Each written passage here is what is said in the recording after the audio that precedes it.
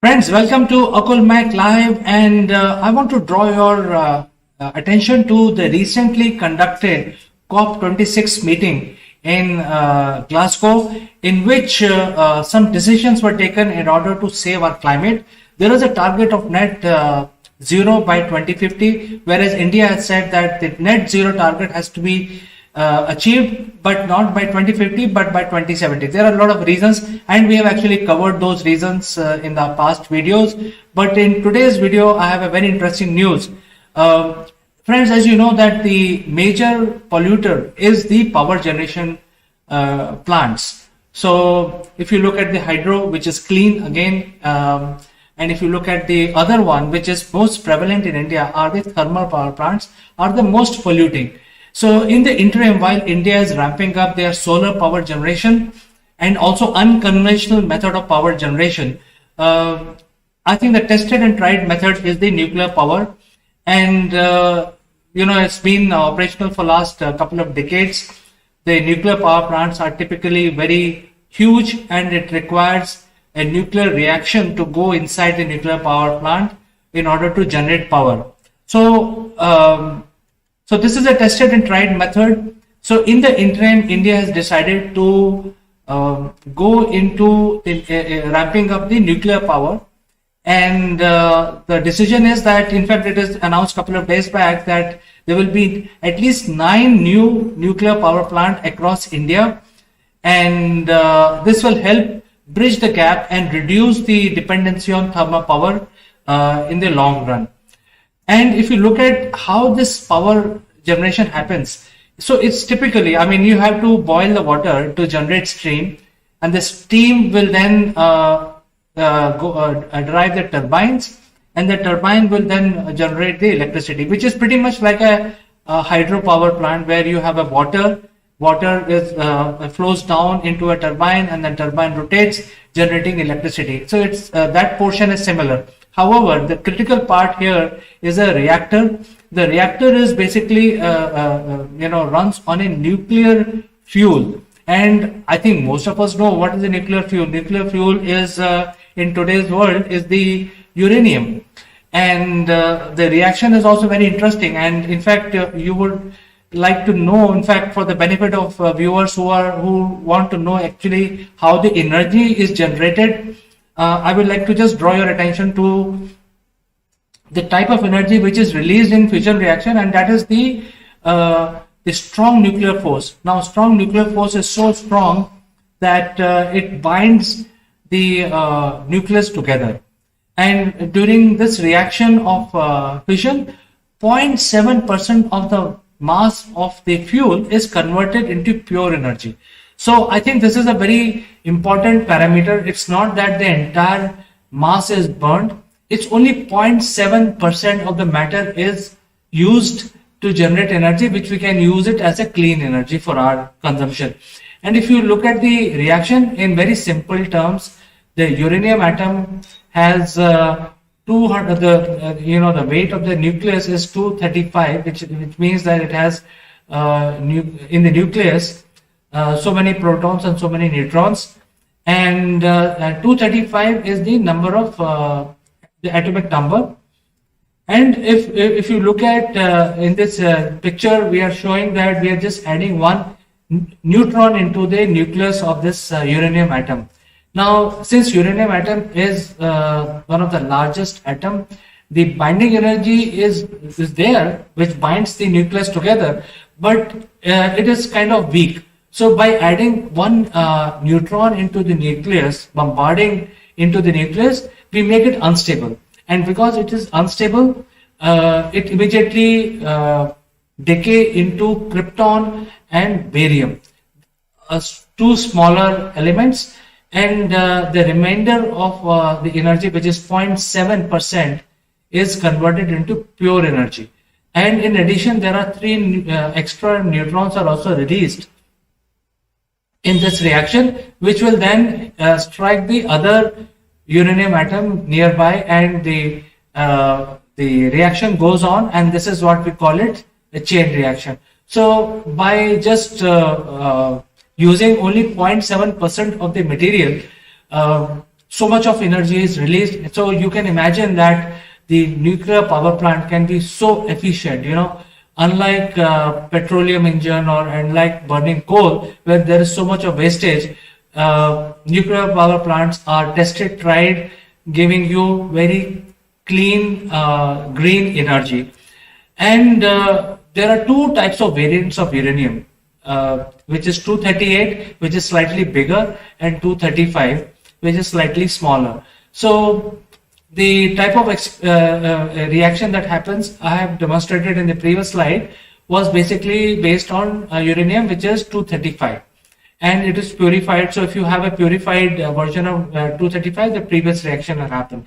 However, if you have 238 also, which is a very different kind of a variant, which has extra mass in it, but a different type of reaction will happen. If you use a mixture of 235 and 238, then this kind of reaction will not only give you a lot of energy, a lot of heat, but also give you plutonium. And plutonium is the weapon grade material. So it is used in atom bomb, etc. And these kind of nuclear reactors are called enrichment nuclear reactors. So it uses both variant of uranium, which is 235 as well as 238. So you can imagine now, friends, when I'm telling you about the nuclear energy, you have to just find very small amount of uranium, and that will basically last for a lifetime. So typically, if you look at the nuclear power plant, they come with fully loaded for about 20 to 30 years. That means once they are constructed, they will be completely protected using lead and concrete dooms. The amount of uranium which is fed inside those will last for the entire lifetime of the power plant. So this is pretty much very proven technology, and it is very clean, and it does not require to fuel several times every day, or several times in a week, or several times in a month. So it is like fitted once, and then it will keep giving you energy for rest of its lifetime. So now let's understand where this uranium is. I'm sure you must be able to appreciate that the uranium is very scarce, and it is not found everywhere. It is even more scarce than the gold, and since it is heavier than the gold. So this is the chart which tells us about the known sources, and you can see that the largest source is Australia, where there is the highest amount of uranium found. However, India also has about 1% of the uranium, and now these are the ore uranium which has to be further taken out from the mines and purified so that it can be used in the power plant. So purification is kind of very tough process, which is called refinement, and those kind of refinement facilities are mostly available in US and USSR or Russia, current day Russia. So, and also UK and all that. So I think the whole idea of getting uranium is the key here. So you can build a power plant, but to get the supply of the uranium is the key, because not every country has the knowledge or capacity to purify uranium which can be used in a power plant. So that is why the dependency, or you keep hearing about the nuclear treaty, is something which comes in the picture. However, with the current plan, India is going to increase the nuclear power output almost 3 times within next 10 years until 2030-31. And currently India is producing 6780 megawatt from nuclear reactors, but because of this 9 new nuclear reactors which will be added in next 10 years, the increase of in power generation from the nuclear reactors will go up to 22,480 megawatts. So it's a big deal, but I think it is required, and it must be done by India in order to reduce the load on the conventional power generation division, because these are the biggest polluter of nature. And by doing this, India will also fulfill their goal of becoming green country, because we will have most of the vehicles will be running by electricity by that time, and the power generation for houses will also be done using unconventional power and also the nuclear power. So I think this is a great news. We are going to get 9 extra nuclear power generation plants in India in next 10 years. So friends, do you feel excited about this?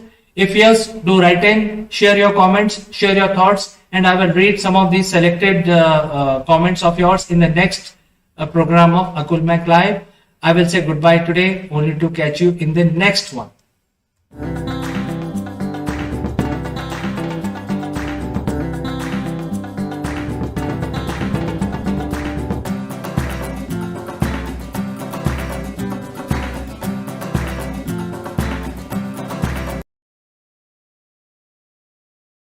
Hello friends, welcome to Akulmek Live. I'm Kanchan Verma, and in this series of Great Kings of India, we are discussing a great profile today, a great ruler, a great queen of India. We always see coins of Victoria as Empress of India, but somehow we have ignored our own queen who ruled for 2 decades around 1 century BC. So we'll be discussing this with our eminent guest today. Stick around to this episode till the end. You will get more information about this wonderful queen.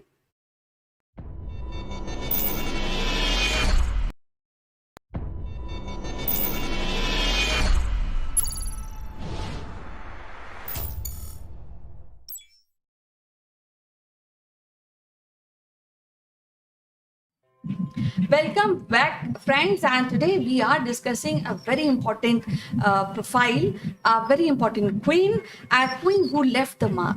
And to discuss this profile, this great king of India, we have a very eminent historian, Dr. Binta Paranjpe, who is a professor at Banaras Hindu University. She has done many research work, and she is a very, very thorough, learned, thoroughly read history, a teacher and professor. So without wasting any further time, I would like to welcome her. Welcome to the show, ma'am. How are you doing today?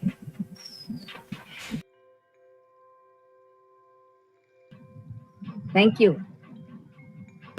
Well, madam, which queen we are discussing, and I know you have hinted, and I would like to really hear from you. What is the name of the queen? Oh, today I'm going to talk about one very interesting queen from ancient world. Her name is Naganika, but sometimes we also get her name as Nayanika. But that year no is same, so she is Naganika. Well, who was this Naganika? See, in the region of Deccan, that is present Maharashtra, Andhra Pradesh, some parts of Karnataka, there was a mighty kingdom of Satavahanas. And these Satavahanas came to rule after the Mauryas, who were very prominent rulers from the north. So these Satavahanas started their rule sometimes around 2nd century BC, and Naganika is queen of one of the very important rulers of this dynasty, Satakarni first. And also her other identity is from her parental side. Her father was a Maharathi, and his name is Tranayakayira, and we also get reference that he was from Amiya family. So we get a very good reference about who she was, and from both the sides, from her parental side and from her husband's side, she held a very important position. Well, then, who were these Satvahana and who were these Rathis? Yeah. Actually, this Maharathi word is very important. Sometimes some people try to say that instead of th, probably it was th. And then that Maharathi became Maharathi. And then Maharathi would be somebody who is good in warfare conducted through chariots, because Rath means a chariot. But that argument doesn't seem to be very convincing. The other identities, the provincial small kingdoms, fiefdoms we can call it, and they were called Rashtrikas. And Rashtrikas in the Prakrit language will be Rathikas, and the ones who are very powerful will become Maharathi. So Maharathis are small, powerful kings, and Satavahanas, we have a little problem exactly about their origin, but maybe they started their rule as subordinates to the power from the north. So under the Kanvas, probably they started their rule, and but soon they became very prominent rulers of this region. So in fact, we can say that one of the first prominent kingdoms, independent, prominent local kingdom, was that of the Satavahanas. Do we find similar kind of example in the ancient history when we talk about Naganika? Yeah, of course, of course. We have, if you remember our earlier episode, we spoke about Prabhavati Gupta. And Prabhavati Gupta was a daughter from the Gupta family, Chandragupta II.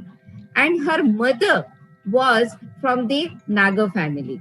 So very proudly, Prabhavati Gupta calls herself to be the daughter of a person coming from Naga lineage. And this Naganika also, she is feeling very proud in saying that she also had a lineage from the Nagas. So such kind of alliances between some kingdoms who claim themselves to be the Naga kingdoms and the other ones who are maybe from the solar race, from the lunar race, or having their origin in some mythical beings. And they had their matrimonial alliances with the Nagas, and that must have helped them in establishing their kingdoms, making their kingdoms strong and powerful. Another example of such alliance is between Lichavis and the Guptas. So Chandragupta first married Kumara Devi, who was a princess from the Lichavi kingdom. So we have examples. Only thing is that this Naganika example is very old. What we are talking about, Prabhavati Gupta, is almost 600 years after her. So she definitely can be considered as the earliest example of having a very powerful matrimonial alliance between two important ruling houses, and Naganika as a princess from Maharathi family and getting an important position as the chief queen in the Satavahana family, the queen of Satakarni first. And why I'm saying that she must have been chief queen, that is also interesting, because in her inscriptions, she says that along with her husband, she performed many sacrifices. And those sacrifices are very important sacrifices to make a statement about unchallenged position of those kings, like Ashwamedha or Rajasvya. And she says that she was a part of that sacrifice. So unless she was a chief queen, she must not have got a chance to participate into those sacrificial rituals. Well, how we really know about this great queen Naganika? We are very lucky because we have her inscription, a very long inscription in one of the caves at Nanighat. We also have a statue label inscription, but unfortunately, because of the stone erosion, the statue is no more to be seen. But on the pedestal, we have these labeled inscriptions. So one of the inscriptions reads her name. Also, she is one of the earliest and rarest example of a queen issuing coins with her own name. So we get coins where Naganika's name is written. So we also have numismatic evidence for that, inscriptional evidence for her rule, and also this statue, as I told you, one of the rare specimens. So we have got different sources for that. And of course, for the rule of Satavahanas, we have got a lot of Puranic evidences also. Well, you just now mentioned Nani Ghat. So where it is? Yeah, I mean, and the name is also very interesting. This is Ghat means mountain pass, the hilly pass which connects two lands intersected by the hilly region, hilly track. So this Naneghat Pass that joins the port towns from the western coast, like Thana, Chaul, Sopara, Kalyan. And you know that Thana and Kalyan are very important locations on the map of present Mumbai. So these are the port towns of ancient times. And on the land side, there were very important trading centers, very important cities. Like Nasik was there, Ter was there, Paichan was there. So this pass is connecting these two regions. So that is Nani Ghat. It is in Maharashtra. The Ghat side of it, I mean, the place where it connects to the trading centers on the mainland, that is at Junnar. And this Junnar is very close to Nasik. Okay, well, what is the era or what is the date where Naganika ruled in ancient? Yeah, I mean, like many of the ancient rulers, we also have a little problem about placing her in exact chronological bracket. But more or less, it appears that she must have ruled in first century BC. We are already in the 22nd century, so 2100 years and 100 years before that. So, where was her capital? Though we don't have any very direct or concrete evidence for that, but it appears that it must have been in somewhere in the region of Nasik, because her portrait, as I told you, the statues which are there, or her most important inscription which is there, or the find spot of her coins are also nearby the region of Nasik, Junnar, and all that. So it appears that her capital must have been at Nasik. Well, On the banks of Godavari. So, well, you mentioned that a queen who issued we find coins on her name. So that makes Nika is very important personality when we discuss about the kings and queens. So, what is the special achievement of this wonderful profile, wonderful queen of India? First and foremost, as I said, that when we know from the inscriptions that she participated in those rituals, and as I mentioned, that the rituals like Ashwamedha or Rajasuya definitely speak about the empire, the empirical position, like the one who was having the supreme lord position. And the queen is a part of that. So, in all probability, she must have been a part of that administration while her husband was alive. But more important is the fact that unfortunately she was widowed, and her sons were very young at that time. They were not of the age that any one of them could have taken the responsibility of the kingdom. So she ruled almost independently the throne of the Satavahanas after the death of her husband Satakarni first. And we get the names of her sons like Vedashri or Shakti Shri, but we don't see them as holding the position of the kings at that point of time. And then, as I told you, that if she issues the coins, then that means she must be having the full royal authority. Well, she is the only queen who was doing the same kind of accepting all these responsibilities of a kingdom running in the ancient India. No, that is not the case. We have seen Prabhavati Gupta already. We have seen a later Queen Rudramma. But what is most important is that, like earlier, during the time of Ashoka, we get references to two queens, Karuaki and Tisharakshita. But those references are still not completely corroborated. So we are taking them as legendary sources. So then in that case, Naganika becomes the first queen to rule independently when her sons are young and her husband is no more. So, though we have examples, but Naganika is being the first one, obviously, is more important.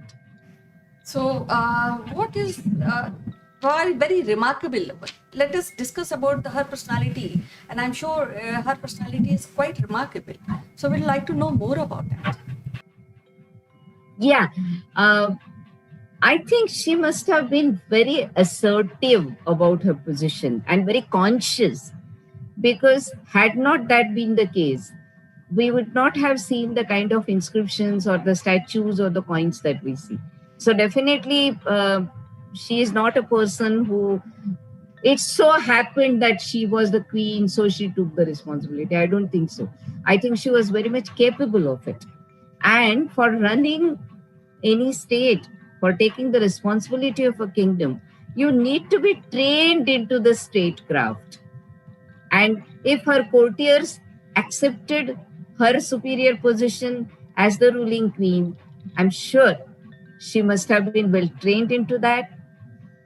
She appears to be a very spiritually oriented person, because I mean, that could be because she was a widow, and it was a practice during ancient times that the widows would lead almost a life of an ascetic, a person who has renounced most of the worldly pleasures.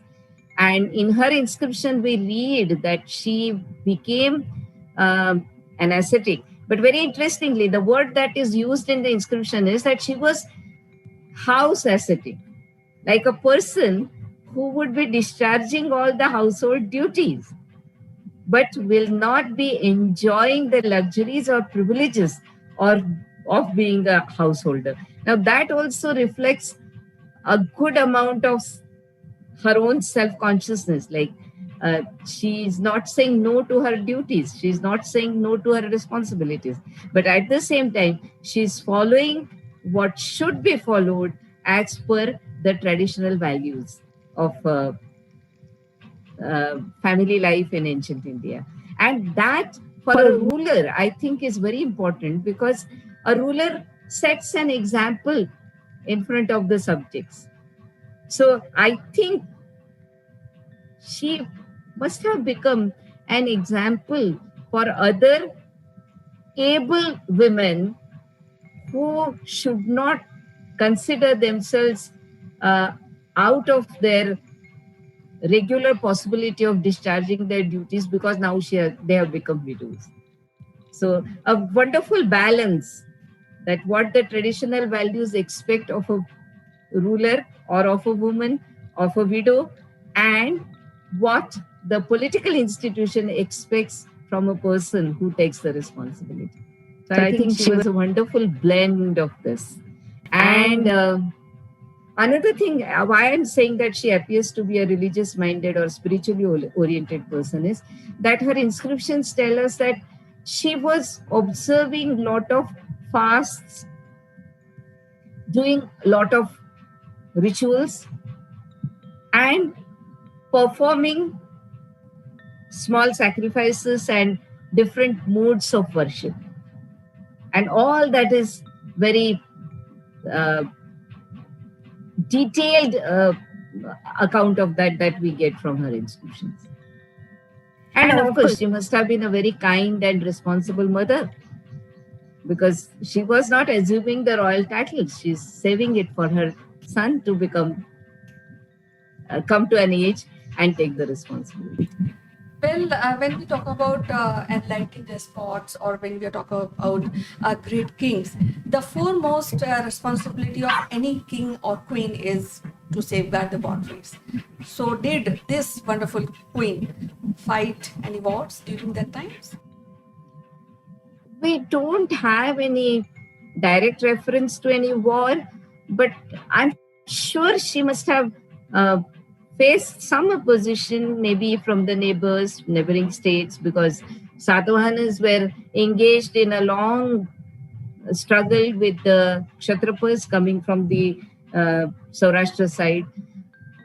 And even if she had not fought wars, I'm sure she must have kept her army very uh, apt and on its toes, because we don't see that she lost any part of her kingdom either. So she maintained it, and she must have maintained it with a good command over her army. So that again goes to her credit. Well, if this is the case, then she is maintaining the boundary, she is safeguarding all the parameters of a good leader and good warrior. And that is possible only with a diplomacy. So she did any diplomacy at that point of time? As I said, that since the references to her career are very limited, we don't see any direct historical reliable source on that. But what I feel is that, first of all, she must have taken support, help of her father, who was a Maharathi, and it's not just a casual occurrence that her father is also in that portrait gallery. As I said, that there are statues of the members of the Satavahana family in Naneghat cave. Her father is also there. And as I said, that she was proud of being from the Naga lineage. So I think on side of diplomacy, she must have taken help of her father and maintained the kingdom. So now, for what we can really credit her during her rule and after that, how we can remember her and her contribution? Right. Now, as I said, that if you see the history of important rulers of India, she figures out very prominently as the ancient most woman who ruled, and we have absolutely reliable data on her. So she is not a legendary figure, she was a real historical figure. Secondly, as I said, that her widow did not stop her from discharging the duties. So that is another thing for which she must be remembered. And in fact, we have a lot of references to the life of a widow in ancient India, and doesn't seem to be a very respectful life. It's life of full of hardships, and almost it's uh, she just would continue living after that, trying to concentrate and on some religious or spiritual matters. But here we have a person who remains in the active life given to her duties. So that is another thing for which I think she should be remembered, number one. And number two, you know, very often we say that exceptions prove the rule. So definitely she's an exception. And but on the other side, I'll not say that she proves the rule that the life of the widows was also bad in ancient India.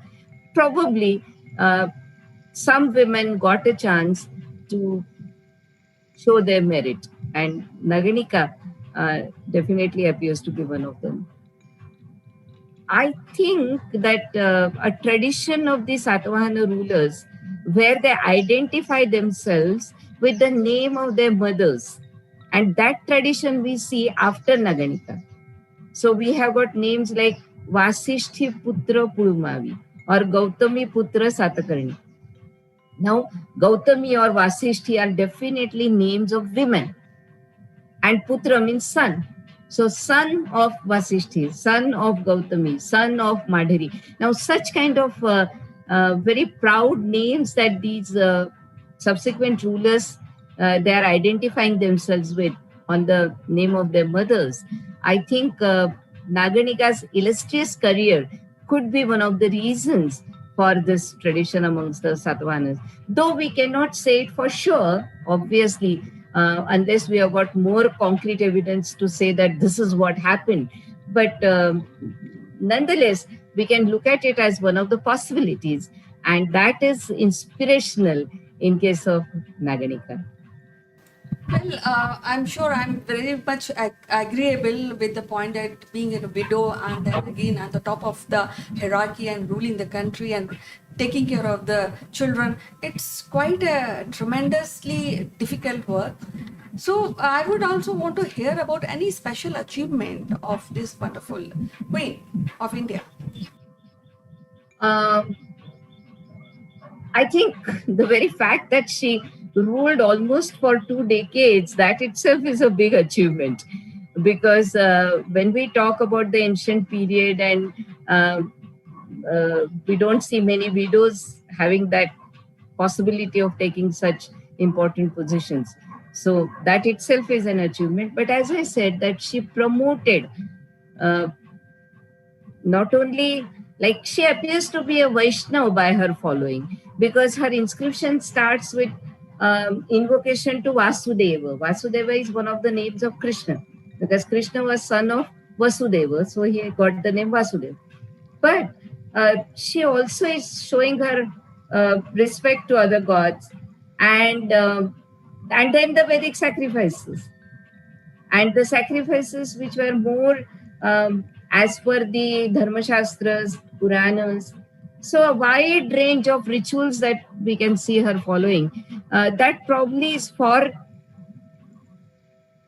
making maximum subjects feel at home in her rule. Like anybody and everybody who has got different followings, they all would feel that their queen is with them. She also believes in the same godhood. So that is one. Secondly, when we say that she gave large scale donations, what kind of donations did she give? She gave cows, she gave clothes, even to some she gave elephants, to some she gave chariots. She also gave metal objects, maybe some vessels or something like that. Now, when you say that so many cows were donated, now obviously a priest who receives large number of cows, it is not for the consumption of milk to that person's household. It's a kind of support to the economy. And she must have given a thought to it. Also, when we talk that she has donated these metal objects, maybe pots and all that, it is a support and encouragement to the craftsmen. So I think all that can be seen, put together in a personality like that of Naganika, that how she was promoting all this. And these priests, obviously in ancient times, they used to be well versed in various kinds of knowledge systems, like Vedas, grammar, various kinds of poetics, and of course philosophy to a large extent. But interestingly, she also promoted local culture, I think so, because her inscription is in Prakrit, and that is the local language. And subsequently, we see the Satavahanas promoted Prakrit to a large extent.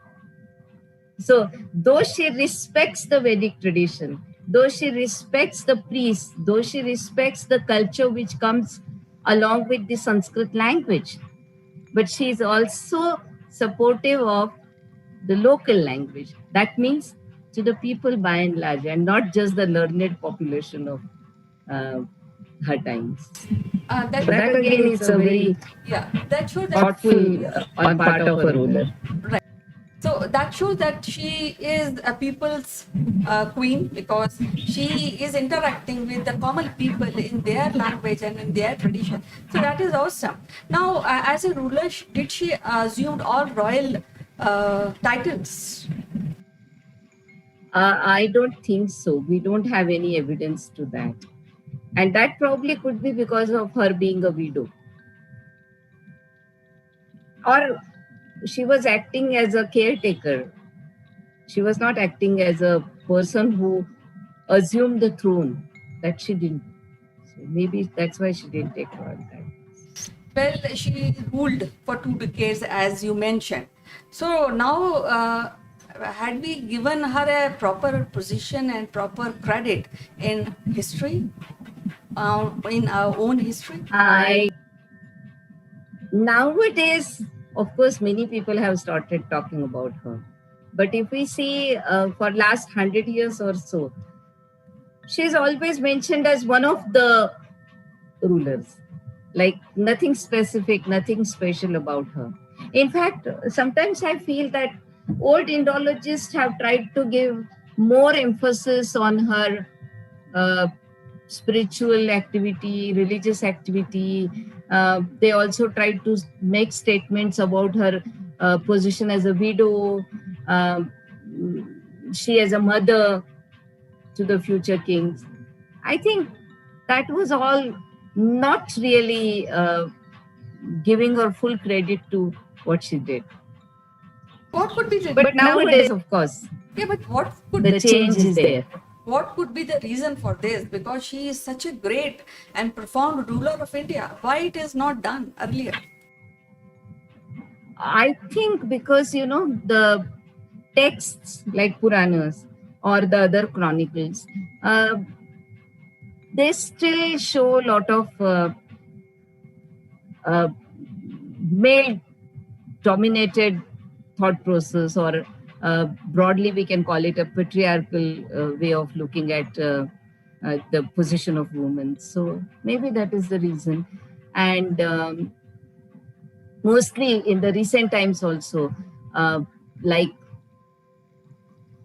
in last 50, 60 years, we are paying more attention to women in history. But earlier, women always used to be like appendices to main historical narrative. So I don't think that anywhere good amount of treatment is given to position of women or their careers. So Naganika could not be any other example than that. So, but one good thing is that now people have started definitely paying much more attention to these women rulers, and Naganika has been discussed. Like if you see on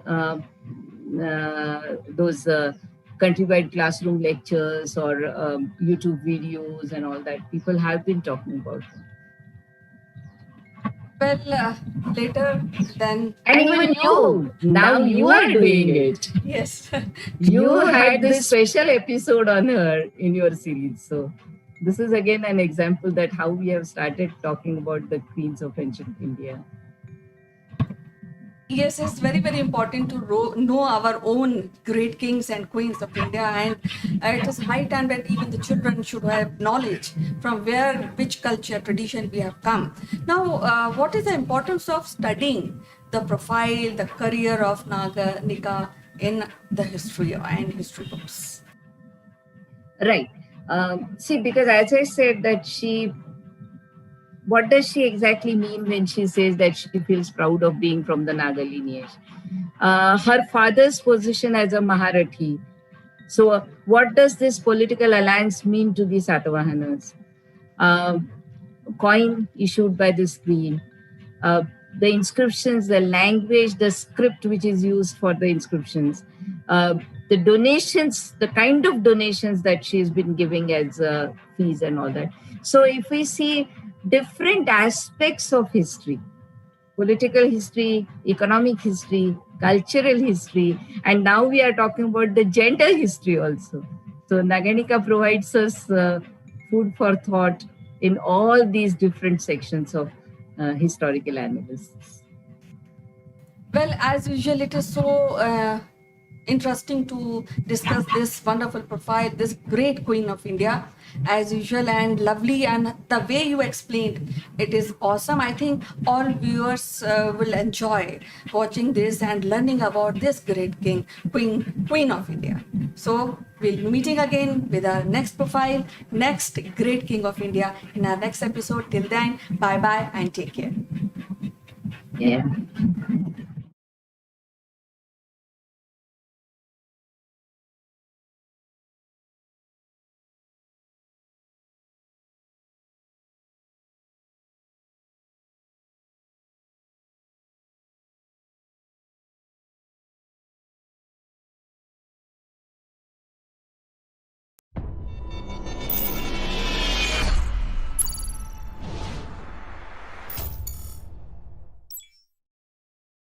Hello, friends. This is Akul Mac Live, and I am Chandrakant. Today, we want to basically make an announcement about a new group that we have launched on Facebook, where we want to indulge with people and discuss about things like attitude, leadership, and character building and things like that, even parenting. So I will be joined by my partner from UK, and we will be making this announcement and making it very clear why your participation is so crucial, not only for you but for everyone, including us.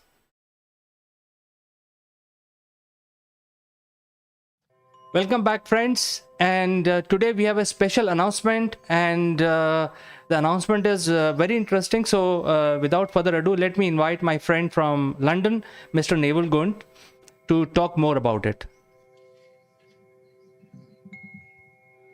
Good morning, CK. Good morning, everybody. Beautiful day today. And yes, we're launching something new.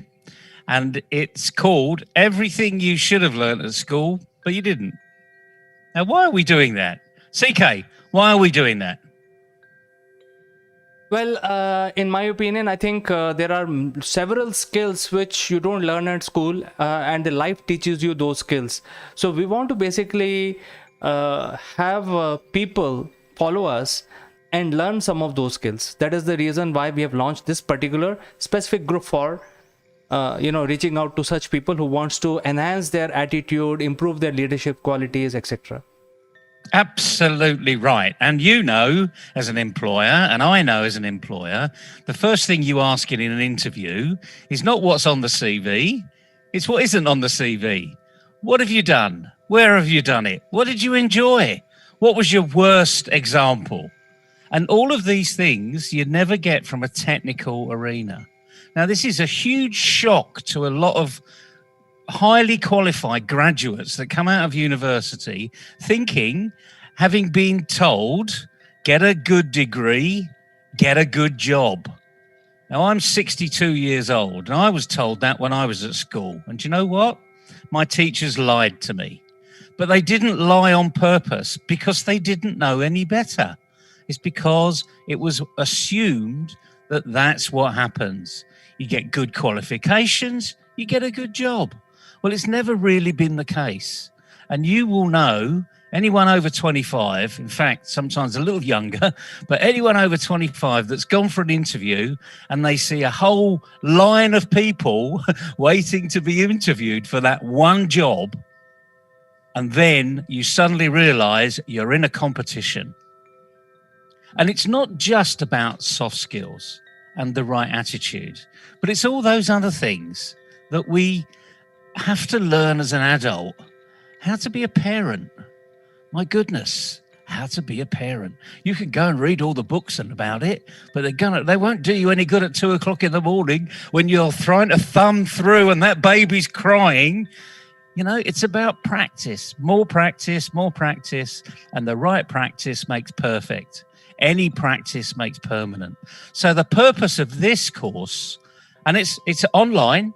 We're going to be doing live sessions. We're going to be interviewing you online as well. And we're going to be getting you to do certain things that might be just pushing you a little bit out of your comfort zone. But fundamentally, look at the picture in the background. Can-do people are great performers. And what we want to be doing is helping you be a can-do person.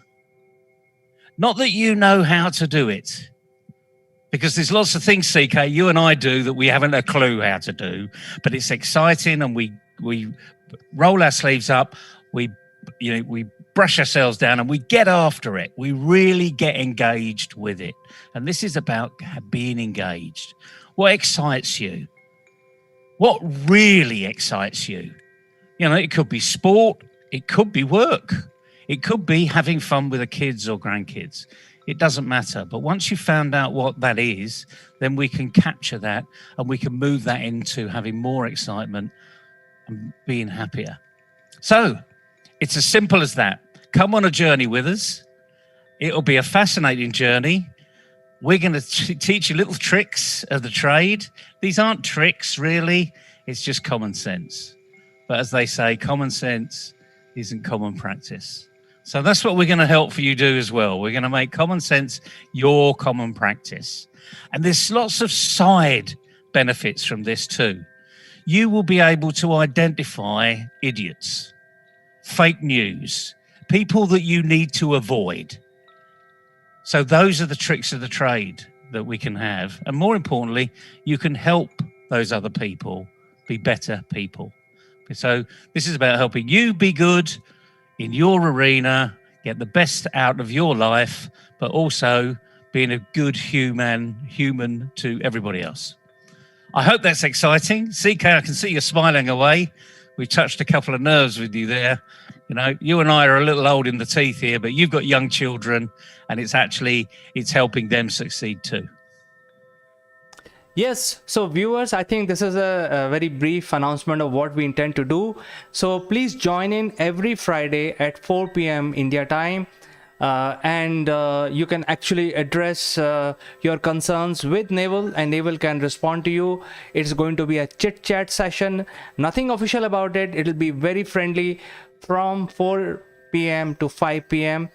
I will update the group statistics with all this information. Every Friday, 4 to 5, Naval will be live with you guys and discuss various soft skills, leadership, attitude, and even parenting issues. Look forward to it. And by the way, we don't have all the answers, but we'll help you find them in your world, in your arena, so that you can be the best you can be. And it's as simple as that. So come on the journey. Let's have a little fun. Let's go back to our childhood and start learning everything we should have learned at school, but didn't. See you this Friday, Naval, and we will have fun. Cheerio. See you then.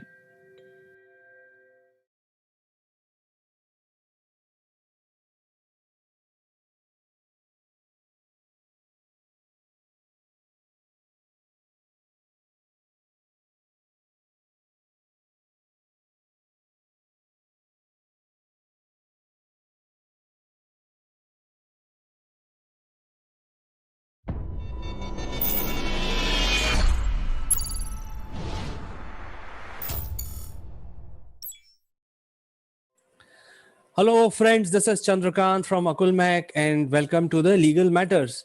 And in today's session, we would like to discuss about one of the recent order from Supreme Court about how to appoint election commissioner for state elections.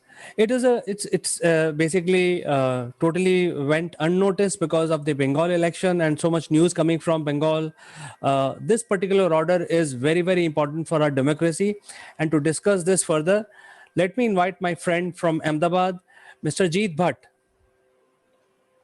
Thank you, Chandrakant, for inviting me and for allowing me to speak on this topic. Yes, it's a very important judgment delivered on 12th of March by the Supreme Court in the matter of State of Goa versus Fozia Imtiaz Sheikh. And certainly it is very important with respect to the democratic process and the conduct of free and fair elections, which form the bedrock of the democratic country. So certainly I'm looking forward for the discussion of this judgment. Yes, Jait, in fact, election commission is a very important aspect of our democracy, because during the election, when the elections are being conducted, election commission really is the government. They own everything during those period of, a month or so in a particular state or in a particular area where the elections are going on. And election commissioner of that election is the de facto ruler of that particular state for those many days. So Supreme Court has ruled that you cannot have government officials as election commissioner. What is the impact of that, and how it affects us, and what are the long lasting implications of this particular ruling? We would like to know from you. Yes, Chandrakant. In fact, what the Constitution envisages is that to have a independent, impartial body, which is known as the Election Commission of India, with respect to the Lok Sabha and the state legislature elections. With respect to the municipal and panchayat and corporation elections, there is a state election commission. So there are two election commissions. One is the Election Commission of India, and the other is the State Election Commissions.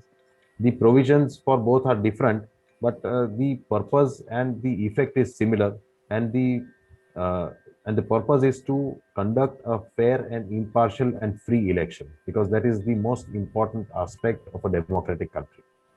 So, in furtherance of this purpose, these two election commissions are set up under the Constitution, and State Election Commission overlooks the entire elections with regards to the municipal councils, the municipal corporations, and the panchayat.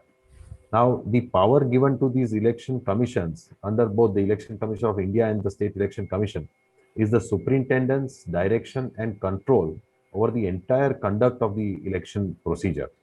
So they play a very important role in our constitutional setup and also our democratic setup. And as you know, we have a three-tier democratic system, wherein the central government is at the central level, the state government at the state level, and the local government bodies, which are either a gram panchayat, a municipal council, or a municipal corporation, based on whether it's a village, a smaller urban area, or a larger urban area, respectively. So every larger urban area will have a municipal corporation. A smaller to larger intermediate urban area would have a municipal council, and the villages would have a village panchayat, because that is the principle of Swaraj, and which was envisaged and developed by our national, the father of our nation, Gandhiji, who believed in the concept of Swaraj so much that the entire freedom movement was also based on this very important principle of Swaraj, self-rule. So every smallest town, village, smaller urban area, larger area, state, country, it has a elected government and representative who work for them and for the betterment of every area of the country. So therefore, based on this principle, the the functions of election commission are absolutely important. Now, how this judgment and how this matter reached the Supreme Court is also very interesting. Is because the is the governor of Goa had on 3rd November 2020 appointed the law secretary of the government of Goa, a member of the IAS, as the state election commissioner uh, to fulfill the duties as the election commissioner. Now, the municipal elections for municipal councils were to be held in the month of uh, February 2021 in Goa, but they were postponed by the election commissioner due to COVID, and it were to be held in April 2021. But on 4th of February 2021, the director issued a notification with respect to reservation for women and other backward candidates, and also for delimitation with regards to wards. Now, this was issued, uh, which came to be challenged before the High Court, because it provided for the percentage of reservation not in accordance with the constitutional provision, because the constitution prescribed that not less than one third of the seats should be reserved for women. So one third means 33%. So what this notification provided is, where there were 20 seats, 6 seats were reserved for women. So 6 seats out of 20 would be around 33, less than around 31 to 32%, but it would be less than 33%, 33.33. So the Bombay High Court on this issue uh, gave a detailed judgment saying that this violates the provision of the Constitution, because this is not in accordance with the percentage prescribed, as the Constitution provides it shall not be less than one third of the total number of seats. So if it is 20 and there has to be a fraction, so if 6 is say 31%, then it is less than 33%. So then you have to make it more than 6, so you have to make it 7. So similarly, if there is 25 total seats and you provide for 8 seats, so that is again not 33%. So if there is a fraction, so say 7.33 or 7.6, then you have to make it 8.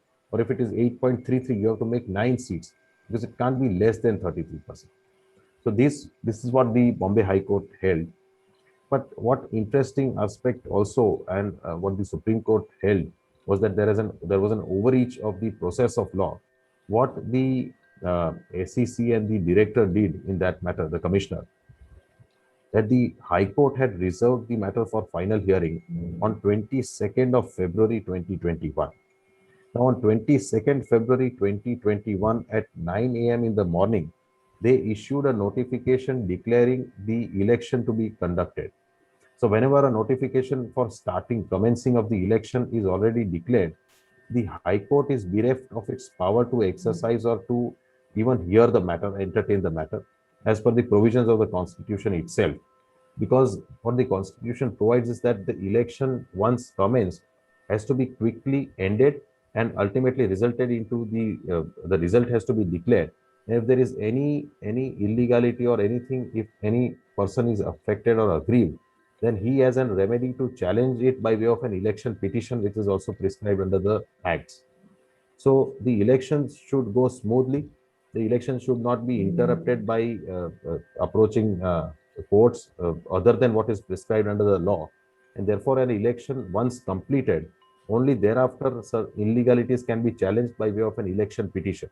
So this was what is provided. So for the High Court not to entertain the SEC and the director on 22nd of February in the morning 9 a.m. when the offices start at 9:30, they started their office early and only to see that the High Court does not entertain and decide this matter, they issued this notification commencing the election. And this was done again going against the statement made by the Advocate General of the state, who said that we will not do it.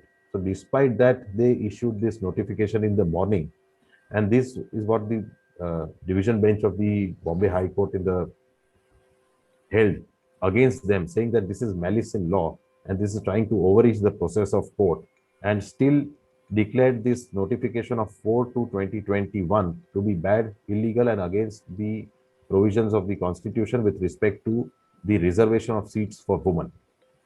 Now, this matter reached the Supreme Court as the state of Goa preferred an appeal under Article 136 of the Constitution. And the Supreme Court, in its judgment on 12th of March, clearly held certain aspects which are most important. And it said that the appointment of the state election commissioner, of an officer of the government, is a violation of the mandate of the Constitution. Because a state election commissioner is appointed under Article 243K, and 243K provides that the superintendent's direction and control of the preparation of electoral rolls, the conduct of all elections to the panchayat and to the municipal council shall be vested in the state election commission. So, so his role is very important and crucial because he undertakes the entire superintendent's direction and control of the entire election process. Also, what is the Supreme Court interpreted the provision was that he cannot be removed from his service except in accordance to the procedure which is provided for the removal of a High Court judge. So the removal of a High Court judge, the impeachment proceedings are.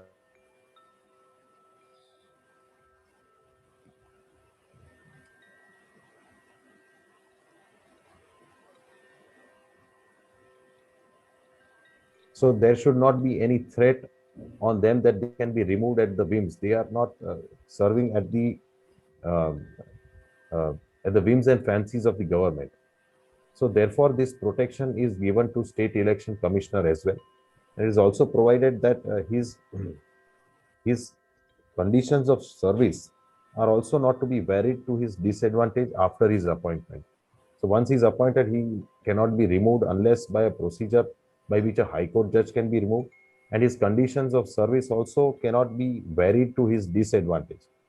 So these are the protections given to him because of the nature of his function and duties that are imposed upon him by way of the constitutional provision and the importance attached to his position. So therefore, the role is absolutely independent, impartial, and neutral. And if he is a government employee, then that violates the mandate under the Constitution. And therefore, the Supreme Court in this matter also provided, and held, I may just read the important para of the Supreme Court judgment, which Supreme Court says that the most disturbing feature of this case is is the subversion of the constitutional mandate contained in Article 243K of the Constitution. The state election commissioner has to be a person who is independent of the state government, as he is an important constitutional functionary who is to oversee the entire election process in the state for panchayat and municipalities. The importance given to the independence of a state election commissioner is explicit from the provision for removal from his office made in the proviso to clause 2 of Article 243K. Insofar as the manner and the ground for his removal from the office is concerned, he has been equated with a judge of a high court.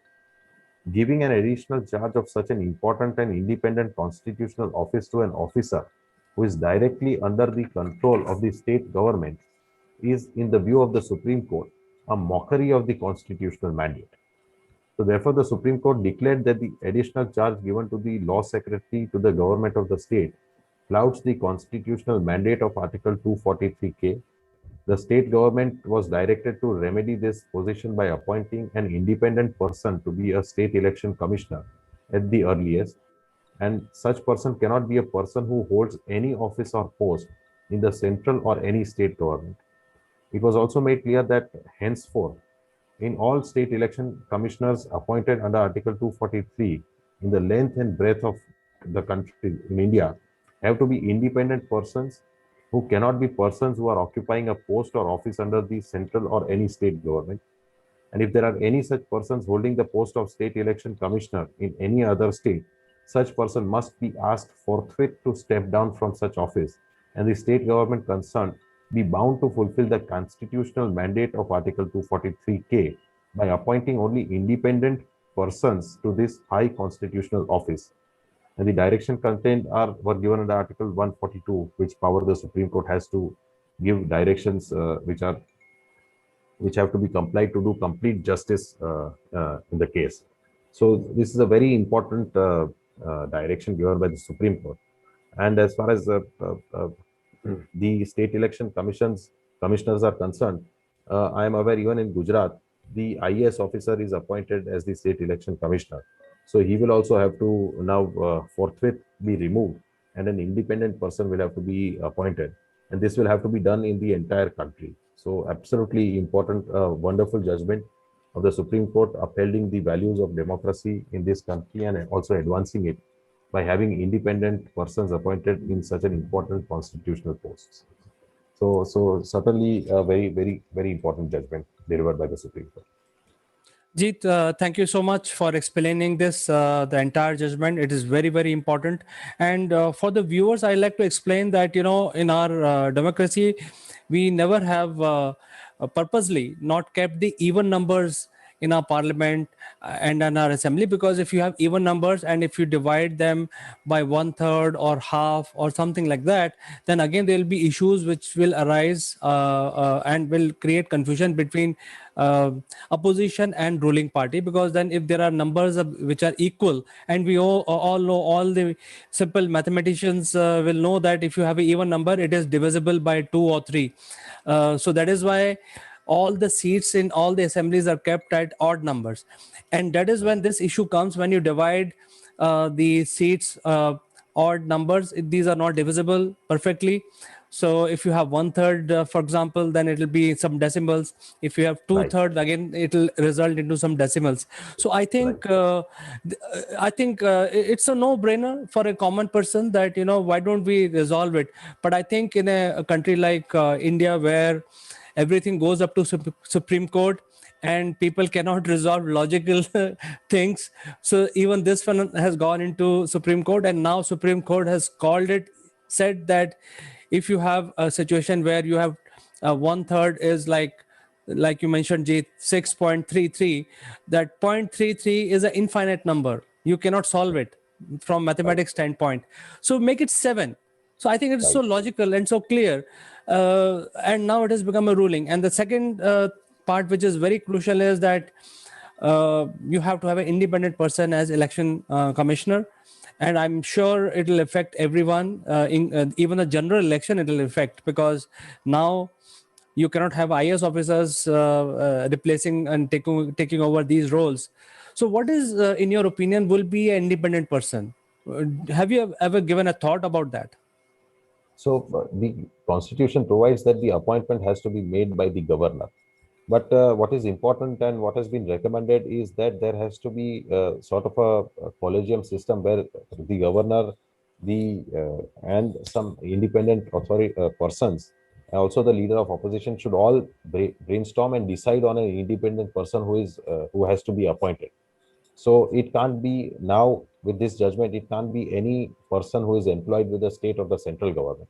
So there are, in some states, even retired high court judges have been appointed. So that is also a good option to have a retired high court judge as the state election commissioner. So that can also be thought of. But let us see now with this judgment how the government is to come up with independent persons. So I think it's pretty good because fair and impartial elections can be conducted. There will be no influence on any side. You cannot accuse a person or anything of that sort. You know, in our Indian politics, a lot of mudslinging happen before the election and also after the election, and that continues until the next election comes, and the cycle repeats. So I think some of these activities can be reduced. I am hoping for that, and this judgment will help us there. So Jeet, thank you very much for coming and explaining this to our viewers today. It is a very important judgment as far as the Indian democracy is concerned. Absolutely, Chandrakant. Thank you for having me. So we will catch up again next week on something more interesting with regard to legal systems and any new ruling which is coming from Supreme Court. I say you have a nice week ahead, and I say goodbye for today, only to catch up next week again. Thank you. Goodbye to you too.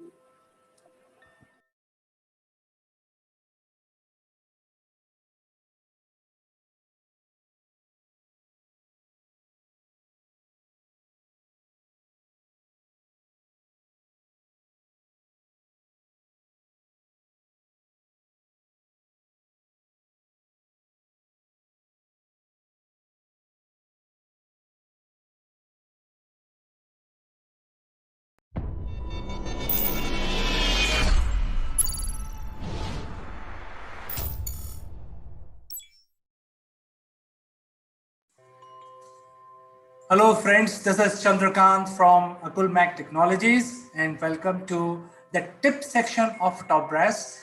As you know friends that we give marketing tips to people, whoever wants to use it, and today we want to discuss something that we experience every day. But before we start the discussion, let me welcome my friend Mr. Neville Gund from London. Good morning, CK. Good morning, everybody. And today's tips arena is around people on LinkedIn. There are several 100 million people now on LinkedIn, and there are probably about 3 or 4% of so-called advisors talking about how to make the most out of LinkedIn. And what we see currently is CK and I have had an influx of people coming through and saying, I would like to connect with you. But it's almost as though there's several standard phrases that are utilized within LinkedIn. One of which is, I see we have lots of mutual connections. It would be good for us to connect. Now, there are several 100 million people on LinkedIn around the world. Not necessarily local to you, and people are desperately connecting with people that other people seem to be connected to. Why is that? Why would that motivate you? So we thought that a little discussion between CK and myself might just open up the idea of how to network, specifically, I suppose, on LinkedIn. So, when you get people asking you to connect on LinkedIn, do you see these standard phrases, CK? All the time, Neville. In fact, let me share my experience that I had between yesterday and today. So I got a message saying that, hey, please join my free blah, blah, blah. And, you can get this advantage, that advantage and all that. So I wrote to the person saying that, hey, did you ever look at my profile before sending that message? So that person was intelligent, and she said that, I've looked at your profile. I think your profile is quite good, but nevertheless, what I was offering is free, so no harm in sharing with you. All right, so that is one segment. The second one is exactly what you said, mutual connections, and I will like to explore opportunities, maybe partner with you, blah, blah, blah, all standard phrases. And then I said, hey, did you ever look at my website? Because you seems to be so interested in me and my services. Have you seen my website? Because what you are actually offering me is selling smartly on LinkedIn. So after 1 hour, this person says, yeah, I've seen your website and you have mentioned these activities like CRM and selling and all that. And there could be a campaign designed around these services that you offer on your website through LinkedIn. So my next question was, from your intelligence, can you tell me that people are still buying these services? So then the next response was, yeah, a handful of it. Then I got really wild and I said, look, your standard pitch will not work. Please change your pitch and come back to me.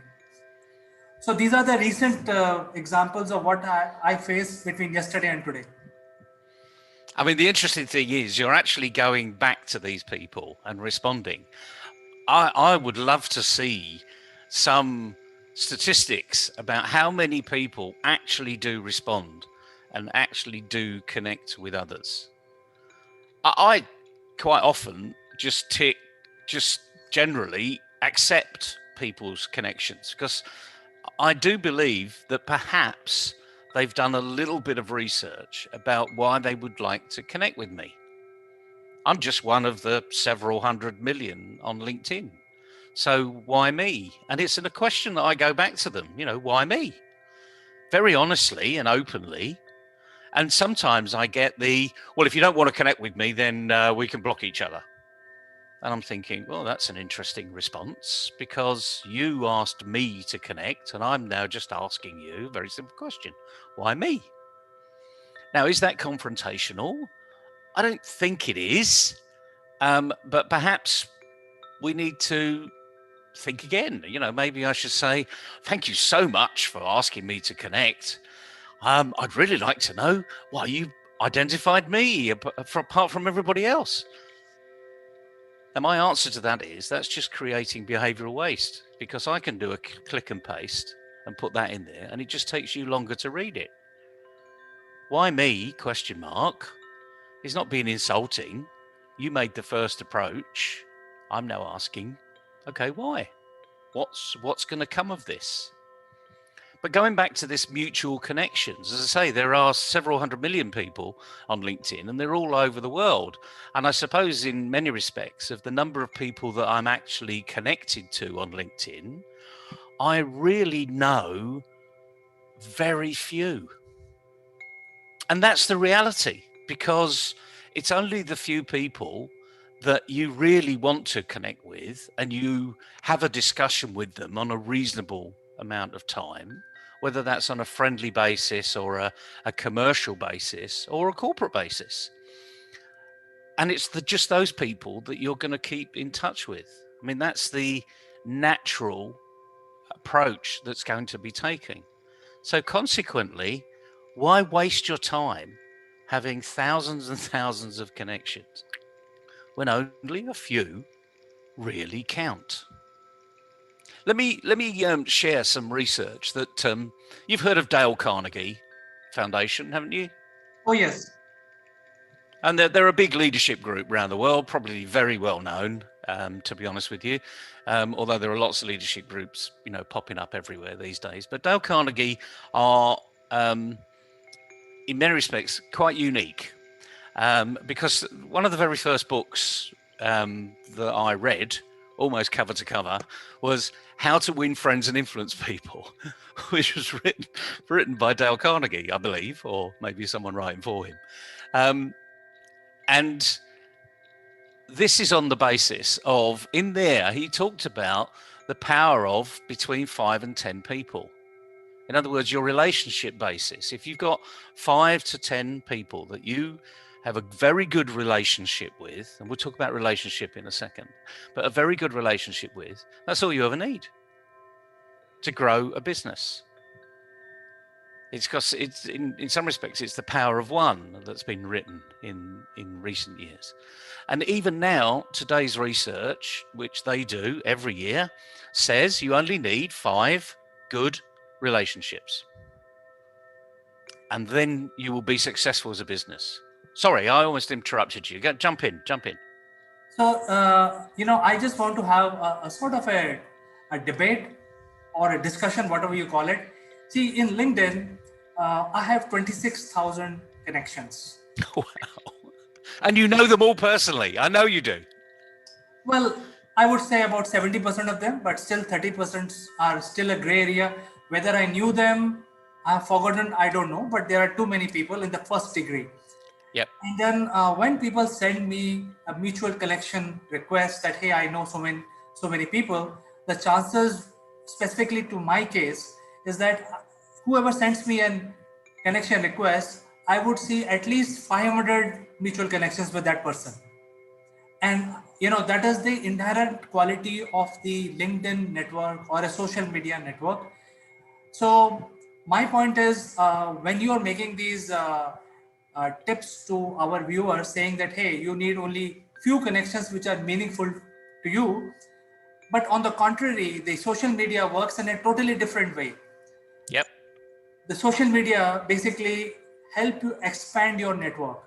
So I think, in my opinion, since I am trying to rebut what you're trying to say, in my opinion, the thing is that you have to know exactly what is running in people's mind, and don't send this carpet bombing type of request, because all it takes, it does not take your gray matter to send a canned message, which is also drafted by LinkedIn system itself. You don't even apply your mind to whom you're sending the connection request. So I would say my suggestion would be to, there's nothing wrong in sending the connection request. It is absolutely legit. Please do increase your network, but make sure that you convey the right message, because sending a wrong message will spoil your relationship with a person who you don't even know. You're just sending out of the blue. So I think you have to do little research. You have to understand that guy's business model, and then at least send a message that, hey, I have something which you may or may not need, but at least I have done some research. So that gives a very positive feeling to the person, even though that person doesn't know you. You're absolutely right. And interesting enough, we're not disagreeing at all, because the power of the LinkedIn network is actually demonstrating what Dale Carnegie is saying.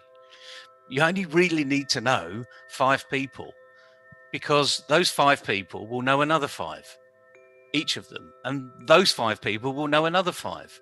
So that's how the network cascades out there. And if you've got a very strong message, and here's the key, it's the strength of the message.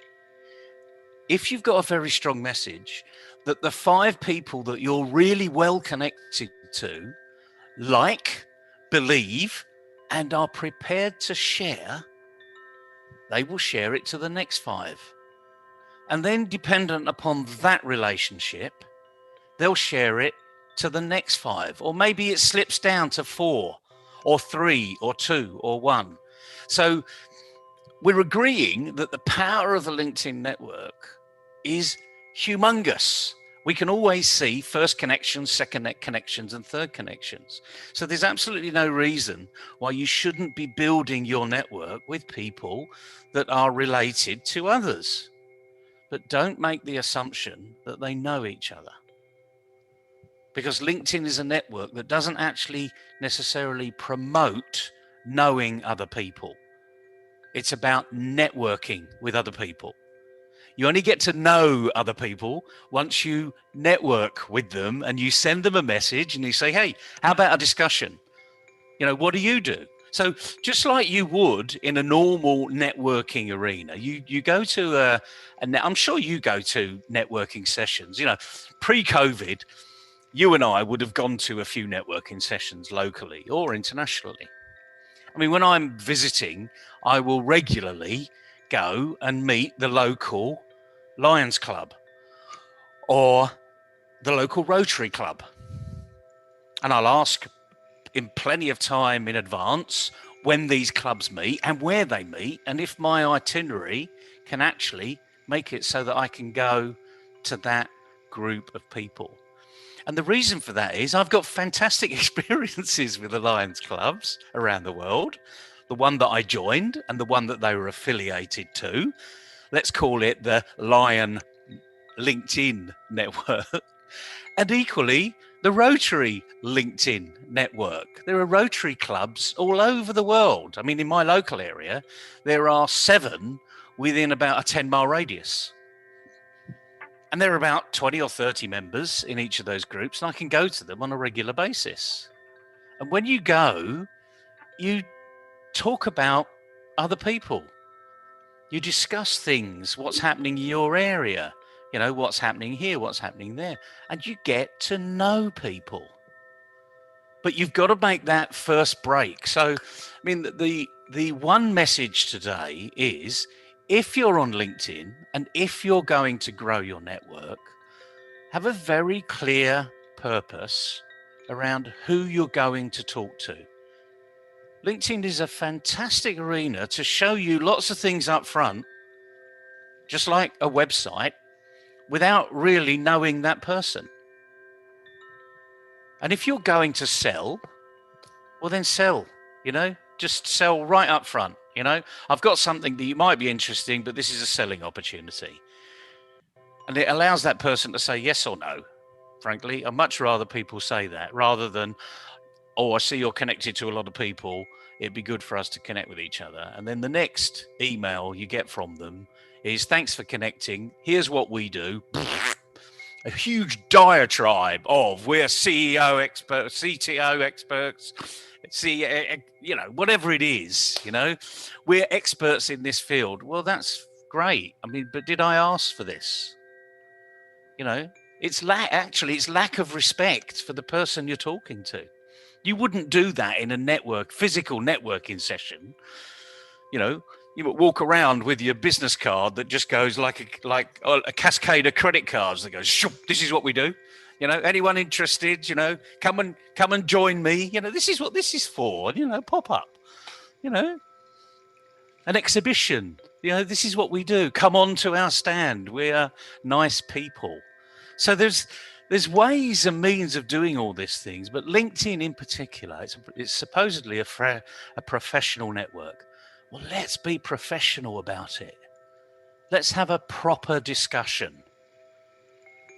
So, Neville, I think I understand where you're coming from, and I fully agree with you what you're saying, because these are definitely very, very important tips and very important and critical activity that everyone should follow on LinkedIn. From my experience, I would like to say that LinkedIn is not a platform where you actually sell. You actually don't try to sell anything to anyone, because that is not going to work. And I will repeat your words, Neville. You only buy from people whom you trust. So by sending a connection request and 100 other people mutually will not build a trust on one-on-one basis. You need to spend time with that person so that the trust is built over time. And then only you can start selling. So I think the first, from my point of view, selling is totally out of the window if you're on LinkedIn. What you can explore opportunities are of collaboration. So make your pitch. I think one advice I would like to give to my viewers is the pitch has to be of collaboration rather than selling. So I think they have to put their minds together where they actually come out with a collaborative way of driving mutual benefit from mutual connections. There's no point in identifying mutual connection and try to sell to them.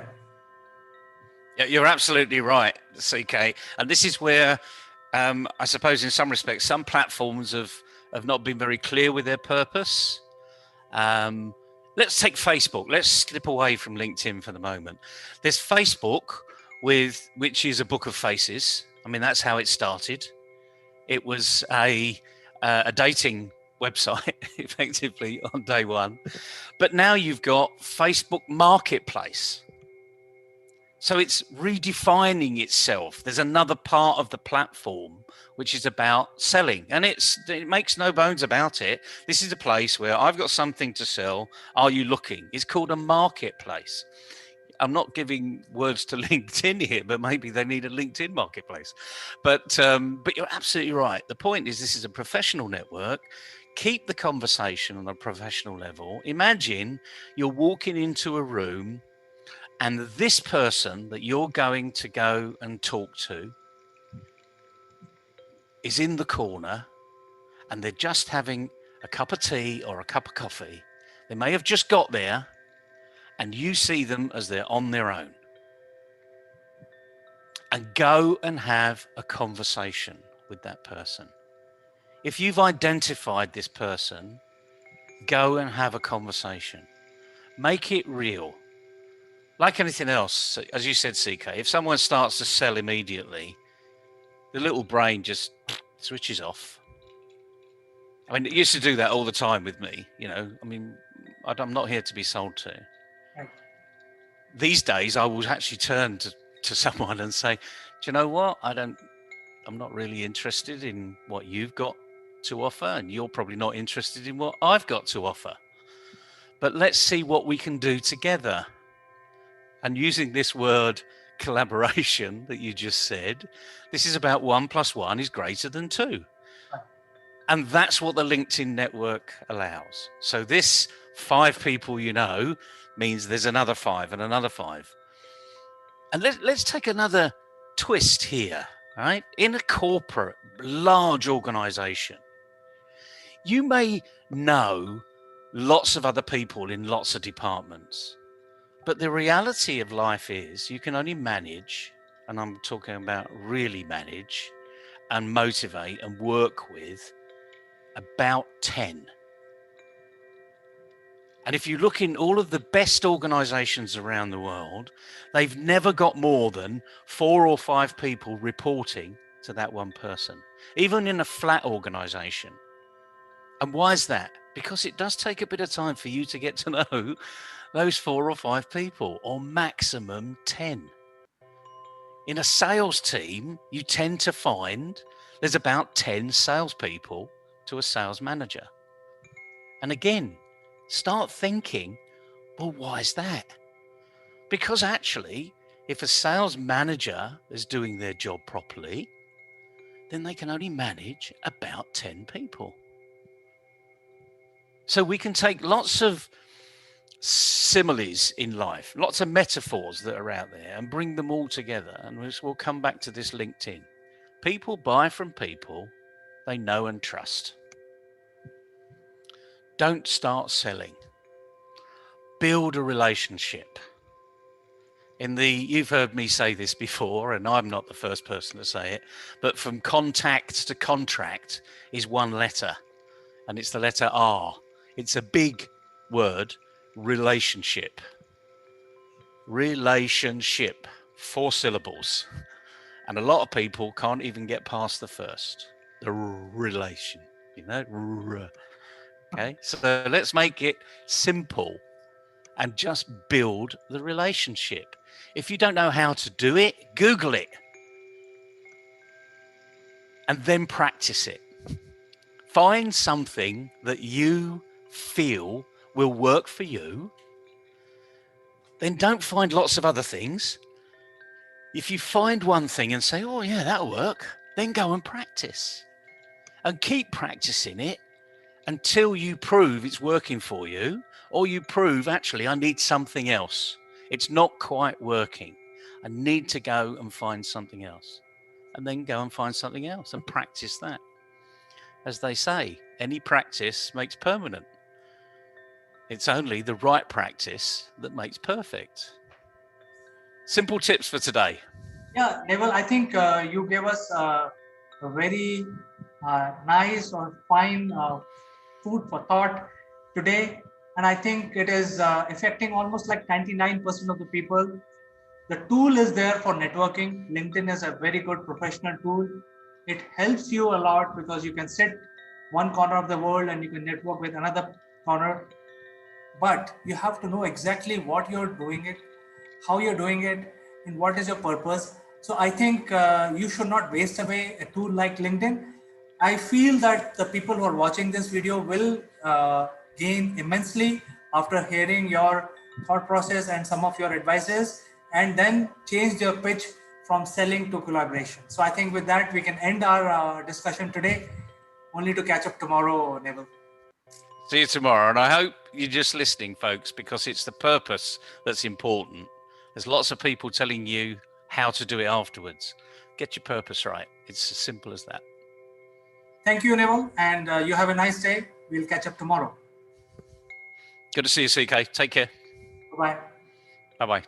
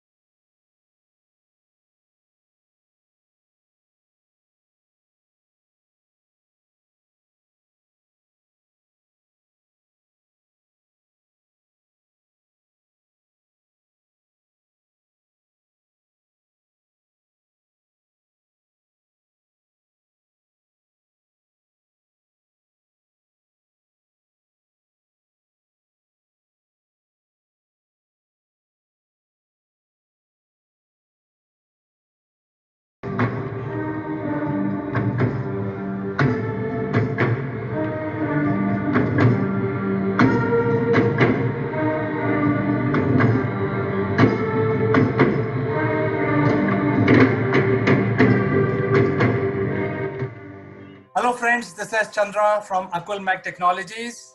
Welcome to Tobras. Today, we have a very distinguished guest on our show. Her name is Leslie Rubin. She is very well known in the startup, in the CXO fraternity, and she joins us from San Francisco today.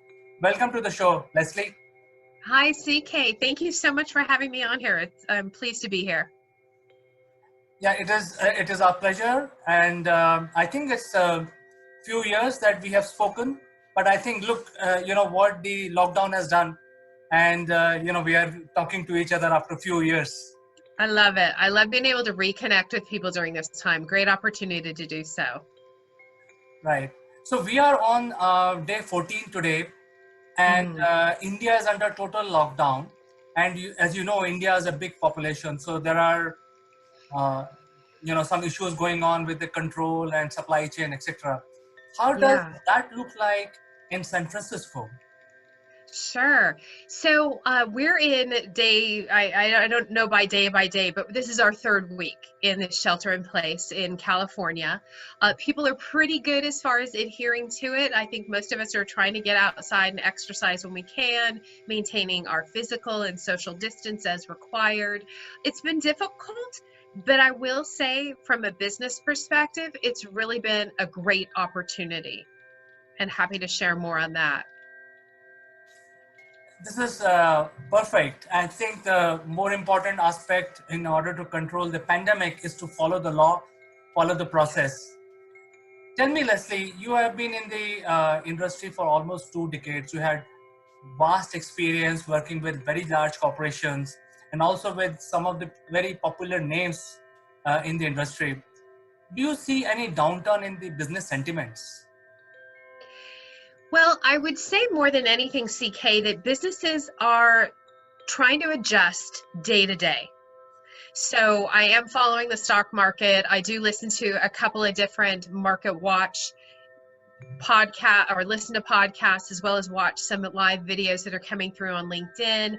I would say that the companies that I've worked really closely with, SAP, Cisco, Oracle, are all trying to shift and do business in this new business climate. I'm not going with a new business, this is new normal, because this is the new right now. Our business climate is going through a universal shift. Our planet is going through a universal shift. So we're all trying to adjust to what it's like day to day. We've all got strategic visions within the corporations, within our own businesses, and we're trying to keep that as a North Star, but we're needing to adjust to what that might look like day to day.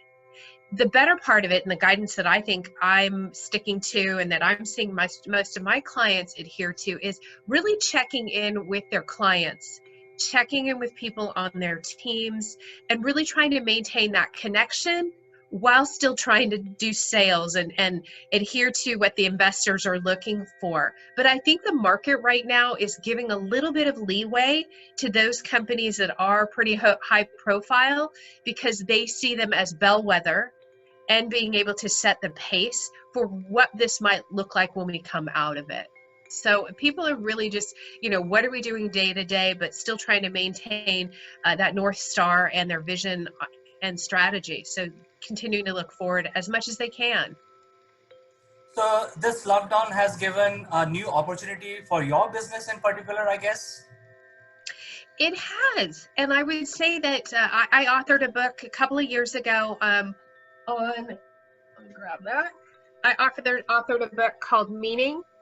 And this was a book written, focused on how leaders communicate during opportunity and crisis. So we interviewed 10 to 12 different really amazing executives and leaders, and they were able to share what it was like for them on introducing new things into their business, letting people know that, yeah, we're in a situation right now, but how to maintain focus. And it was a pleasure to do it, but it was my business as a whole, as far as strategic and executive communications, has been busy because people are trying to figure out, how do we maintain our message? How do we put out a different message? How do we keep our teams calm and focused? Right. I think this situation that the world is dealing with right now will open up the new avenues. It will open up the new ways of doing things. I think you are doing a great job. Your company is leading from the front. Yeah, I hope so. I do think this is a new opportunity for everyone. Some of the core things that I'm giving to my clients, as well as to people that I'm mentoring, excuse me, are being able to be comfortable with ambiguity. We don't have all the information right now. Every day is different, and day to day, we just have to deal with what we have. The second point is, people will really remember what we're like as leaders in this time. So if we're maintaining our calm, if we're maintaining our focus, people will remember that. And then third, this is an opportunity for all of us to look at this as maybe a growth phase and developmental phase. So what are we doing differently? Having some fun in this? Are we taking a different type of an online class, a master's class on learning to cook? Are we doing something different to enhance our brand? Are we taking a brand, personal brand building class? So really looking at this as a different opportunity, and knowing that we will come out of it. We will be different as people. We'll be different as a world. I think I get a very profound message of what you're talking. I think it's a time for all of us to look back and recollect ourselves and see where we are going, re-strategize ourselves, re-strategize our team. I think your message is very profound. Now, having said this, I have one more question. Sure. The question is regarding the non-virtual world. Some of the business can transition to the virtual platforms, but then there are many businesses like manufacturing, farming, and likes of those, which cannot become virtual. So do you see, or you have an opinion on what the governments of various countries should do after this pandemic is in control to revive the business sentiments? Well, I can't speak for what the governments might do, but I do have clients that I speak to. I'll use a company like John Deere There are clients like Genentech, there are others like Bayer, and currently they are essential businesses. So they're going to be the examples of what companies should do coming out of this. So the examples might be fewer people are going into the workplace right now, but they're still keeping the processes rolling because they have to, and we rely on those businesses. I talked a little bit earlier about opportunity. Companies may need to shift their business strategy. Look at a company like Gap or Banana Republic or other designers. They're needing to look at how they can supply for the medical industry when there's shortages of masks. So I kind of shift that question back to, there are companies that will maintain what they're doing now, and they'll have to change some of the processes to continue to be successful, continue to have people come into the office and work. And then there are other companies who will need to look at, what is our business approach? How can we be significant in this current climate? And maybe supply things differently. Instead of making denim jeans, I may be able to have to make surgical clothing or surgical masks. So, there's the companies that are keep on moving and doing their thing because they're essential businesses, and then there are those that will have to shift their business strategy to help now and potentially into the future to maintain relevance. I think your words of wisdom are very important. And I think there are a lot of people who are trying to do this, what you're saying. And in fact, your company, which is called Image Matters, is also working with some of these leaders and some of these large organizations to steer in the right direction. But then I see every day there are a lot of other people who are finding it tough to adjust.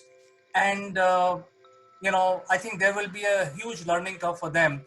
So I personally believe that your company and yourself as a leader can bring a lot of difference.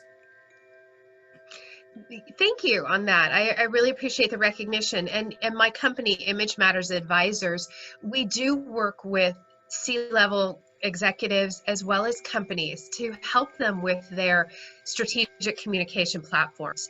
And right now is the best time to readjust or to develop new messaging, and helping those people that are having difficulty with the work from home or the shelter in place. And it is difficult for people who aren't used to being separate from their office, and not just walking down the hall and having that water cooler conversation. So every company is needing to readjust how they're effectively talking to their employees, be it video, be it virtual cocktail sessions or virtual check-ins and parties. I know a couple of different companies that are doing weekly themed parties. So having some fun with this, as well as business is not as usual right now, and really recognizing that and checking in with your employees is truly important. Maintaining that connection in a different way. Leslie, it has been my greatest pleasure talking to you, even though it was few years of gap, because I think we were doing different things in different part of the world. But I really feel happy to reconnect with you, and I wish you all the best. Have success in life, work, recreate the history as you're doing it already, and we will find another opportunity very soon to talk to you. We will. CK, thank you so much for having me on, and all the best to you, and be safe and healthy. And I know we'll connect again. It's like we hadn't spoken in years, but picked up where we left off. So I appreciate that. And thank you to all the people who are listening to this. And please feel free to connect with me via my website. Information at Image Matters Advisors is an email address you can use. Matters, MATTERZ. So I welcome the questions and inquiries. So thank you again, CK. Thank you, Leslie. Bye-bye for today. All the best. All the best to you. Thank you.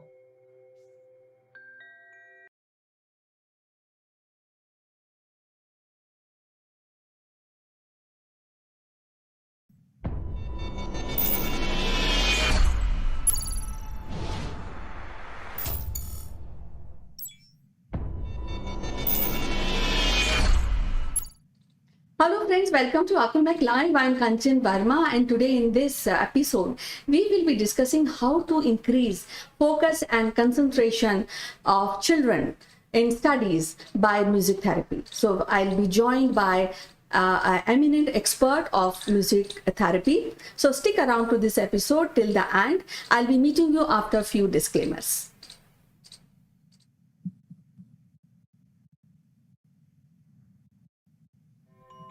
Welcome back, and today we have Dr. Shambhavi Das, who is a very popular music therapist, and she's also having her academy, Surdemi, where she teaches music. So without wasting any further moment, I would like to welcome her.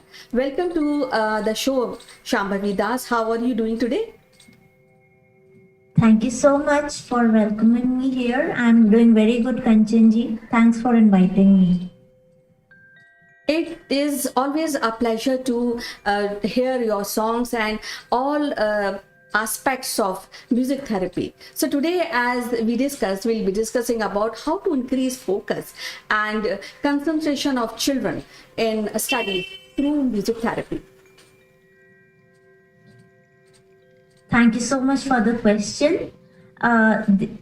These days, actually, I used to work in the NGOs back pre-COVID times, and we had implemented a lot of musical tools among the children, and we found the results. It can be ragas, it can be chants, it can be the rhythm work. But first, I would like to go in just brief causes of why they are lacking concentration. First of all, they might have, normally Ayurveda says that mindfulness is lacking when you have a less sleep. So there has to be a very like the parents should focus on how to improve their sleep, and that can be with anything. The best way to improve the sleep is actually music. There are certain shlokas, there are certain chants, one-liner, two-liners also. If the kids chant themselves before going to bed or before just closing their eyes, if they chant it, they show very tremendous results, that they get a very good habit of sleeping on time and waking up fresh. Second cause is the gut memory, whatever they have consumed back in their early day. So that is also depending upon normally then the hydrations. Hydration is much related to your toxins. If you are hydrated more, then the toxins are it's getting flushed out. And in music therapy also, we have ragas for detoxification. So that it works on the Swadhisthana chakra. Normally the parents poke whatever the kids want. So it's good actually, but maybe thrice a week or twice a week they can move to some healthy stuff as well, because healthy stuff leads to healthy mind and mindfulness, focus, concentration. Second, so these things are there. Secondly, in music therapy, the steps for focus is stillness, that is relaxation. In music therapy or in normal life also, because you are able to take good decision, your blink of the mind, the neurons will fire, and you have a very good relaxing mind, stillness of mind, calmness. Secondly, happiness, joy. So this relaxation bliss is very, very important for the focus, because the kids earlier in our days, we didn't have anything in our mind. Obviously, we were not very good in the studies, but at least I can say that we didn't have a lot of information through the TV and the devices. So relaxation, second bliss, then third comes the cognition, that is the retention, memory, because when these two aspects are good. So for relaxation, we have ragas called, one of the ragas is Shri. Shri is a raga which is a morning rag, and it is very good for brain because it works on the Swadhisthana chakra, that is the lower abdomen as well. And secondly, the Agya, the here this part of the area, that is your pineal gland to the pituitary gland. So this is one of the ragas. Then Hamsadhwani works on the in the latter episodes we discussed Hamsadhwani. It's a very popular rag, and it is in Carnatic and Hindustani both. It's a pentatonic rag, and it works on a very good on the cognition. Shri, the problem is that it's a minor raga. How the Shri goes? Shri ragam, or in Hindustani we called rag Shri. Sa re ma pa ni sa a dha pa ma ga re pa re ga re sa.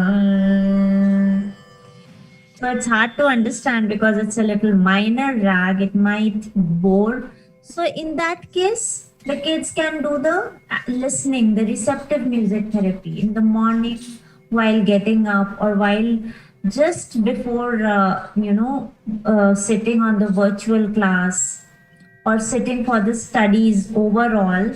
For 15 minutes, if they listen to this rag, it's very, very beneficial. We also try to make certain shlokas, and we compose it into Shri rag, so that shloka Sanskrit part is also there. Sanskrit is for mindfulness, and if you add on the Shri rag for that, it's very good. So before just going to the studies, it's very important.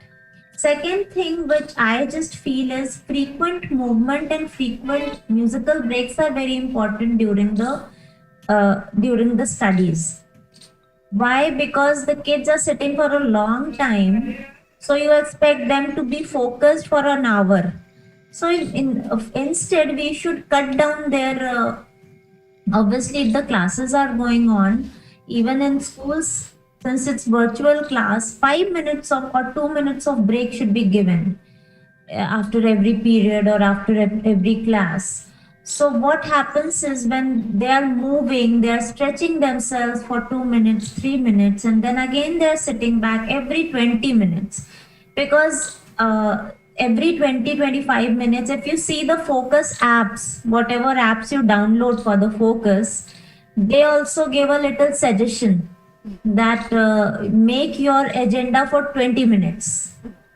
So now I understand, yes, 20 minutes, sometimes for the 20 minutes, it's very less. So if you're doing something, so you will see, oh, it's just 20 minutes I have to. So even if you're just blinking on Facebook, okay, let's check the Facebook.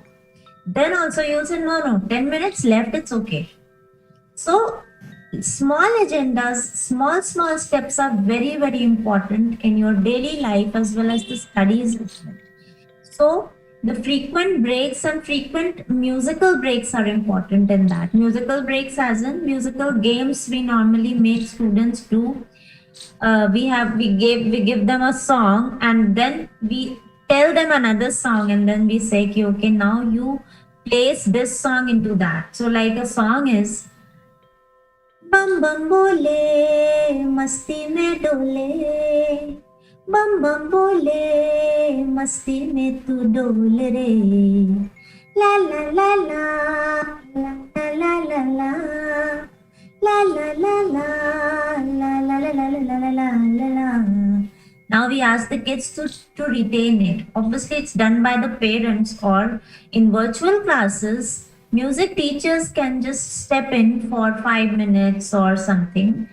So that, and every day there has to be some musical class in school, like they used to have it in school. So it has to be in virtual as well.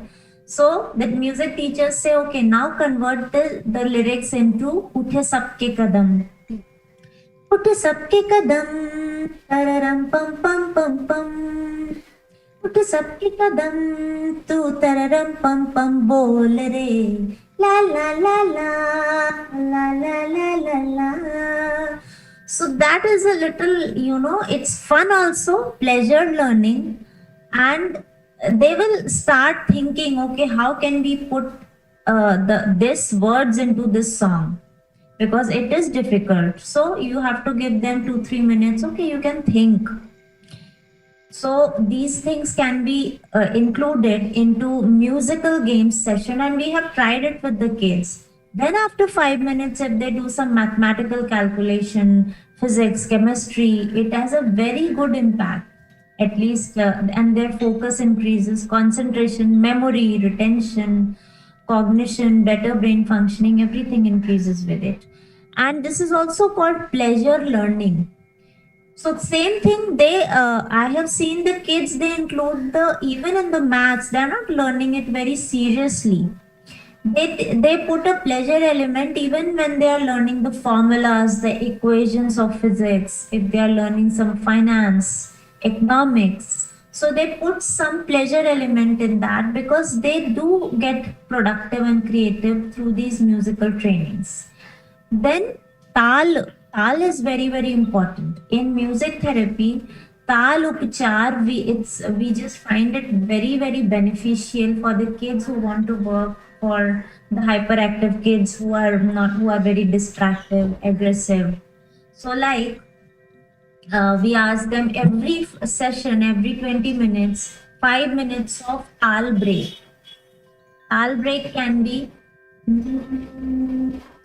so your lips, your hand, and your brain coordination is going on together. First, you can just put on the metronome, and you can ask them to just make a pattern. Like I can give you the pattern, and you have to do the same pattern. So the pattern is 1, 2, 3, 4, 5, 6, 7, 8, 9, 10, 11, 12, 13, 14, 15, 16. Till 16. Now they have to understand themselves what did I do? 1, 2, 3, 4, 5, 6, 7, 8, 9, 10, 11, 12, 13, 14, 15, 16. What I did is, when I was putting the fingers, first I did one finger, 1, 2, 3, 4, 5, then 2 fingers, then 6, 7, 8, 9, 3 fingers, 10, 11, 12, 13, 14, 4 fingers, and then at last 15, 16, because I had to do only till 16. And then we asked them to do for faster. So initially they won't be able to do it faster. Same thing, we can add certain sounds in it. Dha din, dha dha din, ta tin, ta ta tin, dha din, dha dha din, ta tin, ta ta tin, So what happens is, now the same thing, they will say dha, so they forget it. And every day the pattern changes. Like we give different patterns, the tal patterns to the kids. Then tabla playing also works a lot. It's very, very good. And we normally try it. I normally suggest it in the normal students also, normal kids, but ADHD, autism, tabla and mridangam play, because when they are playing, their pressure points are also working. These are the brain points, the tip of the fingers. These are the brain points. This is the gut point. So the points are normally when you are pressing it like this, and then you are playing the instruments. If the pressure points are actually they are getting pressed, and those nerves directly go to the different parts of the body, the organs. So tal upchar is very, very important for brain focus and concentration. So there are many tools how we can elaborate it, and how can we make the learning productive. There are many tools, and there are many causes which has to be problems, or let's say issues, which has to be taken care of. Like I said, frequent movements. They shouldn't be sitting every time. They should get hydrated every time. Every 20 minutes they have to get and have some fruit. every 20 minutes they have to just meditate. It's, we call, for kids we don't call it meditation, we call it quiet time. So they have to just sit back for 3 minutes, 3 4 minutes, just sit back. So earlier they will definitely show tantrums, and they'll open the eyes like this, they'll blink. Then they get very habitual into meditation also. And in that meditation you can play something om, or we can just ask them to play om, to sing om for 15 20 minutes, 15 20 times. Om, Eem, Hreem, Kleem. These are the chakra sounds which we create.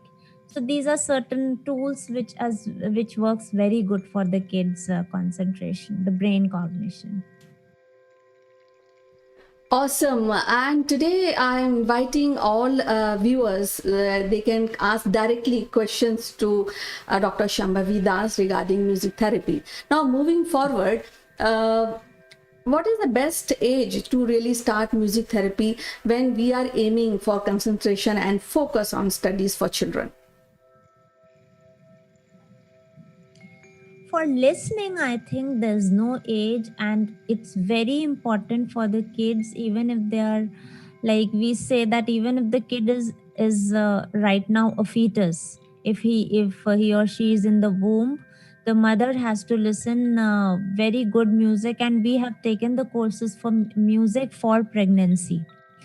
So that is the time when they are listening everything, and it is the research that whatever mother is listening, and whatever she is singing, the kid learn them very nicely, and they like it. It becomes their therapeutic music forever, for their lifetime.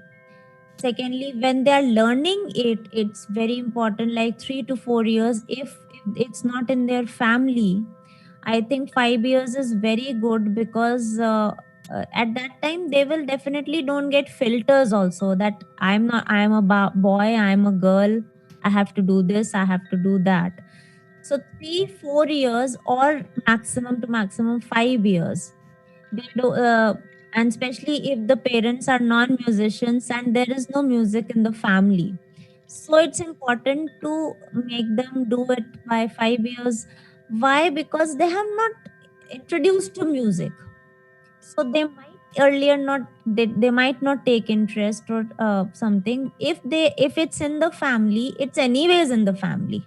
You don't have to direct the kids into music. If a father is singing or listening, if a mother is singing or listening, which is 80%, I feel anybody in the family is there but the best age is as early as they can just get it. If they are not able to sing, you can then the kids has they should get the listening interventions as early age as possible. So, what are those ragas which are associated with focus and learning when it comes to studies, and especially for children? Yeah. So, like I said, so Shri is a rag. Like I said, it works very good, and we have tried it out. Secondly, there is a rag called Hamsadhwani. And it's a very pleasant rag, not like, unlike Shri, it's a pleasant rag. Sa re ga pa ni sa re pa ga pa re ni pa sa. It's a day raga. Vatapi गणपते भजे हम, वातापि गणपते भजे हम. This is a very popular bhajan in Carnatic music in Hamsadhwani. Then in Hamsadhwani we have, normally it's a very pleasant rag, and it is very good for soothing the brain nerves.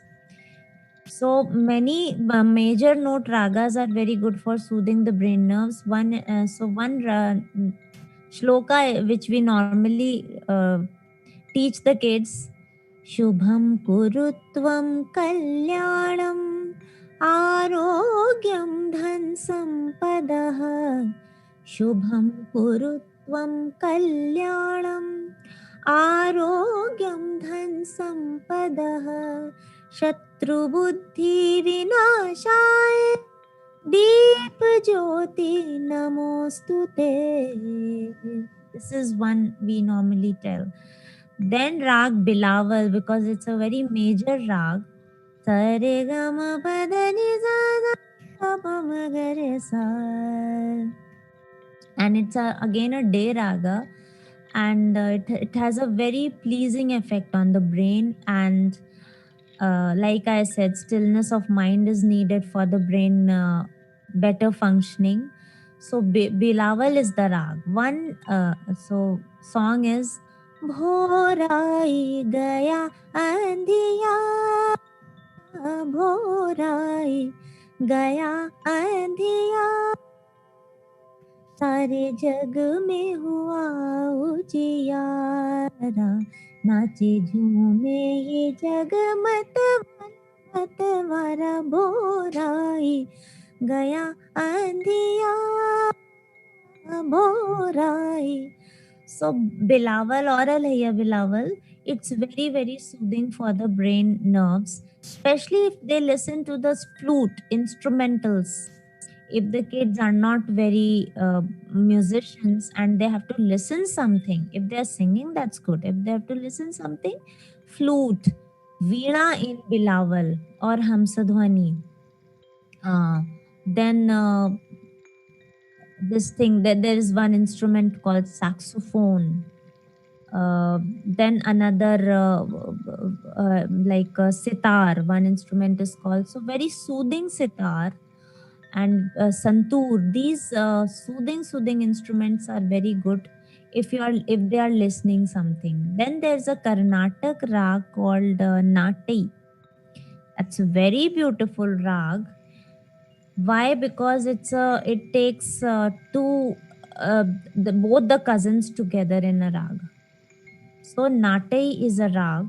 Then there is a rag called Hamsadhwani. We said Bhopali is a rag. Bhopali we have discussed. It's very good for brain functioning. In fact, this rag Bhopali, it's a pentatonic, and it is called as middle birth rag. Middle birth as in middle age, when you are in a between the adolescent to the youth. So Bhopali is very good for the kids who have crossed, who are after their puberty, not for the smaller kids, maybe the older kids, maybe 8th grader, 9th grader, 10th grader, like this. So Bhopali is like this. Then Bhopali we have discussed Sare ga pa dha sa pa ga re sa. Sare ga pa da sa da pa ga pa da pa ga pa ga re. And that's why Bhopali is taught in very very early stages of music training. It's kind of a very easy rag and a very basic rag. Why? Because it works on the brain. Well, we have one comment, and Sunita says that she has heard music therapy. It's very new to her. So she said, is it effective? Hello, Sunita ji. Thanks for the question. So yes, it is effective. Normally, yes, it's new because people don't know much about it. It is one of the holistic treatments, like you do yoga. Now yoga, initially nobody trusted. Then with time it also gain a little, a lot of space in the holistic treatment. Similarly, in the West and in India also it's coming. In the West, it's very, very popular, and it is known as adjunctive medicine or integrated medical science. Medical science, as in music as medicine, is used a lot. Yes, the researches are going on in it, and soon I think you will get to listen to the verifications also. Like, because a lot of research labs are there, researches are going on, that how music is treating uh, different diseases. Mental diseases, yes, I would say definitely with guarantee that yes, it heals you heals the mental issues like stress, anxiety, depression, insomnia, then schizophrenia. It works very differently in the ADHD and autistic kids. I used to deal with such kids. Then cerebral palsy, then Down syndrome. So this is these things are normally these aspects are dealt very nicely with music therapy, and it has been proved.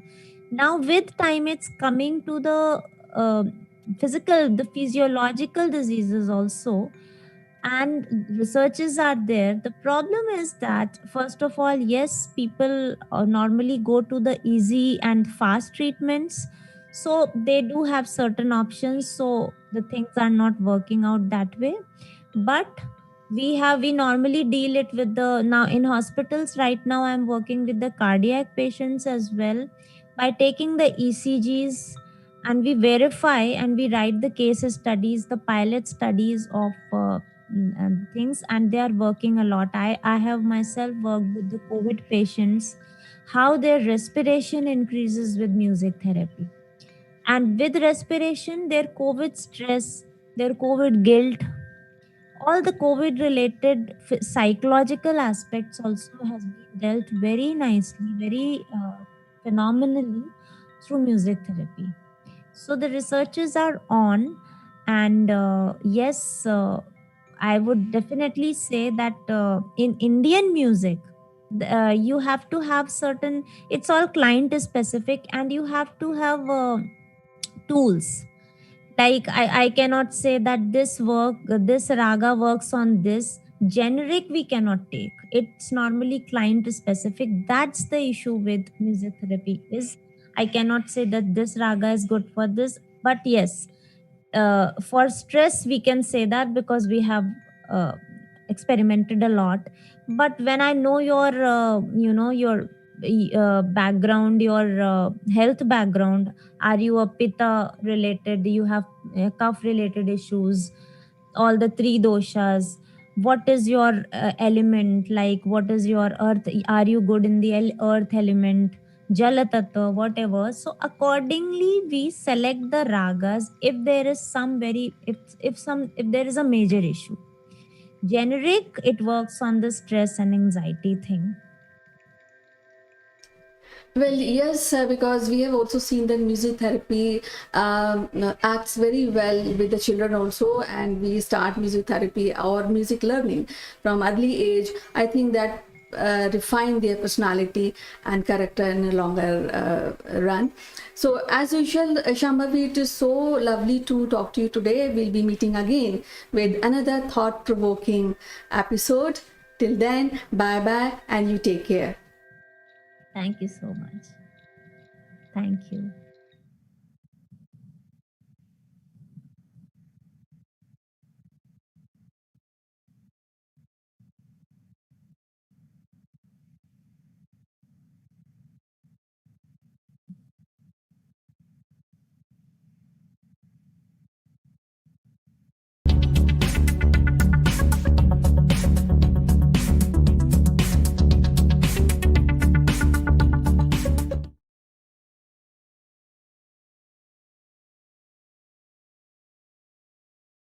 Hello, friends. Very good morning and welcome to Akulmek Live.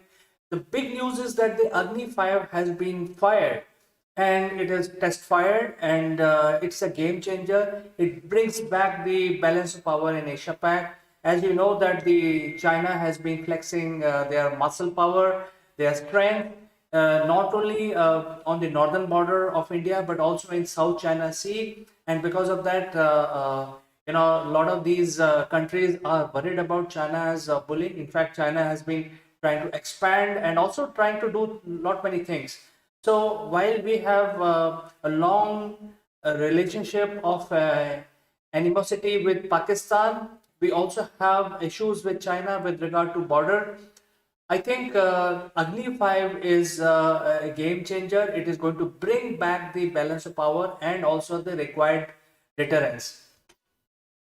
And as you know that Agni is a missile program from India, and this is the fifth, ICBM.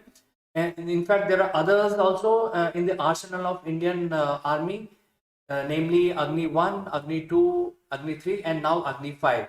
Agni 5 is called ICBM because, as the name suggests, it's intercontinental ballistic missile. And when we say intercontinental, it's typically when fired, it goes like a rocket into the space, and then it goes all the way up in the lower Earth orbit, and from there it dies back on the target. So when it dies back, it is usually in the hypersonic space, which cannot be stopped because it's so fast. It is like 7 to 8 times the speed of sound. When it is coming towards the target, it will hardly take less than a minute to reach. And that time is so short, you cannot react with your countermeasures. So that is why ICBMs are deadly. And what is so interesting with Agni 5 is completely indigenous, developed by India, and it gives a long range. So it gives a long range. In fact, the entire China land mass is covered by this missile system. Once fired, the entire Chinese territory is in the range of India. And this is why it is important, because it is now bringing back the balance of power back in normalization, because all these whiles, China has been kind of bullying, saying that, hey, I'm the big boss and everybody else is a small kid. So now this is a balance of power, and it's a deterrence also in a way, because both countries are nuclear countries, and Agni 5 is a nuclear capable missile system. And what is more interesting, it can take multiple targets. So once fired and goes to the space, then it can carry up to 10 warheads. And when it is coming down, it can strike 10 independent targets with a lot of precision.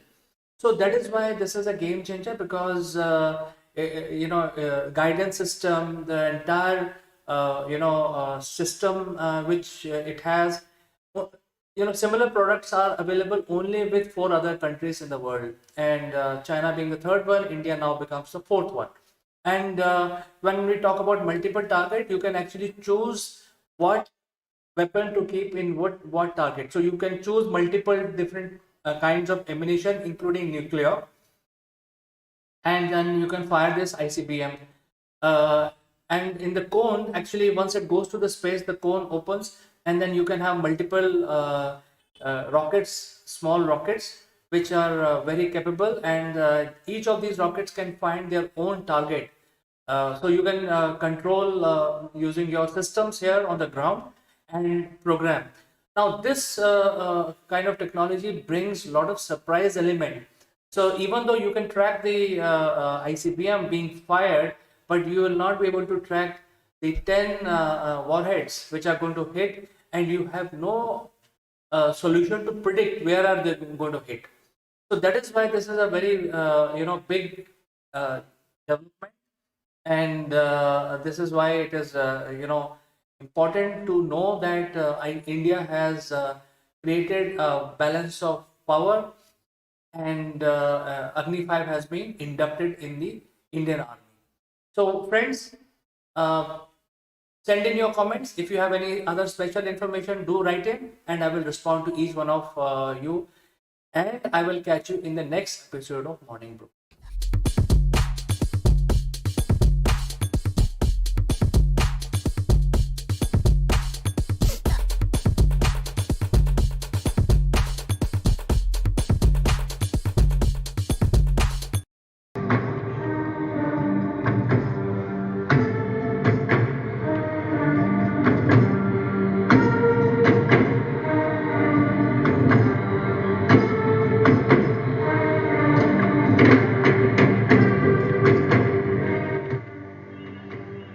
Hello friends, this is Chandra from Akulmac Technologies.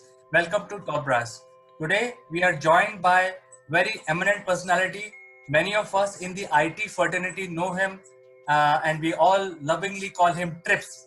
Mr. Tripathi, welcome to Top Brass.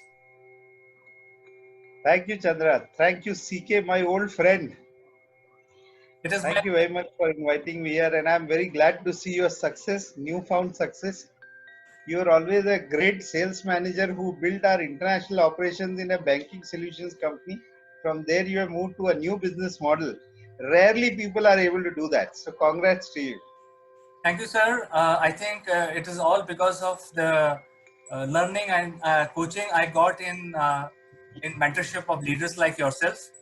Thank Really you. appreciate the time that I spent with you. Thank you. So, sir, we are in day 14, and the India is under lockdown, and it's already 2 weeks. What do you see in your neighborhood and in your community? How people have perceived this lockdown, because I'm sure for many of us it's first time. Yes, I'm sure uh, it is it is the case with everybody in the world, and not no exception. And especially in Mumbai, in Hirandani Gardens in Powai, it's a community which is highly interactive, where people meet on roads, they meet in malls, they meet in stores, they meet in gardens. Very importantly, there are a lot of partying.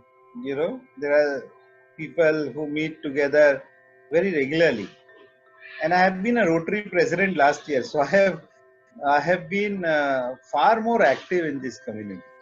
So from there to a situation where meeting itself is a taboo, or not even letting your family members come in to your own house from outside, relatives to come in, uh, or not letting your community people, which is society people, to even go out. It has been one of the hardest phase, and occurring all of a sudden. So let me tell you that when the government started to feel that the numbers in Mumbai were just suddenly started to rise and so on and so forth, and they were not just left to people coming from abroad. So one thing we got as a very important condition is to stop movement of all the maids and drivers into the building. So vendors, maids, drivers, everything got stopped. That caused not just the hardship of people having to work at home, but also, those poor people, they suddenly were locked up into their small homes and not knowing whether their jobs are safe and so on. So one thing we continued, and I'm sure many societies have continued, is that we told our members that while we are not able to engage the staff, but we must continue their income. And second stage came where we had to say that even the building security and all these people, if we want to engage with them, we cannot let them go home, so that inter-community breakout risks are minimal. So then the issue was, how many people will agree that they'll come and stay uh, here, and then it's not like coming from a village. They live next door and they're not allowed to go home. So we made those arrangements. We made arrangements for their food, their stay, their bathing, their checking up of medical conditions on a day-to-day basis, so on and so forth. And of course, I have a small child at home, and very importantly, this community of small children, which was playing every day outside, they were going and playing football, or they were playing in gardens, and there was a timetable for them to do taekwondo today and cricket tomorrow, football day after. Everything got stopped. Then the issue came in as to how do you deal with groceries and your regular supplies. So Hirandani Pawai is very well stocked. That's not an issue. But government is not keen that people go out as much as possible. So we had to tell our members, and they are very, very well off and highly experienced and highly educated, extremely well read and well traveled people in this building, to not go out of the building at all. So that campaigning has been a very tough call, and we have minimized that. The police people were telling me, and before that I must tell you that Hirandani Gardens as Powai is a community of 45 buildings, and for each building would have about 100 flats, maybe more. So there is an association which is building up here, and I'm in that apex body there also. So to put these as a change of culture among 25,000 people of Irandani community has been a very, very tough task. But I can assure you that informally police said that this is one of the most well-behaved complexes of 150, 200 acres where people are not coming out and they are they are listening to what government is saying. So it's a complete change of life. And you know, it's not just going to end on 15th April as we presume, or some people are dreaming that it will happen that way, because it's not like a war related lockout. It's not related to certain kind of conditions just overnight changing and the government is going to make announcements. It's not a bar which has been put on a highway which will be just removed and people can start traveling. It is something which naturally has to set in terms of closure of corona as a spreading virus, or vaccine has to be there, and it has to become like a normal influenza or cough cold treatment kind of a thing. That's where probably the life will normalize, not until then. Very well said, Trips. And you have been a very successful businessman yourself. You have created companies, you have built teams. What do you see that, is there a downturn in the business sentiments because of this issue? So I'm working on various committees. I am a SME council chair in NASCOM, and I am also on their executive council consequently. And NASCOM has 3,000 members, out of which 2,500 members are SME members. And what we call SMEs, if you remember in our old times, 200 crore company was considered very, very large.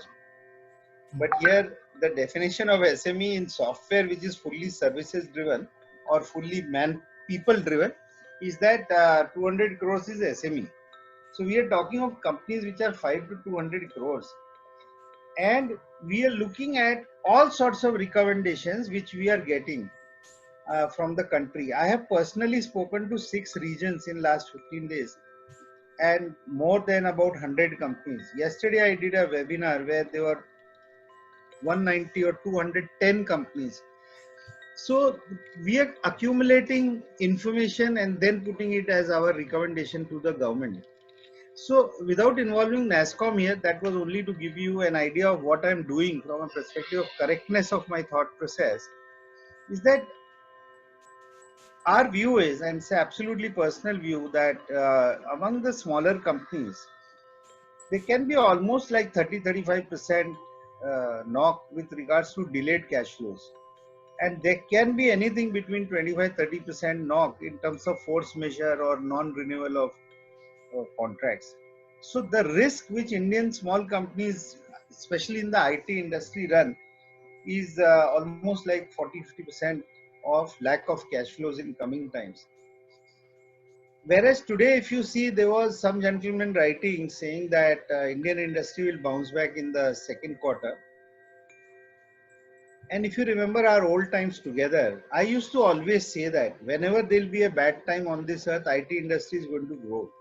Because automation, intelligence built into the system, processes changeover of new offerings, all of that happens only because of IT.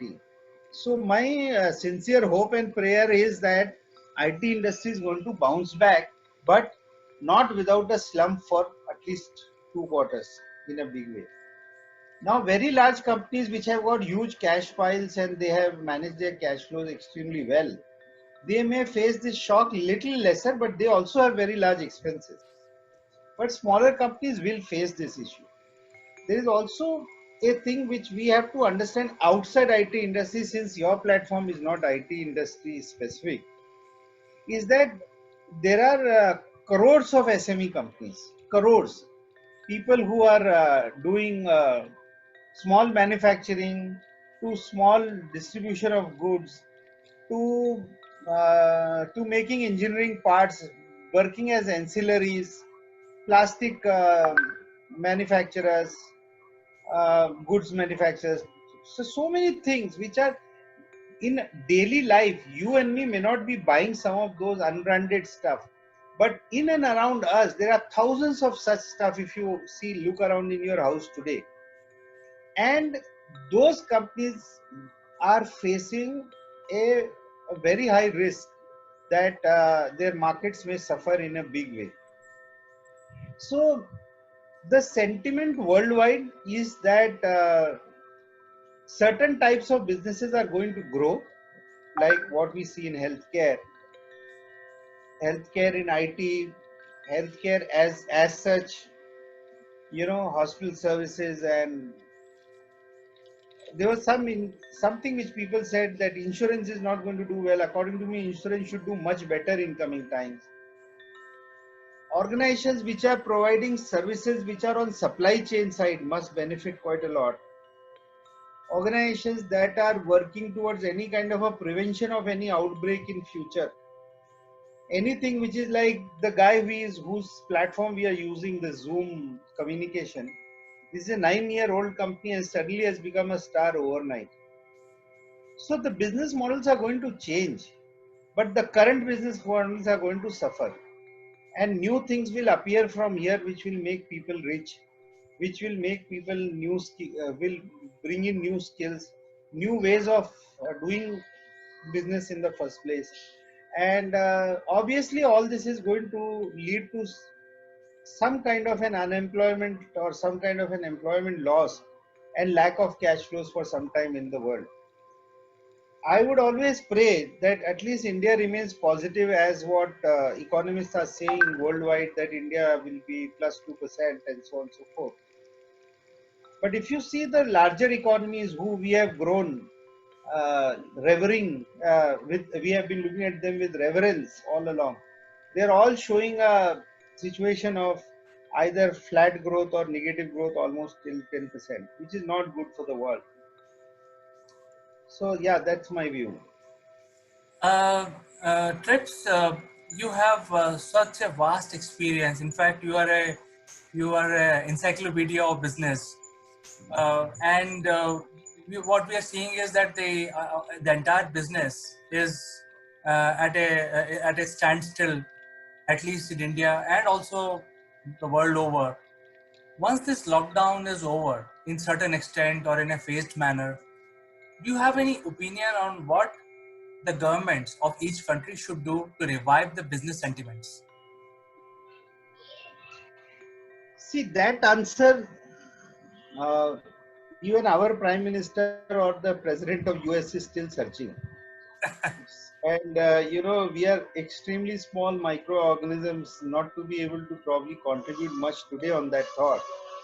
Because I was telling one council member of mine, my co-council member, very active person in morning in NASCOM, that we had just met about a month and a half back, and we were planning a very large event. And here we are in last 15 days completely shut. So the thing is that this is a dynamically changing situation. It's not really possible to say how will things fan out in future. But as what intelligentsia is saying and what my mind just contributes a little bit to, I personally feel that the lockdown is not going to open fully and all of a sudden. Government is presently in a consultative mode with all the trade platforms to take advice as to what is required to be most critically to be kept open, where it is very critical for people to travel and reach on the other side and so on and so forth. So they are all essential services first of all, or people who are supporting essential services, and therefore it might be a partial opening of this lockdown in a manner that we may be able to experience little better freedom than what we have in coming times, but not all the freedom. Like, my personal view is that the PM should never open the international borders and international airlines for at least the time that we get a complete negative growth rate of corona. Also the feeling is that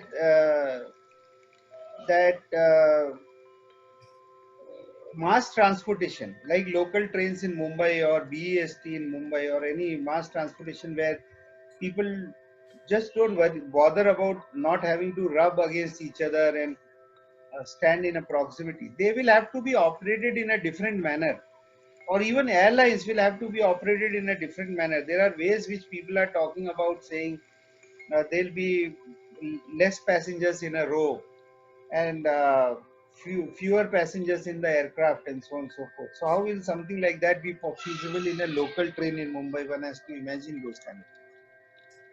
What I believe is that we'll have to first and foremost consider, which I'm sure government has got extremely concerned about, is that what we call as essentials in life. चाहे तुम उसको Bournvita या boost बोलो एक तरफ से, या milk बोलो, या चाय बोलो, या or you call it as atta, dal, or you call it as namak, sugar.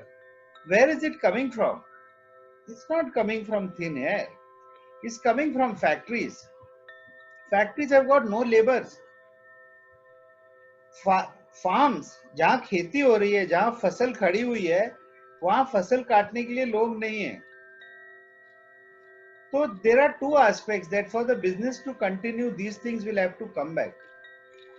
And more importantly, these 20-25 lakh workers who went back to their villages, they may have nothing to eat or nothing to live. So they will have to be re-engaged and so on and so forth very quickly for our base economy to remain stronger and so on and so forth. Whatever is our export will have to come back very quickly, including what you heard from paracetamol and the other chloroquine, I don't know what is that term, sorry, being allowed to be exported and so on and so forth. So what I'm trying to tell you is that these will open. Then in IT industry, there are BPM companies, business process management companies, which are significantly large, employing the largest number of people. They are supporting the world. They are not just supporting India. And there are IT companies which have some critical, not business as usual, but BCP support, which is happening for global customers and Indian customers. So some of these will have to be opened up. So I think this is the way government might be thinking. This is my view. If you ask me what should probably be done, is one thing, CK, when we were working together many years back, and it was why SEZs came into play in the first place.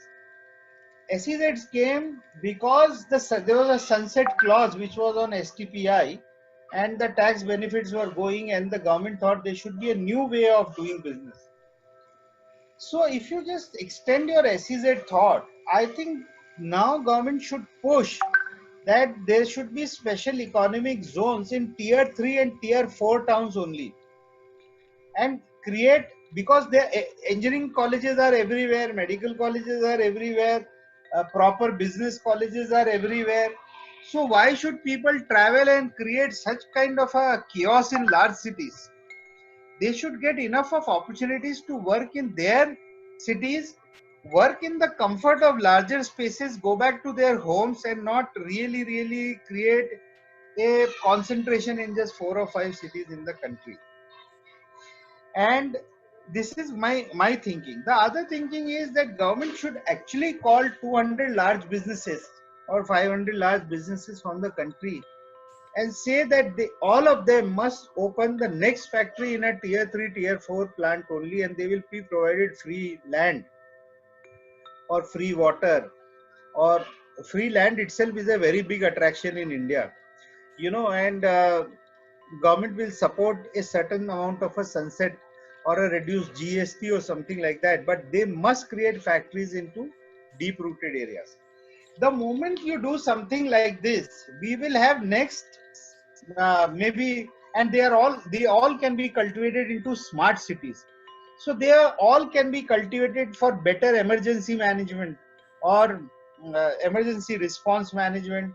They can all be smart cities with IT systems controlling behavior of people and situations like that, and not have shanties and not have overflowing uh, lakes or overflowing drainages and dirty lakes and so on and so forth. So I have a feeling that these are all the things which will probably be the next generation switch. The other thing which is going to happen, which is very important and in a very brief, I'll try to complete that, is the part there are going to be new business models. As I said in the middle of our conversation, that in the supply chain management or in the healthcare or in the way people are conversing today, the need for people to travel will reduce.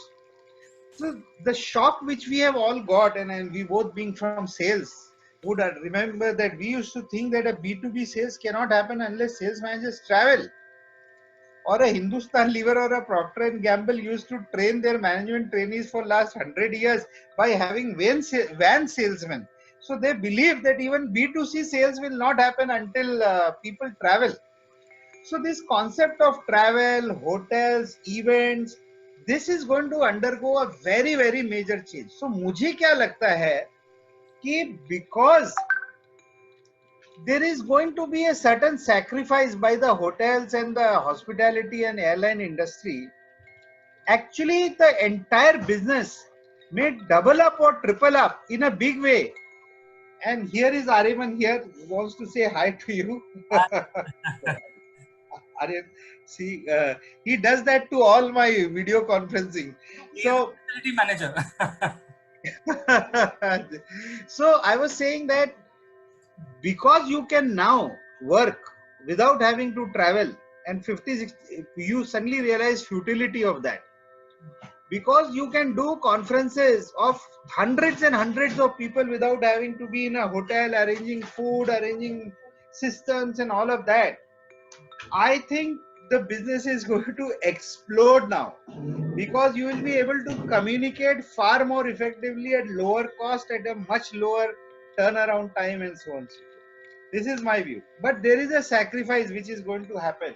And I hope that sacrifice does not last long, because the best businesses, according to me, the most businesses where we have grown enjoying are actually hospitality and airlines and so on and so forth. You know, the fondest memories which we have today, and I'm sure that includes you also, is about our travel experiences, about having to meet people in their offices.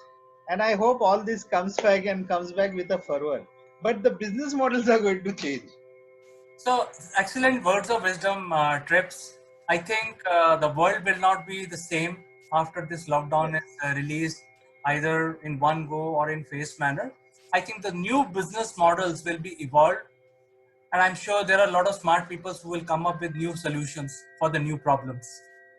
It was a great pleasure talking to you, Trips. Oh, thanks a ton, CK. After a long, long time we spoke, and like to continue this interaction.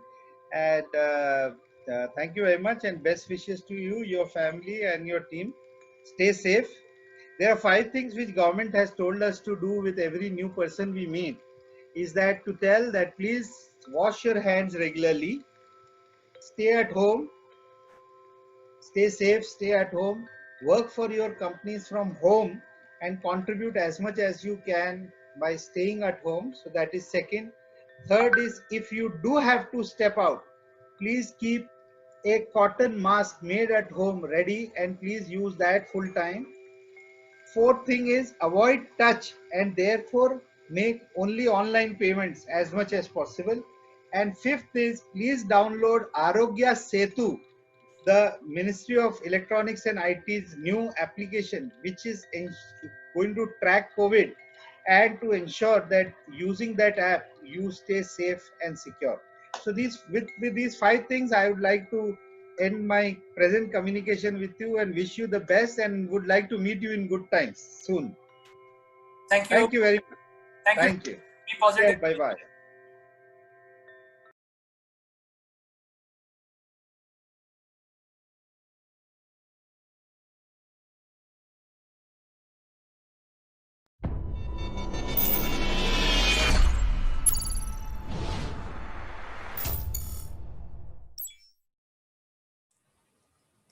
Hello, friends. I'm Kanchan from Akulmac Technologies, and you are welcome to our show, Nations. Today, we have our guest, Mr. Sritesh Srivastav, who's a IT professional, and he has a deep interest in corporate training. He's closely associated with radio broadcasting. So, welcome to the show, Sritesh. How are you doing today? Thank you, Kanchan. It's always great to speak to you. How are you? Yeah, I'm fine. And you see, lately we have heard good news that we have vaccination, and people are happy about this. But I was thinking that we have been suffering with this pandemic for nearly 1 year now, and we are at home, and there's a lot of things which have changed. You see, so now the new words, new temperamental issues which are emerging, and world is also looking into mental health, which is like equivalent to the traits, personality traits like worry, fear, sadness, and happiness, or normal emotions are undergoing a situation where people are really having a real mental health issue, and their problem somehow diluted, and resources has been taken away to close down. I mean, to down because people sometimes take it as if there's something which is not there.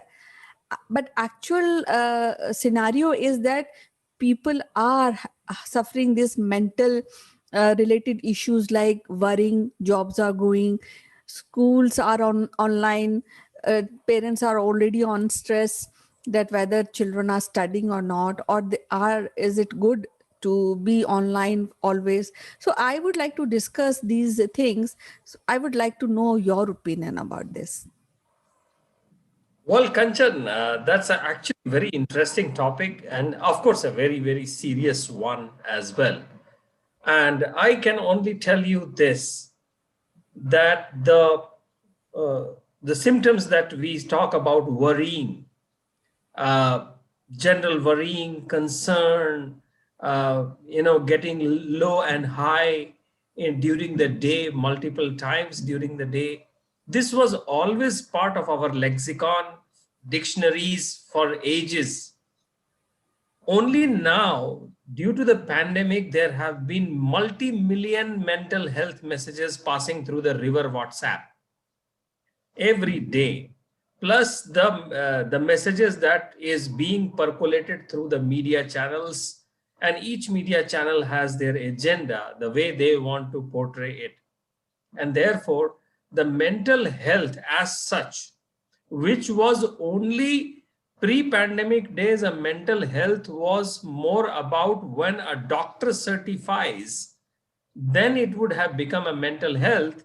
Today, after the pandemic or during the pandemic, after 1 year, even a small worrying situation can be termed as a mental health issue. And that is where I always feel that it is important to be aware, but it is not important to be over awareness about any subject, including mental health.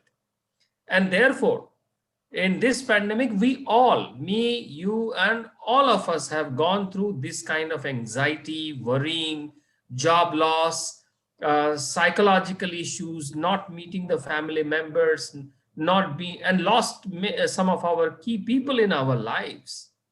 But I think is that it is important, first of all, to look at the right kind of news, right kind of messaging, talk to the right kind of positive attitude people, and who have an alternative, and who talk in terms of solutions and not in terms of problems. And I think if you see all across the world, this mental health, and in fact in India, it has been actually discussed very less, I would say, the way it is being discussed in the outside India. It is important to identify, it is important to talk about it, it's important to find out within our family, sit with the closest people and find out and make a judgment. Do we need the medical help? And I think when we feel that a medical help is required, then only let us judge it as a mental case. Rest everything was always there. It is nothing new. What do you say? Yes, actually, though I feel, I mean, I agree with your point that we are not discussing this kind of trait which is developing among students, among old parents, because they are also not be able to go out and discuss. Earlier, they used to sit in the park and discuss politics and so many other aspects of the life. But then these are unprecedented time and which require unprecedented responses. Like what I feel is that we should be open on a very basic stage. We should talk. We should have some responses necessary to be done for well-being, and you have to compensate the diminishing space of voice and rebuild connection, and that too from the ground up, not the from the above. And this in this scenario, I feel that communities plays very effective role in this. So I feel there's nothing to worry, because me and you and everybody fear, we have sadness, we are working from home. Many companies even ask their employees to work from home nearly 2 years, maybe till 22 23 9 2023.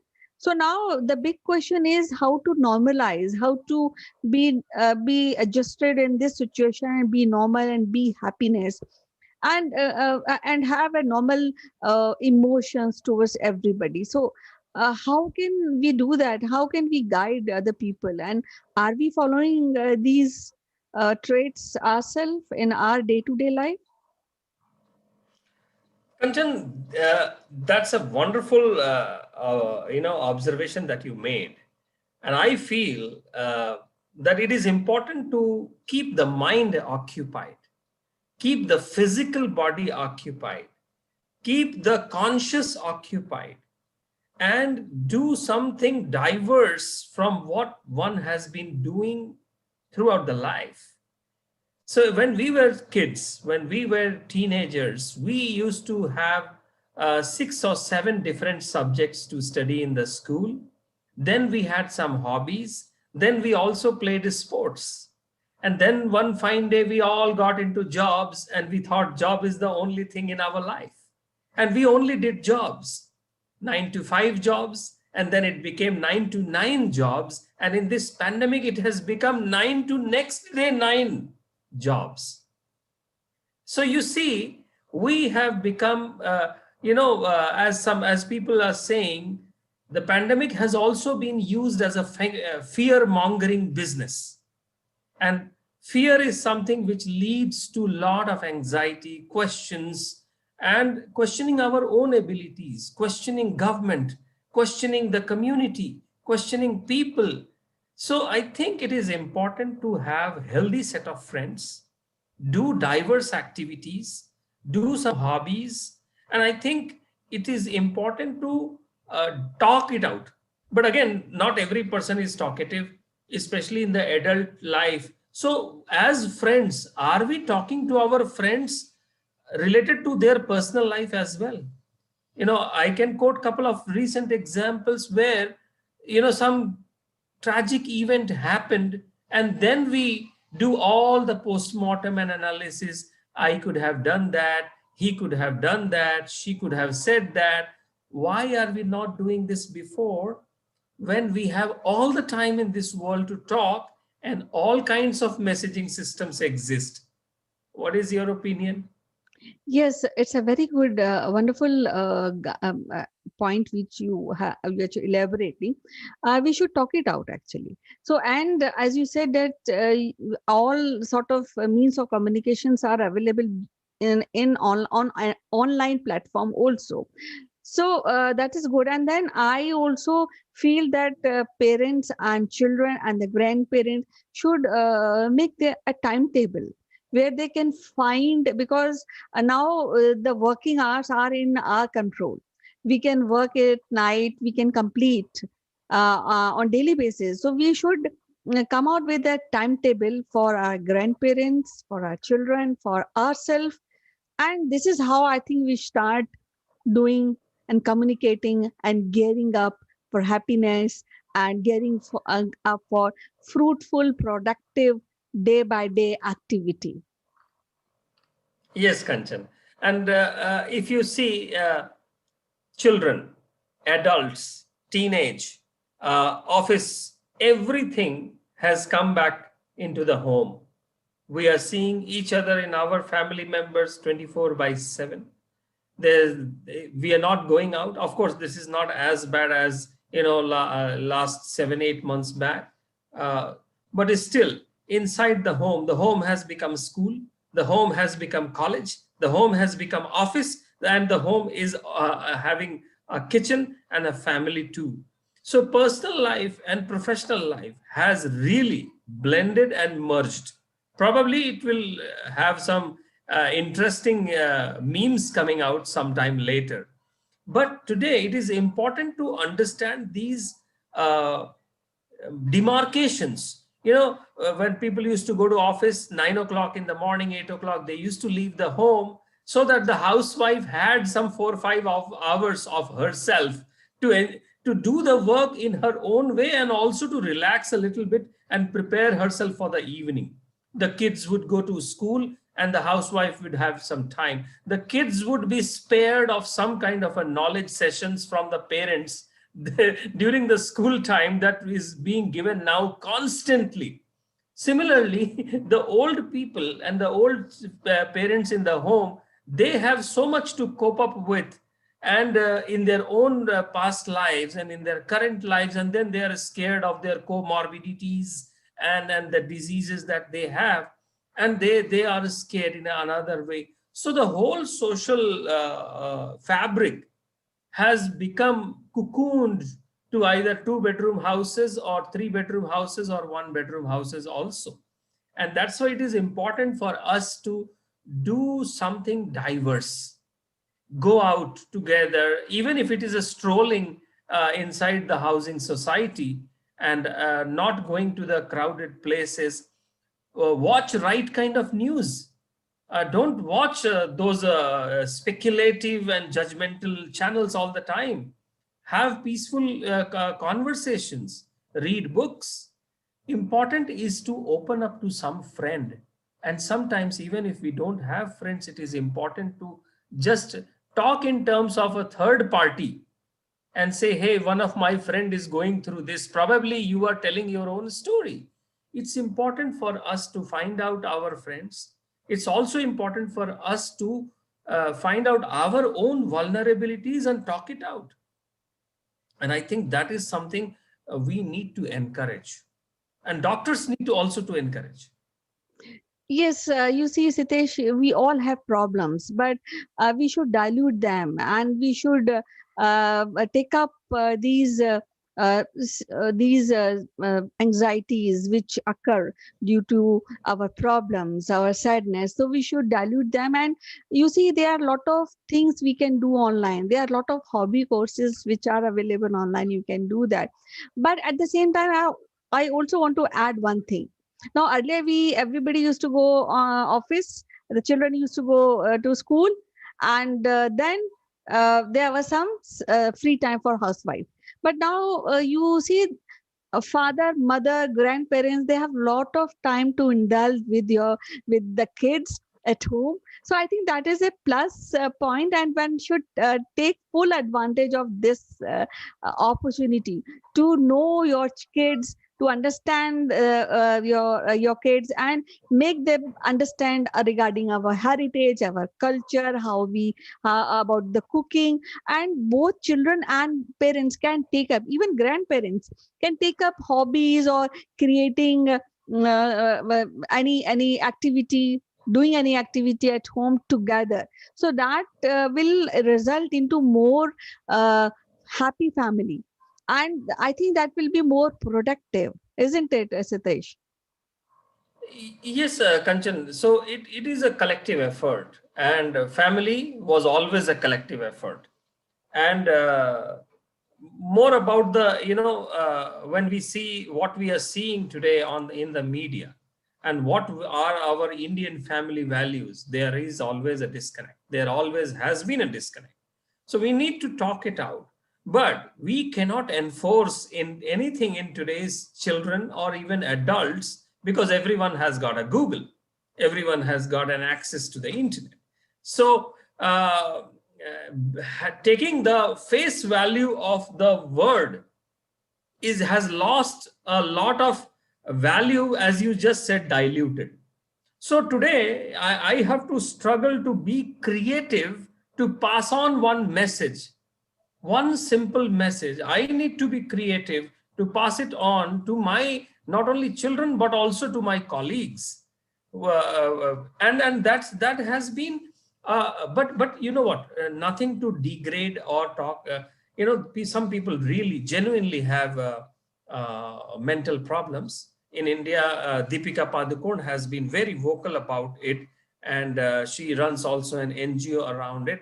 There are very less number of psychologists in India as compared to the population.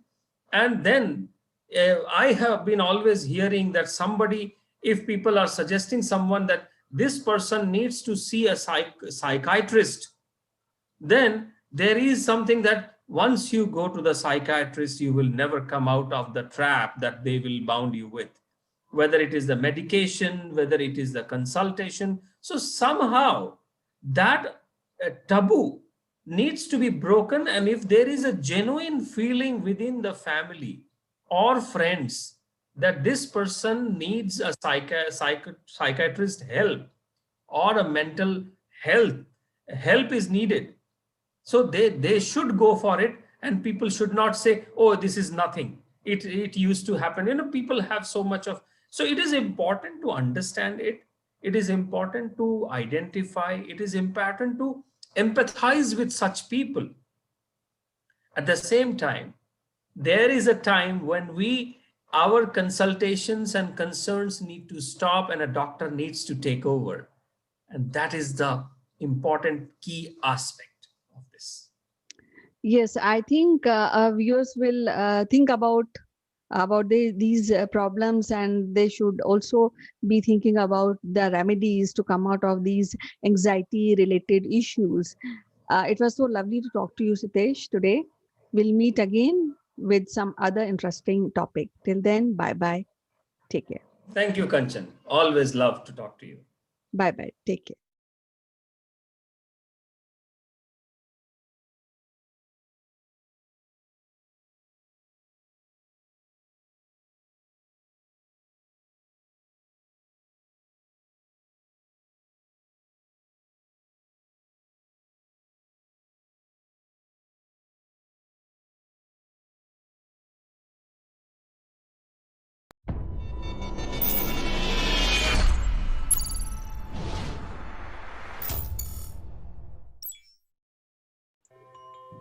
Hello friends, I am Kanchan from Assimilate Technologies and you are welcome to our famous show, The Great Kings of India.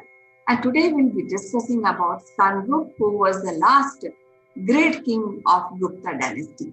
To discuss further about this wonderful king, we have notable historian Mrs. Meeta Joshi, who is the head of the department of one of the prestigious college, St. Anne's College and Hyderabad. So welcome to the show, Meeta ji. Namaste, how are you? Sure, Kanchan. I'm fine. How are you? I'm fine, ma'am. How was the festival? All well. Okay, so we are discussing about one very great, awesome king, Skanko, today. Yes, Kanchan. Skan Gupta is not so well known in the pages of history, but if you go little deep and study about him, he was the person who saved India from the Huna invasion. Hunas were the invaders, foreigners, and they were so brutal that China built the Great Wall of China to save China from the Huna invasions. So you can imagine that how brutal invaders they were. And when they heard about the Gupta Empire and Patliputra, so they came to India. That time, Kumar Gupta was the king. Kumar Gupta was Skan Gupta's father, and Skan Gupta was the son of his junior wife.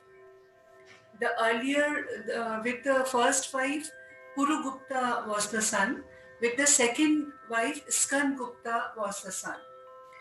And when Hunas came to India, that time Kumar Gupta was like around 60 years of age, and he thought that it is not good for him to go to the battlefield and fight the Hunas. So he asked his sons. So no one agreed except Skan Gupta.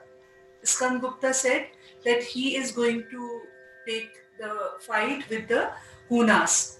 And the Hunas, they were, as I told you, they were very, very brutal. Right. They and the first trait of Hunas were whenever they attacked, they first killed the little children because they didn't want the succession to go on. They would kill the children, they would take women as prisoners and slaves. So, all kinds of brutality. So, that time, all the other kingdoms also, except the Gupta Empire, were very, very terrified by the Huna invasions. But Skan Gupta, because he was a great warrior, he, with his war strategies, he motivated his army against the Hunas, and it is said that before the night, before the Huna invasions, he left the camp and he slept on the floor with the other soldiers to, encourage them. He had a talk with them and he said, we have to save our country from these invasions. And the next day, in the battlefield, this war was fought near the, Ganga and Gomati Doab. Doab is the area between two rivers.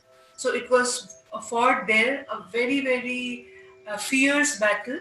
And finally, Skan Gupta won.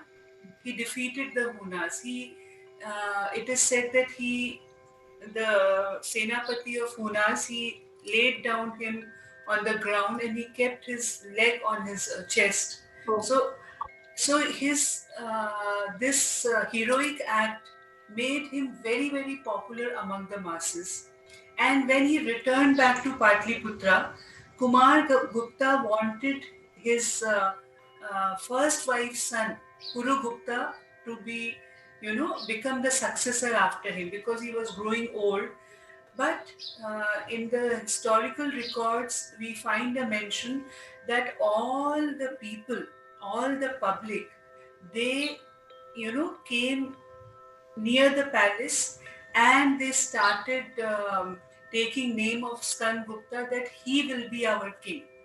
So now Kumar Gupta had no other choice because, see, public say is very, very important. The general people, the subjects, they respected Skan Gupta for his bravery.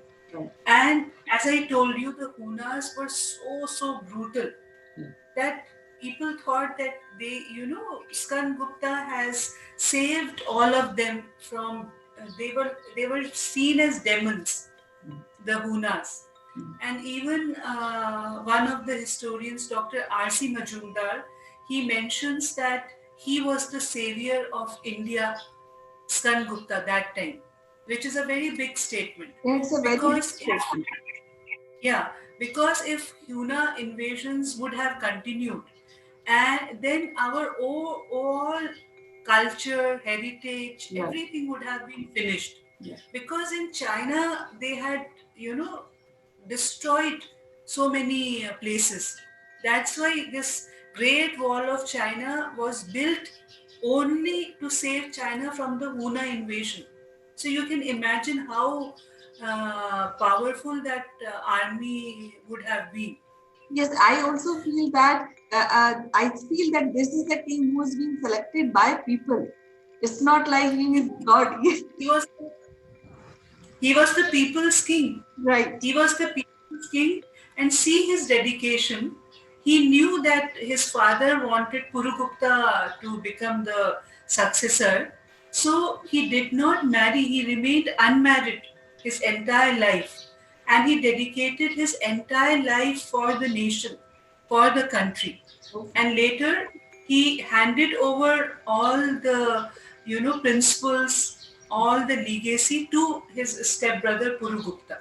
Oh, that was a great And gesture. yes, otherwise, if you see for the throne, Mhm. people used to kill their own kith and kins. Right. But on the contrary, Skan Gupta, he did not marry because he wanted his brother Purugupta to be the successor. And we find mention of his victories over Hunas in many, inscriptions, like the Junagadh inscription in Gujarat. It tells about his victory. Bhitari inscription tells about his victory over the Hunas, and not only his victory, his character, because he was a person who was only and only devoted to his nation. He wanted to save the glory of the nation. He wanted to save the culture of India from these foreign invasions. So, all that is written in many inscriptions. Not only inscriptions, there is one place, near Patliputra, which is known as Honihar. So there was that was the place where this battle was fought. So the name of that place was kept as Hunihar, where Hunas were killed. So still that place exists. And not only as a warrior we should remember Skandgupta, but as Dr. R.C. Majumdar rightly frames him as the savior of Indian culture. Because see, invaders, the first thing they do is they try to destroy the culture and heritage of a country. That is their main. Money is one thing, wealth is another thing, but because they have this mentality, they want their supremacy. So what they do, they they break the monuments, they try to burn all the records. It is said for Hunas that wherever they went, they turned that place into ashes. They burnt everything after killing people. So they were so brutal. So he was the person, Skan Gupta was the person who saved India from these Huna invasions, and indirectly he saved our culture, heritage, everything. And not only he was a great warrior, he was a great town planner. His coinage is very unique because in his time we find around 5 types of coins which are of golds also, 9 grams. The weight of the coins were 9.2 grams. So coinage also he did a commendable work. He built many temples of Vishnu, Lord Vishnu. So that way also we get to know about his era. And if you see the time period, it was from 455 to 467 CE. And after his rule, he handed over everything to Purugupta, his stepbrother, because it was his father's wish to make Purugupta the successor. But his father was, that time he had no other choice because public wanted Skan Gupta to be the successor. So I think we need to celebrate this king more because he is the one who is responsible for so many uh, good things like saving the culture and escape. I mean, fighting with Moors, where China was also very trouble. He's created this particular tribe created so much of trouble in China also. A part of this, I think the coinage and the economic system which he established, we still find the mention of that particular system even in Ashoka and in Mauryan Empire. The coinage system, the economic system. So I think Skandgupta, which we have mentioned very little, especially in a textbook, I think they need to be mentioned more. What do you think about this? We should read more about, such great kings, because we get to know about how they dedicated their lives for the nation, especially Skandgupta, and he was also known as Skandgupta Vikramaditya, whose glory was far and wide. Even in foreign countries, people used to sing songs about his courage, about his bravery. So he was that famous, Skandgupta. And after him, you don't find any prominent Gupta successor. Puru Gupta was there, he was very much there, but after that, then Gupta Empire declined. So he was you may say that he was the last important king of the Gupta Empire. He Yes. was the last important king.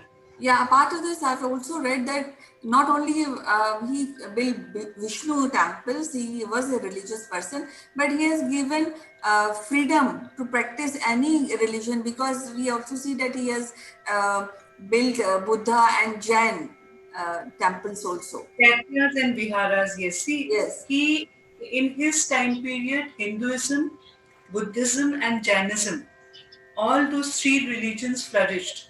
That means people were given a choice to choose their own religion. They were given this choice.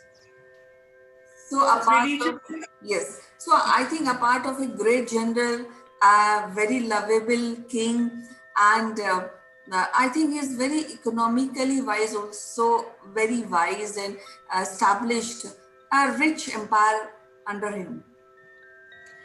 Yes, his town planning is very much mentioned in the pages of history. That he, developed the infrastructure of the Gupta Empire. And as I told you, his coinage is very, very unique. We find in some coins, one side of the coin, his photograph and his name, another side of the coin, the goddess Lakshmi, who is supposed to be the goddess of money. So his coins are very, very unique. You find Garuda photographs also in the coins. So Garuda bird was his kingdom's, this what you say, pratik. Garuda, the bird Emblem. Garuda. Maybe Yes, emblem. yes. Okay. So you find many inscriptions like Junagadh inscription in Gujarat, then Ditari inscription, and only praise for him in all the inscriptions. He is being praised for his bravery and courage, which he showed against the Huna army. Yeah, I feel that kings like Skandgupta, they need to celebrate it more, and I think we should have more stories concerning his profile to be told in schools and to be told by parents. So it's very, very essential. Somebody who stopped Huns. Otherwise, the history of India would be different. So It would not have been the same if Hunas would have, they would have destroyed our all heritage. yes. So it was really wonderful talking to you about this great king Skandgupta. We will be discussing about more great kings of India in our next episode. Till then, bye bye. Take care. Thank you, Kanchan.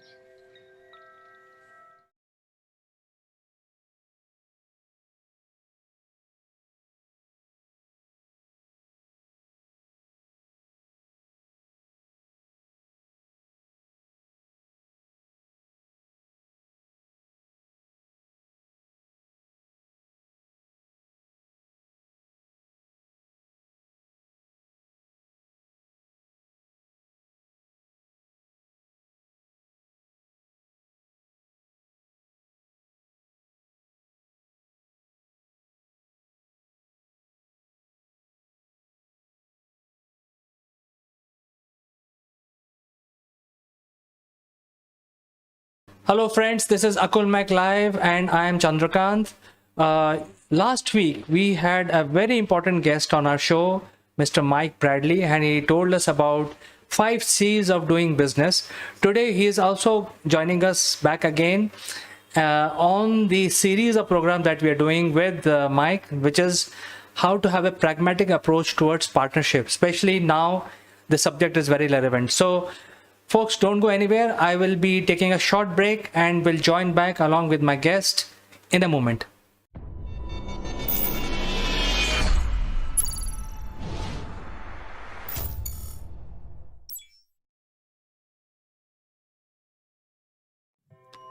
Welcome back, friends, and I'm very pleased to invite our guest today, Mr. Mike Bradley, who joins us from UK, and we will continue our discussion from last week, which was around pragmatic approach towards partnership. Mike, welcome to the show. Thank you, Chandra. Good to speak to you again. And how are you surviving the monsoon rains? Well, it is fine now. It was pretty bad last week, but it is mellowed down a bit. I think business as usual now. Although clouds are there, it's raining continuously, but it's not so hard. Oh, that's good news. That's always better. Better than the other option. Well, we discussed the 5 C's last week, and today our viewers would like to know 4 P's of a pragmatic approach. So we are waiting to hear from you. What are the pillars of having the best partnership approach when we go out and do business? Okay. So last week we talked about the 5 C's for how you identify the correct partners to work with, be they joint ventures, resellers, agents, etc.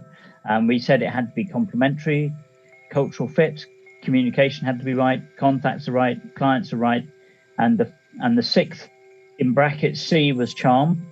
It's always good to sort of build on the relationship side of working together. So this week I thought what would be better is, having identified those partners, we then have to work with them in a practical way that is effective. And I believe to do that efficiently, you need to have a structured approach to how you present and propose your solutions, because otherwise everything that you do, you'll be reinventing the wheel, which is inefficient and ultimately becomes ineffective. Because what you also have to do is you have to go through the process either as a vendor, you have to actually put the pitch together and present the pitch for the client, or you have to enable them to put their label on it, their branding, and send that out to their customer. But it needs to have your message and your solution properly identified.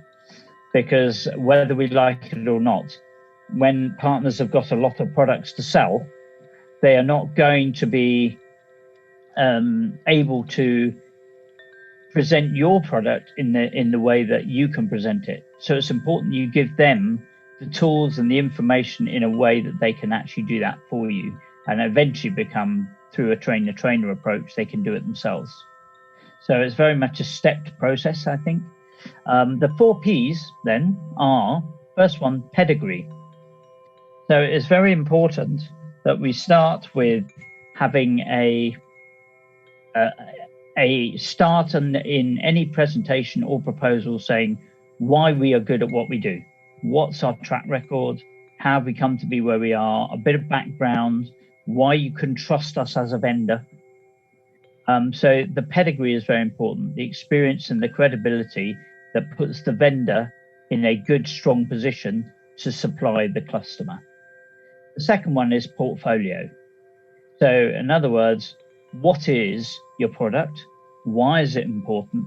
And how is it going to help and benefit the client?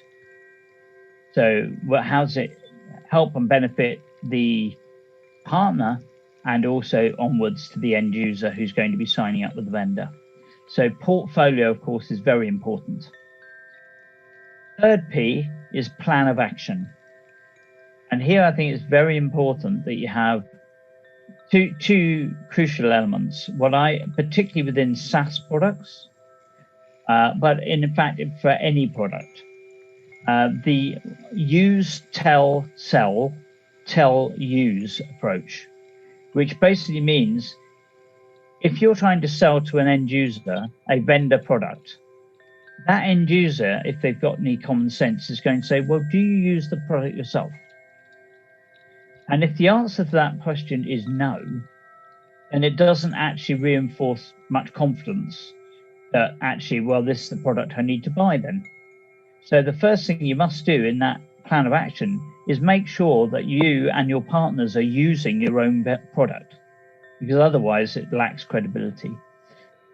But once you're using it, of course, your client is going to, or then your salespeople, your partner is going to be able to tell people about it because they've got first-hand experience and knowledge of it.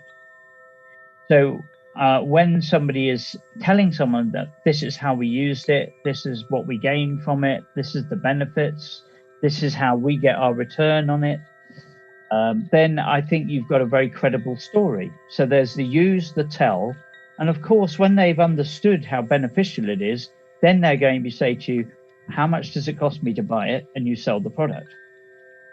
Now, if you've got an online service model, the next point is they bought the product. Now you've got to tell them how to optimize and use the product, because that will in turn reduce the amount of churn and ensure the maximum retention and return to the end user. So use, tell, sell, tell, use is a vital part of the plan of action. The other part of the plan of action is, of course, the 4 Ps, the traditional 4 Ps of marketing. What is the product for this particular solution for this client? How is it going to be put into how's it going to be placed into their environments? What is the pricing? And how are they going to internally promote the use of it across their user base, across their partner? So the 4 Ps within the context of partnership is very important.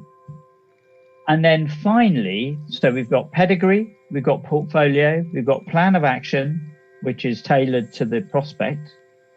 And finally, we've got provisioning. Because once we've got the order, we then have to ensure that all the other I's are dotted and T's are crossed. What's the service level agreement? What's the customer support arrangement? What's the provisioning mechanism? How's the rollout due to happen? What's the operational play for invoicing and payment? All of those elements need to be in the pitch and the proposal, whether it be to the partner or to their end user. Without all of those elements in place, there's going to come a point where either a deal is not going to be able to be closed, or the deal is going to be closed and not going to be able to be delivered, or worst of all, there's going to be gross disappointment in the partner and the end user because it isn't going to work properly. So those are the 4 Ps. Excellent explanation, Mike. I think these are very, very vital for any business. I think you put it very nicely. But I also feel that people needs to do little bit training around this, because many people, even though they may know about it, they might have studied in their school, but they don't know how to implement in real life scenario. So I think there is a need for some sort of training provided to entrepreneurs today. Do you have a suggestion for how people can get trained on these 4 Ps? Well, yes, I do. In fact, I put together a program along the lines of this several years ago for the Growth Accelerator program that the UK government had for how to help companies grow. So I have the material ready and can very easily put together an online training session, which would be charged at a per head basis, or could be done on an exclusive company basis.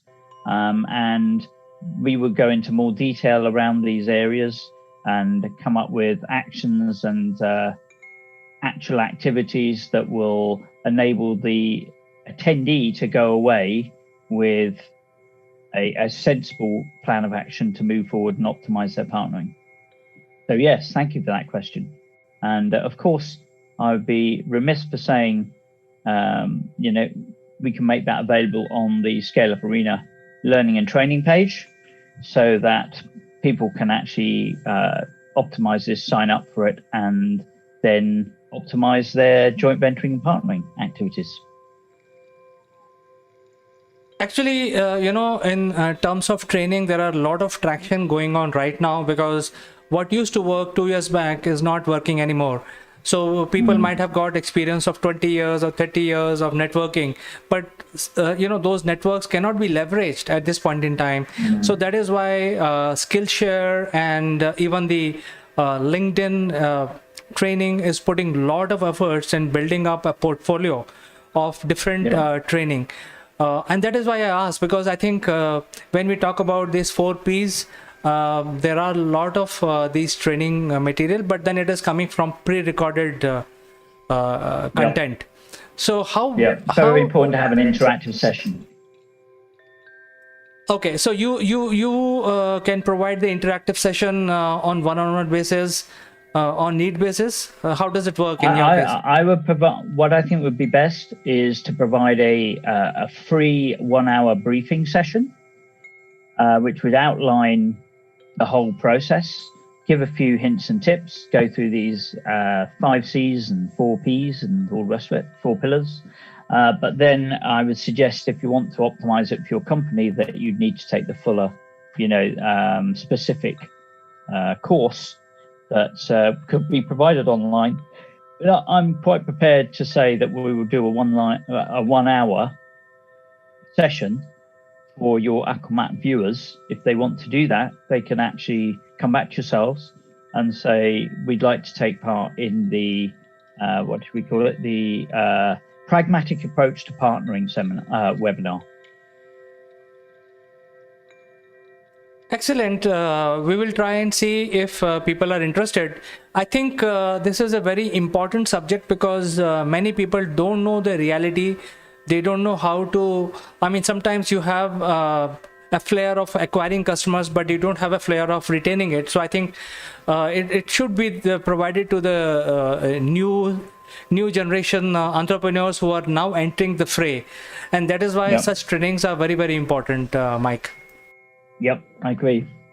I can, what I can do is provide you with a link with the overview of the course that you could use yourself and push that out as a webinar, a free of charge webinar, but then there'll be a more detailed half day, which will be chargeable. Excellent, Mike. I think thank you so much for coming over and enlightening our viewers about these hidden aspects of doing business. It's very, very important. And viewers, I think you have any question, any suggestion, you can directly reach out to Mike, or you can reach out to us, and we will make the connection happen. The email will be mentioned at the end of the video, also in the description down below. Mike, coming over and joining us, talking to our viewers today. No problem. Been a pleasure. That was part 2. And of course, I've got part 3 ready for next week. We'll be coming with part 3 next week. So viewers, stick around. Next Thursday, we'll be back with Mike.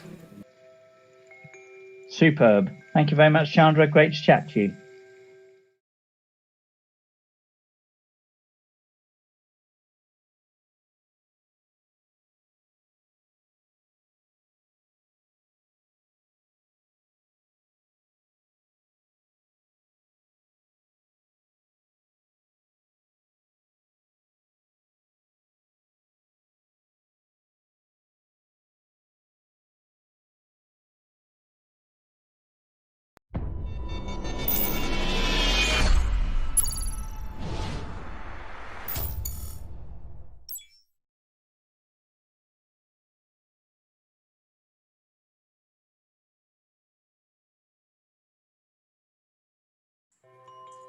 Hello friends, this is Chandrakant from Akulmak Technologies, and welcome to the Likeable Leader section of our show. And usually viewers, you are used to seeing middle-aged CEOs, CXOs, a lot of people who have actually achieved a lot of things in life. But today we are very privileged to have a different kind of leader in our show. Her name is Archika Arora, and she is a certified image consultant. But that should not give you any other feeling. The image consulting is a totally new word, and she is a very young professional. She is a highly qualified young entrepreneur. And, when I say highly qualified, she is from IIM and she was working with the top corporates in the world. And she decided to call it quits. And she has become a certified image consultant, now helping people like me who have lived in the industry for 2 decades and helping with the image consulting. So without further ado, let me present Archika Arora. Thank you for the wonderful introduction and for having me here. And looking forward to the interview. It was our pleasure, Archika. Usually we get the people who have some sort of leadership, but I think you are a leader of sorts. This is a totally new area. A lot of our viewers would like to know about it, and that is why you are here. In fact, I'm very eager to know what you do. But before we start, I would like to ask you, uh, you have had a fantastic career. You had a fantastic education. You were working with the top corporation and you decided to come out. So what happened and what gave you this idea that this will be a career to choose? So that's a very nice question. And there was nothing sad that happened, first of all. Let me break it to you. Not every great story has a sad backing. I always wanted to get into image consulting since the time I was in school, but great education and great companies happened. And I, being a typical Indian kid, always wanted to have brands on my resume. But when you have all these things, you've had great qualifications, then you've gone to great companies, you are earning great money, then somehow you don't have anything more to look forward to. I was only looking forward to my promotion, and I suddenly had a feeling when I was sitting in a meeting that listen, if this does not stop right now, and if I get promoted, the paycheck is going to just get fatter. So I'm going to get into this trap. And because I was a management consultant, I was already helping people out. But I thought that, okay, this is going to sound very filmy, but if I die tomorrow, only people in EY are going to remember me. Nobody else is going to remember me. So that was a really sad thought to have. And I was like, right now is the right time to get into this. And being a woman, I also wanted a career which gives me flexible working hours.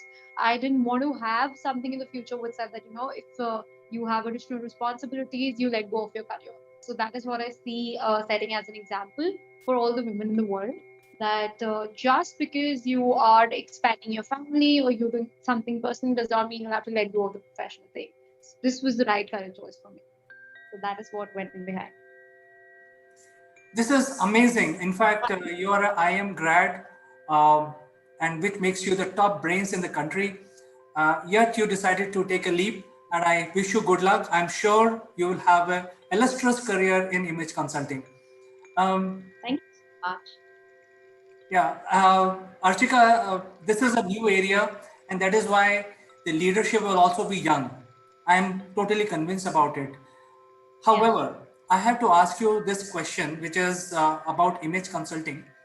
The image consulting is not really understood very well, not only in India, but world across. This is a new science, a new line of business.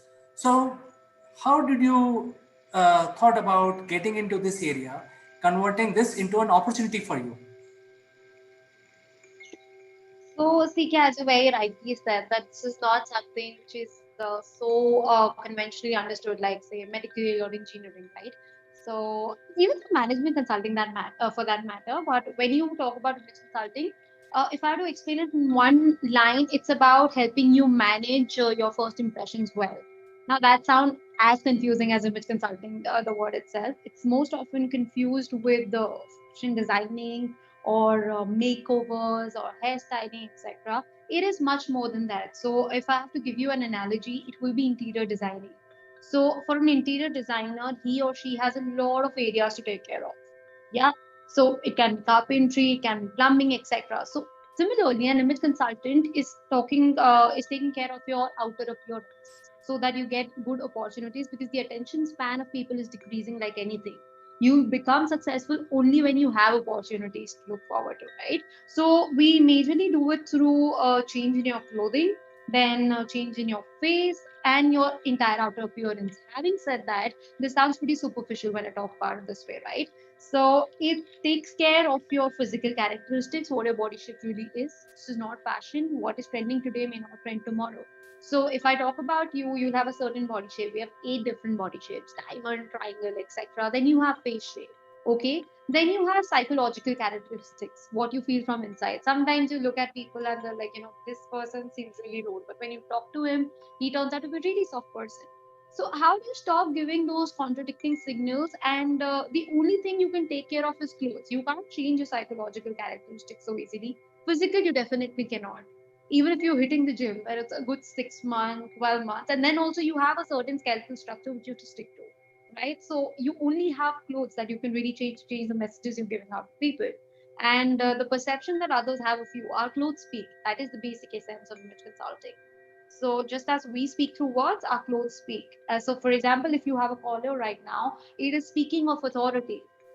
Okay, but because you don't have another third layer, say for example, a jacket or a blazer, so you seem to be approachable, but you're not somebody who I can take for granted. Yeah, so to give you a very small example, this is how I can explain right now. Yes, it's be misunderstood.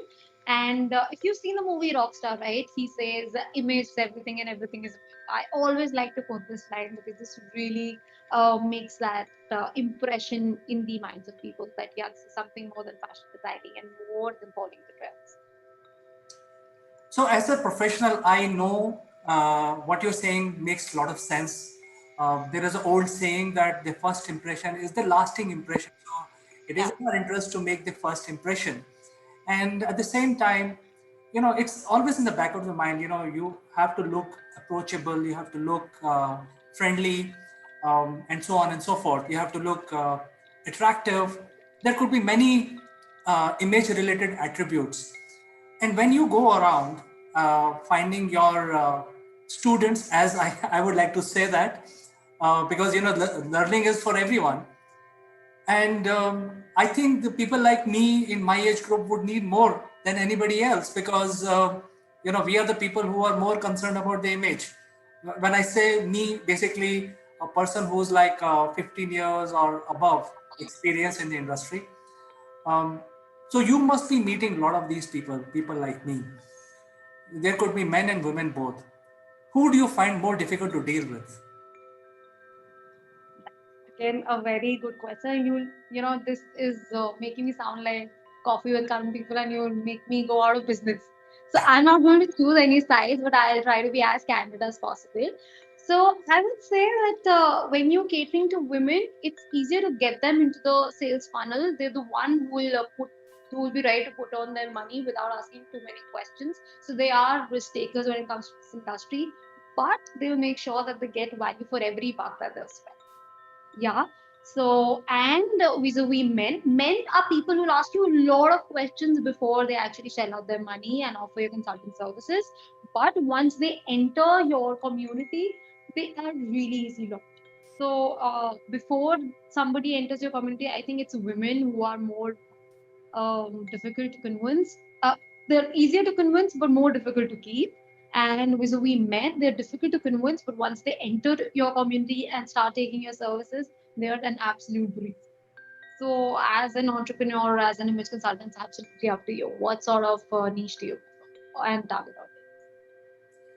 audience? I have a follow-up question on this. Do you ever face any resistance in terms of entry level? Because people are very protective about themselves, their image and the way they speak, etc. Usually, 90% human beings are like that.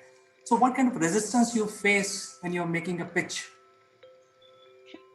So, I think any sales pitch that you're making, it really depends on the kind of words you're using. If you straight away go and say, hey, this is wrong with you, all of a sudden the person will be very defensive. So the play of words is very important. How I typically go and suggest other image consultants to do is that you tell that this is what I do. And if somebody is typically changing role or looking for a new outfit appearance, do you know anybody who will, benefit from my services? I won't say directly that when you want to join, and if the person is really interested, when you blame it on the third party, right, the person really gets comfortable.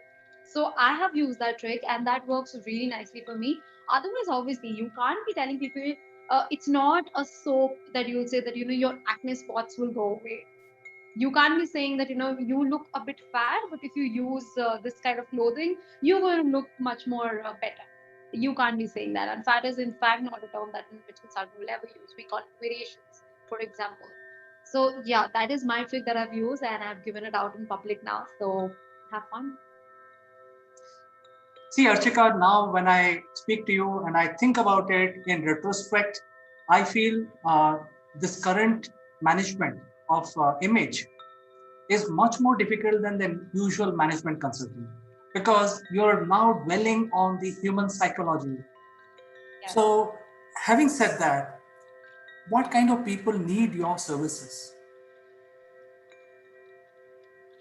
So I would say that people who are one conscious of their physical appearance and outer appearance or their job demands it. So, for example, corporate top management, then politicians, and making it as approachable as it gets. If you are changing roles in your personal professional life, so in personal life you may be getting married, or you may be having a baby. So now you're no more a husband but also a father, all right, and maybe you're having your grandson vis-a-vis if you are looking at your professional life, you are getting ready for promotion, or you want to look promotion ready. You cannot have got promotion because you don't look a certain way or ready for the next level. And maybe from the back end, you're moving to front end. And I've had people who worked on their products, the entrepreneurs, and then they say that, listen, now is the time I want to go to investors. So I want to look a certain way. I can't be going in my t-shirt and jeans. I've also had clients who wanted to settle in US, want to take their business abroad, and hence they want to understand, how do I start dressing up? I can't be wearing just a t-shirt or a jeans or say a kurti. I'll have to start wearing western dresses, for example. And it does not stop there, as I said, because the moment you open your mouth, your image is still speaking for itself. So, are you aware of the cultural etiquette? Are you aware of the dining etiquette?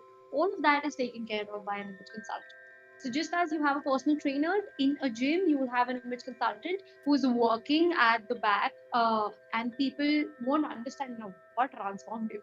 And it will happen so naturally because your personal characteristics are taken into it, and hence it's natural, it's gradual, and you are pretty comfortable. It's not like I'm giving you a shield and you're somebody else when you go out and you come back, now you're a different person.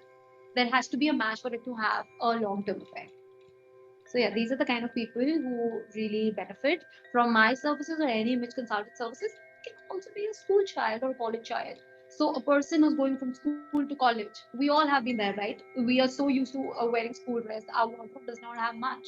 And when you go to college, you need to have your casuals ready. When you go from college to corporate, it's again a very big shift. And how much do you speak when you're a college grad? You're full of energy, you bubbly, and then all of a sudden when you go to corporate, it's a very serious environment. So when do you open your mouth? What do you really wear? How iron your clothes should be? And you're on a budget because you've just started earning. So how do you maximize the value of your buck? Is what an image consultant will help you. See, I talked to you more and I enlightened more and more. I think this is a very vast market base which requires your services. So I wish you all the best, and it was my personal pleasure to talk to you, Archika, and I wish you all the best in your career. Hopefully, we will catch up again sometime and learn about your line of business more. Enjoyed it thoroughly. So thank you so much once again. Thank you and bye bye. My pleasure. Bye.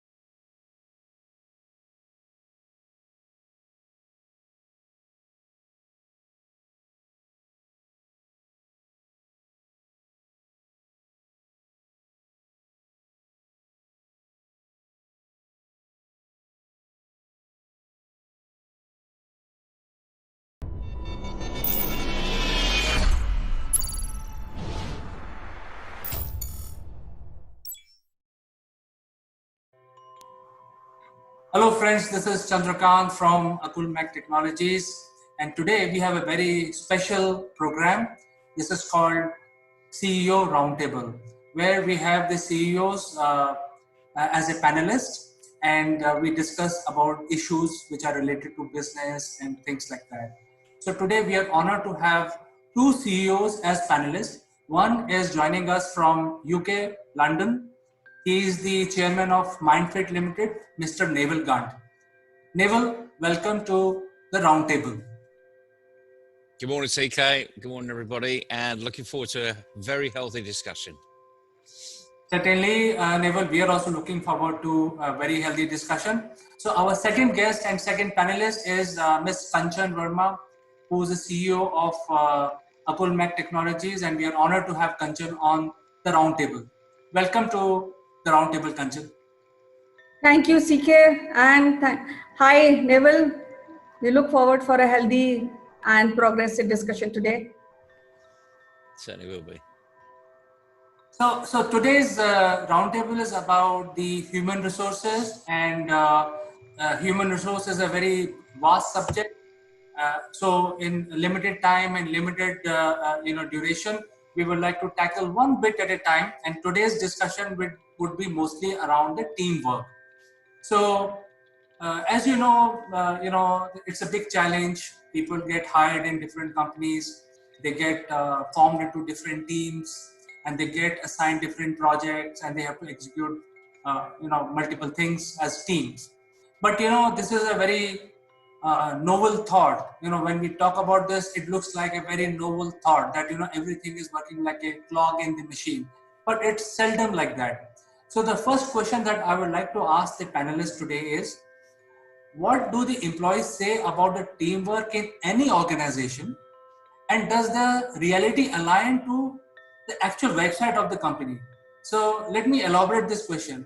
The organization says that, hey, you guys have to work as a team, but the website of the company does not project that image. It gives a totally different image. So is there a correlation between actual teamwork happening in the organization and the company which is projecting themselves? So Neville, would you like to take that question first? Well, it's always an interesting question of what we say in public on the website and what happens behind closed doors in the organization. And I actually find it's typically the other way around. We're very supportive of things on the website, and we use all of the right buzzwords, let's say. We're a progressive company. We believe in our employees. We inspire them. We encourage them. We engage them. And then the reality of life is, when you talk to the employees, it's nothing of the sort. They're told what to do, and they just have to get on with it. So they function. So, but it's rare that we actually see the website reflecting the reality in the organization. So I think that's one thing about teamwork, that or this particular arena, in that if you're a potential recruit and you look at the website, because you don't know anyone typically in that organization, you're going to be looking at what they say about their company. And of course, when you then have done all the research, as you would do as a good interviewee, you've looked at the company, you've researched what they do, you've seen what their newspaper ads have said in the past, and then you go in for interview and you ask those questions.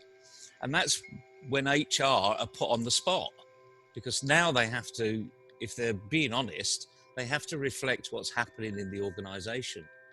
And the majority of people, I find, don't even know what's written on the website. So here's an interesting one. When someone does write things on the website, do you know, as an employee or someone in HR, do you know what's there? But I think there's a disconnect. So that's my general feeling. It's very, very rare that there's a dynamic connection between what people say on their website and what actually happens. But Kanchan, maybe you've got a different view of this, or maybe it's a similar view. Well, I will agree with your views, because I think that website is merely information. First, an information is given to the public, And when we recruit employees, so they have fine dreams, and they go through the website, and then they come for an interview. And when they are inducted in the company, the whole story is different, because then they have to go with the core values and the concept of the company. They have to train themselves, and they have to train their working style in the company, and they have to achieve what is being given on the plate, and they have to be productive. So the teamwork is starts when they join the company, and it's kind of, sometimes it is kind of forced teamwork. Is not kind of very happily go merry kind of situation. But then if you are not working as a team in a company, so then that will be not good in a productive terms, and as well as in the progress of an employee as well as the company. So I fully agree the point which you have made, that a website doesn't reflect what is going internally in the organization. Well, what I have seen is that people don't tend to believe the website where they have applied for a new job. There is a new portal called Glassdoor. So I'm not sure whether the Glassdoor is popular in UK, Naval, but it's very, very popular here, where it's an open platform where uh, the current employees of the company can talk anything about their current employer. So any new recruit who's trying to get into a company, I think they don't look at the website of the company to understand what these companies are selling, but they rather go on the Glassdoor and see the actual reviews of the working employees. So that is what is happening today. So it would have been better if the company has a little bit transparency in their operations, and then the Glassdoor type of websites will be out of business. Don't you think so? Yeah, we have Glassdoor over here as well. I must admit, I've looked at it in the past, and it tends to be disgruntled employees that have been let go for one reason or another. It's an interesting approach to TripAdvisor's approach with regards to hotel and holiday stays, but the thing is, we're moving into the arena where, in the digital world, it is so transparent, and people can see that what you say in public, it better be pretty close to what happens in private. Otherwise, you will lose credibility. And organizations can't afford to do that these days. So hopefully we'll see a narrowing of the gap between what organizations say on their website and the reality inside. But you never know. Yeah. We better move to that next question. Otherwise we'll be on websites forever. Certainly, I think the conclusion from both panelists is that there has to be reality check for the companies, and they have to bring transparency to their working, as well as what they do should be projected on the website. So that brings us to the next question, which is related to the selection process. So Naval, I would like to ask you, when you hire people in your company, do you follow certain selection method? And if you do follow, does it really useful? It was interesting. I don't think the companies I worked for were typical in this arena. The departments were responsible for their own hires. So if you had a vacancy in your team, you were responsible for basically replacing that individual. Obviously, a lot of help from HR, but we had a fairly small HR function. And so consequently, it was more about the operational effectiveness. And did we have a process? Well, I had a process. I don't think we had a rigid process that was adopted throughout the organization. And it was the days before Google, so it was last century. So when I had a proper job, it was probably last century than this century. I'm as a consultant these days. And I would we would put an ad into the particular arena that we were looking for, and we would trawl through people we knew, and we would get their CVs, have a quick look at their CVs, and just literally identify 3 or 4 people that we thought were worthy of interview. And then the interview process was pretty straightforward. People have got to the interview because of the quality of the CV. Working in the oil industry, you tended to know who these people were as well, because it was a big joint venture type of arena. So it was almost alien to many other industries.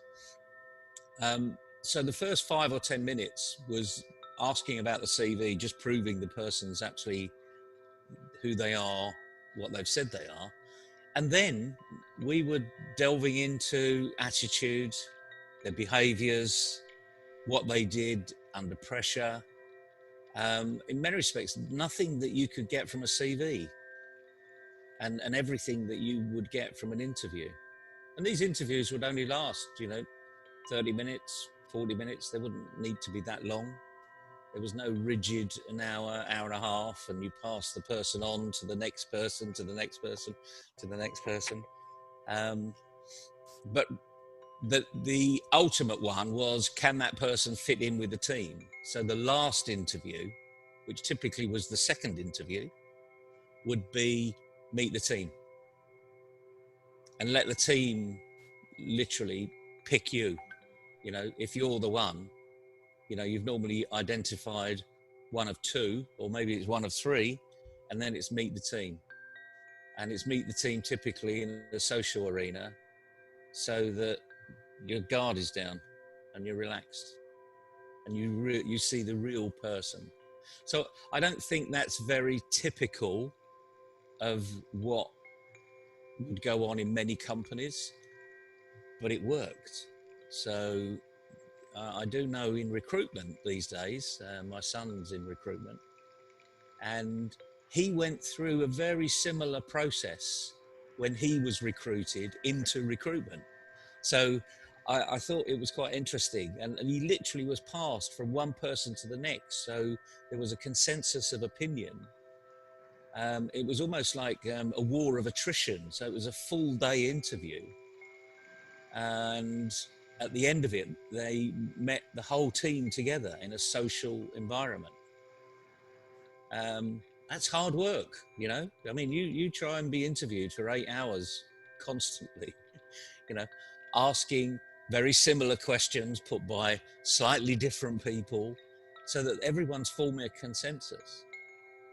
Because today, when you recruit somebody, it's an expensive exercise if you get it wrong.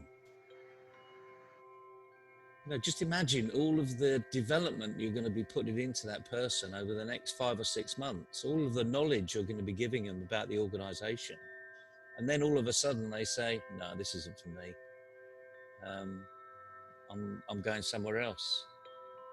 So it's a really expensive exercise. So, I mean, in these post-COVID times, probably more expensive, because there are more people that potentially are out there looking for a job.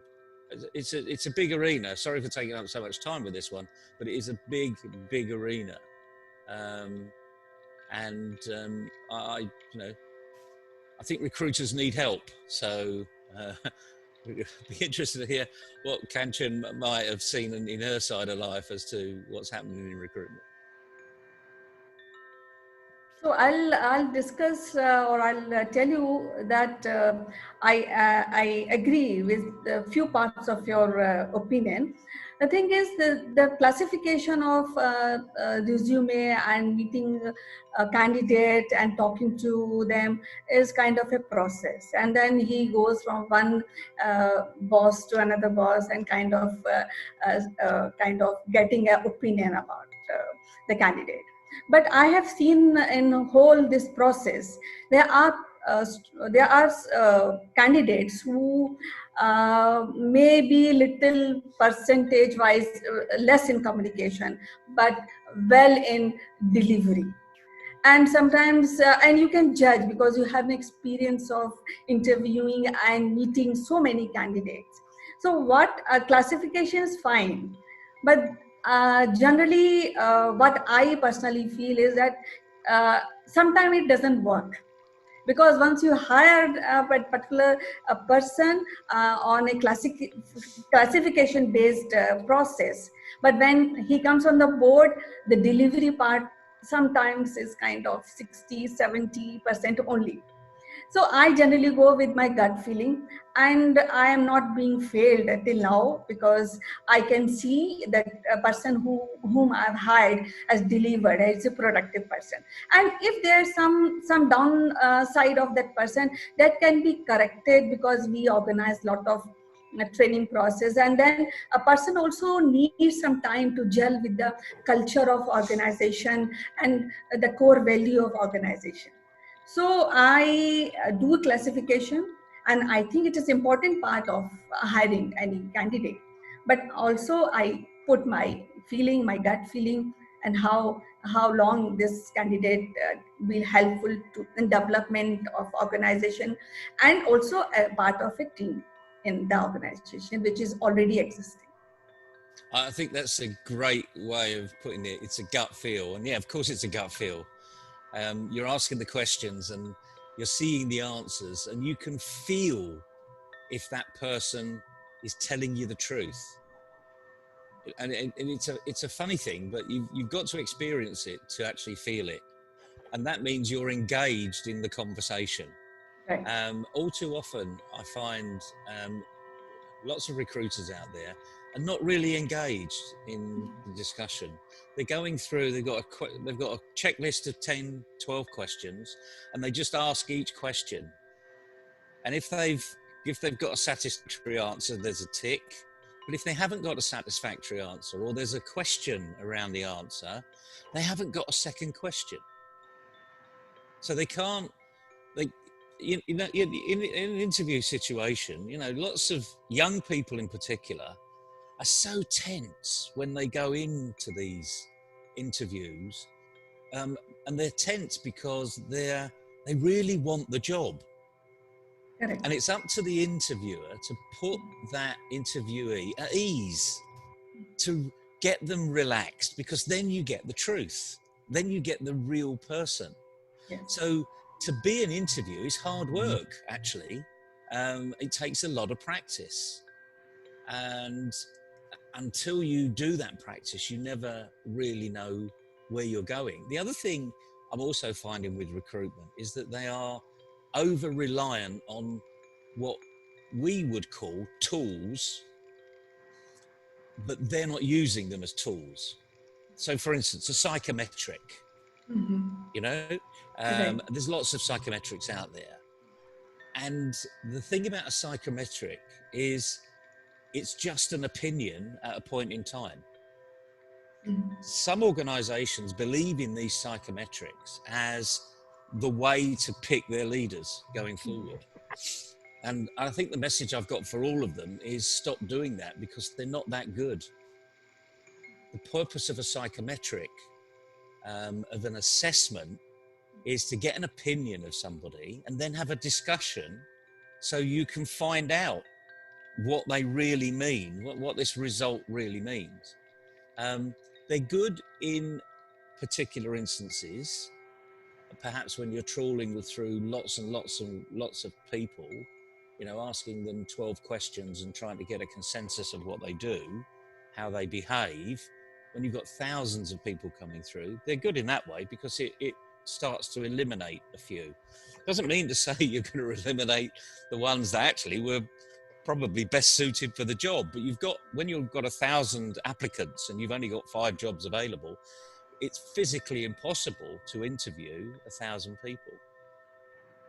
Yeah, but actually what happens that if you go with these kind of tools, sometimes the right candidate is also being eliminated. I'm not against these kind of tools to be incorporated in the interview and HR practices. But then again, the human mind and human machine is quite complex. You can't take all these parameters to really reach out to a right candidate. That's you're absolutely my right. take. It is, in many respects, it's a little bit of a lottery. But Right. as you say, this is a gut feeling. Right. You you can see something there, but the person isn't quite giving it, or they're really giving it and you're not quite sure, maybe this is just too well rehearsed. You can't do an AI on this. There is no sort of learning. What goes on up here is quite complicated. And of course, if you're going through lots and lots of interviews in a day or a week, you're constantly thinking of the other questions that you've given someone else, because you want to be fair to the person in front of you. Right. I know some organizations that literally do back-to-back interviews, no gaps. And I turned around to the head of HR and I said, that's fine for the candidate, because the candidate each time is coming in fresh. What about your interviewer? Why don't you give them like 10 minutes to recharge, because that last interview could have been really hard, very taxing.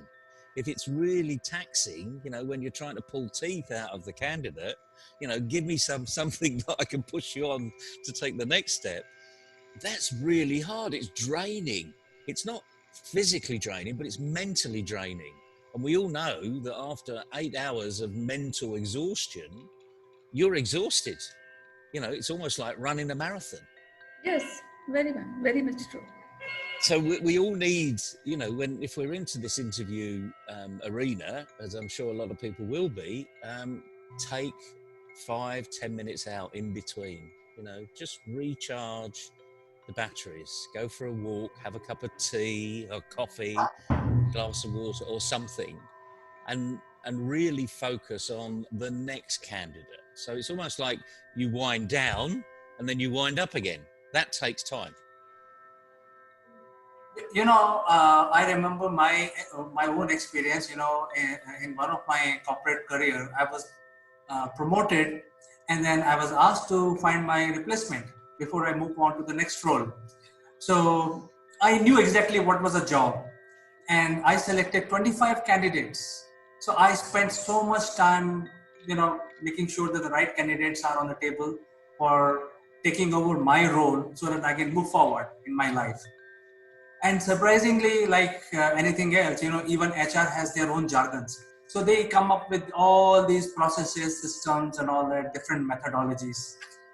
And out of this 25 people, only 2 candidates cleared the qualification round, and the one guy who actually got selected left the job after 2 months because he didn't fit in.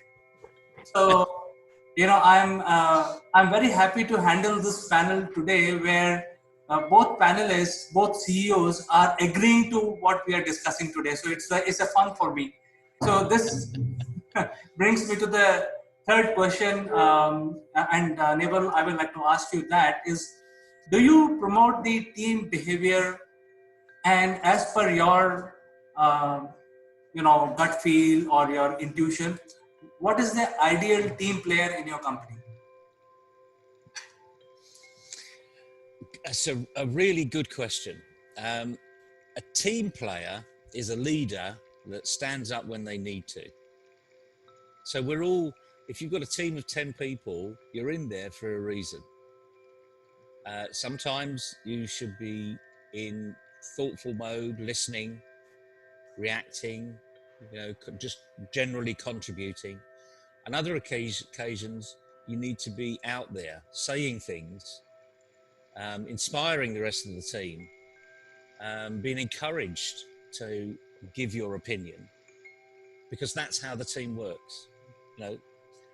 Like anything else, if they're my team, then in other people's language, then I'm the leader. But that doesn't mean that I lead all the time. It means that I want all of the others to contribute at the level that they feel comfortable at contributing. And then it's up to me and the rest of the team to push people into contributing at a slightly higher pace. Because next time, you want them to form the team. You want them to be proactive. That's how we all grow. That sounds like utopia, but actually in practice, it can be done very simply. when you've got a project, you just bring everyone in together and say, okay, this is what we've been asked to do. Have we got any experience of what we can bring in quickly? You know, how are we going to approach this? Is this going to be a distraction from what we're doing? You know, you just keep asking questions to each of the people in the team and getting them to come forward. So I look for people that are going to contribute. It's as simple as that, really. And feel confident in the contribution and know that if they say something that sounds a bit stupid, perhaps, no one criticizes them. It's all constructive. We might have a laugh and a joke. There might be a bit of banter. So you do need people that have got some resilience. You know, there's a level of business banter that always goes on. If it gets into anywhere close to bullying, then you stop it. You nip that in the bud. But some banter is very healthy. You know, it creates a good team adhesion. So the simple answer is I'd like people to want to grow. Personally, it's fine. You know, as a potential leader, well, that's ideal. But not everybody wants to grow and move up the ladder, and you just have to acknowledge that and accept it. So I think the second part of this question is you have identified a very nice person to lead a team, and you are thoroughly convinced that now this is the person, a male or a female is going to lead the team.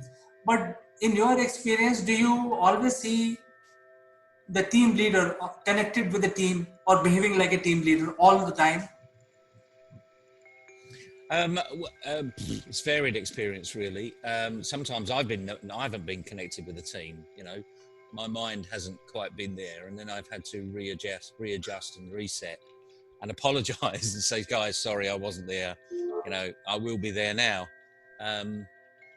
So the simple fact is, if you're not engaged with the team, you know, commitment is 100% really. So if you're in a team room, if you brought the team together, no mobiles, nothing, unless there's someone, you know, a family member that's critically ill or something like that, something's catastrophic happened in your life, that time is now for the team. My focused energy needs to be in that team room, not what am I having for dinner, who am I playing golf with this weekend. You know, that's not being a team player. That's thinking about other things. You just need to be focused. And once teams are engaged and focused, then I always see great results. So the key to leadership really is to make sure that cohesion happens. So a chairman of a boardroom, you know, the chairman's got one role: making sure everyone is contributing, following the agenda, keeping to time. Is the chairman's role to make decisions? No.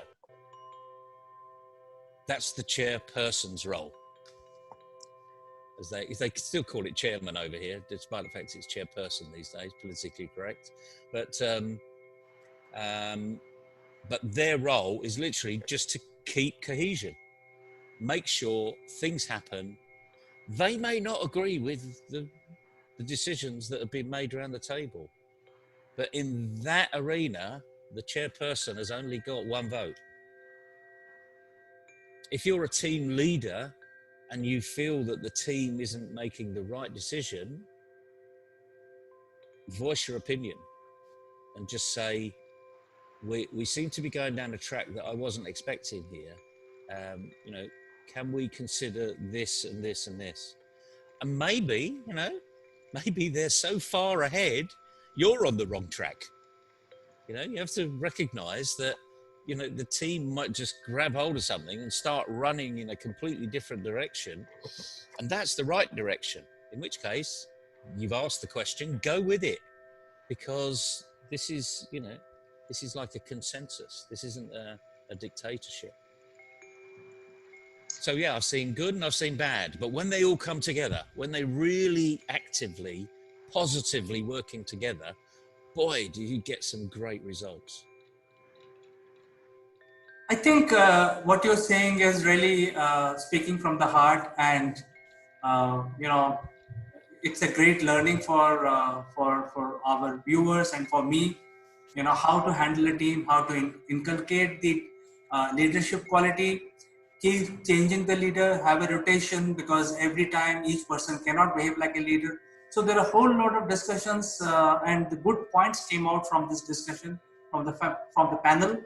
And we're quite honored to have Naval and Kanchan on the panel today. We learned a lot from both of you, and you know, we will, you know, welcome you in other CEO roundtable in future again. But thank you so much for joining us, Naval from London and Kanchan from India. Thank you so much for joining today. Thanks. Cheerio. Bye-bye. Bye.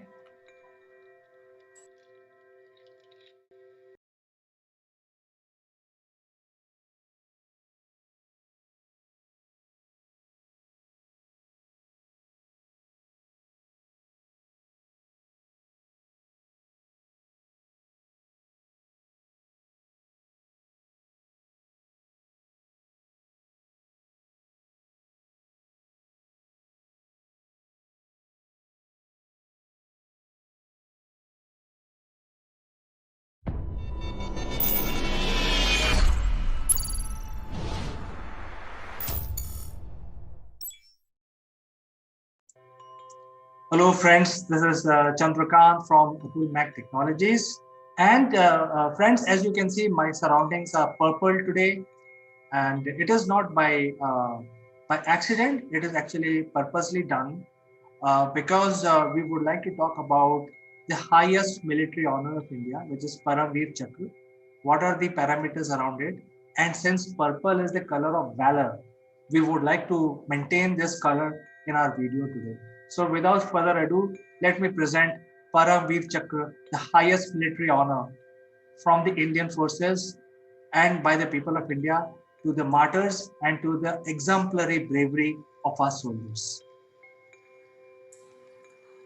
Paramveer Chakra, as the name suggests, it's a symbol of the ultimate warrior, the person who has put himself above the country, above the sovereignty, above the democracy of our country, great nation, the most ancient civilization, more than 6,000 years old, with known history, still existing to protect this beautiful country, the person who has actually devoted himself against the enemy which has come and tried to steal our freedom. So this medal is given to the person who shows this ultimate courage and many times have to give supreme sacrifice. So there are certain parameters around this award or this honor. We will discuss more about it shortly.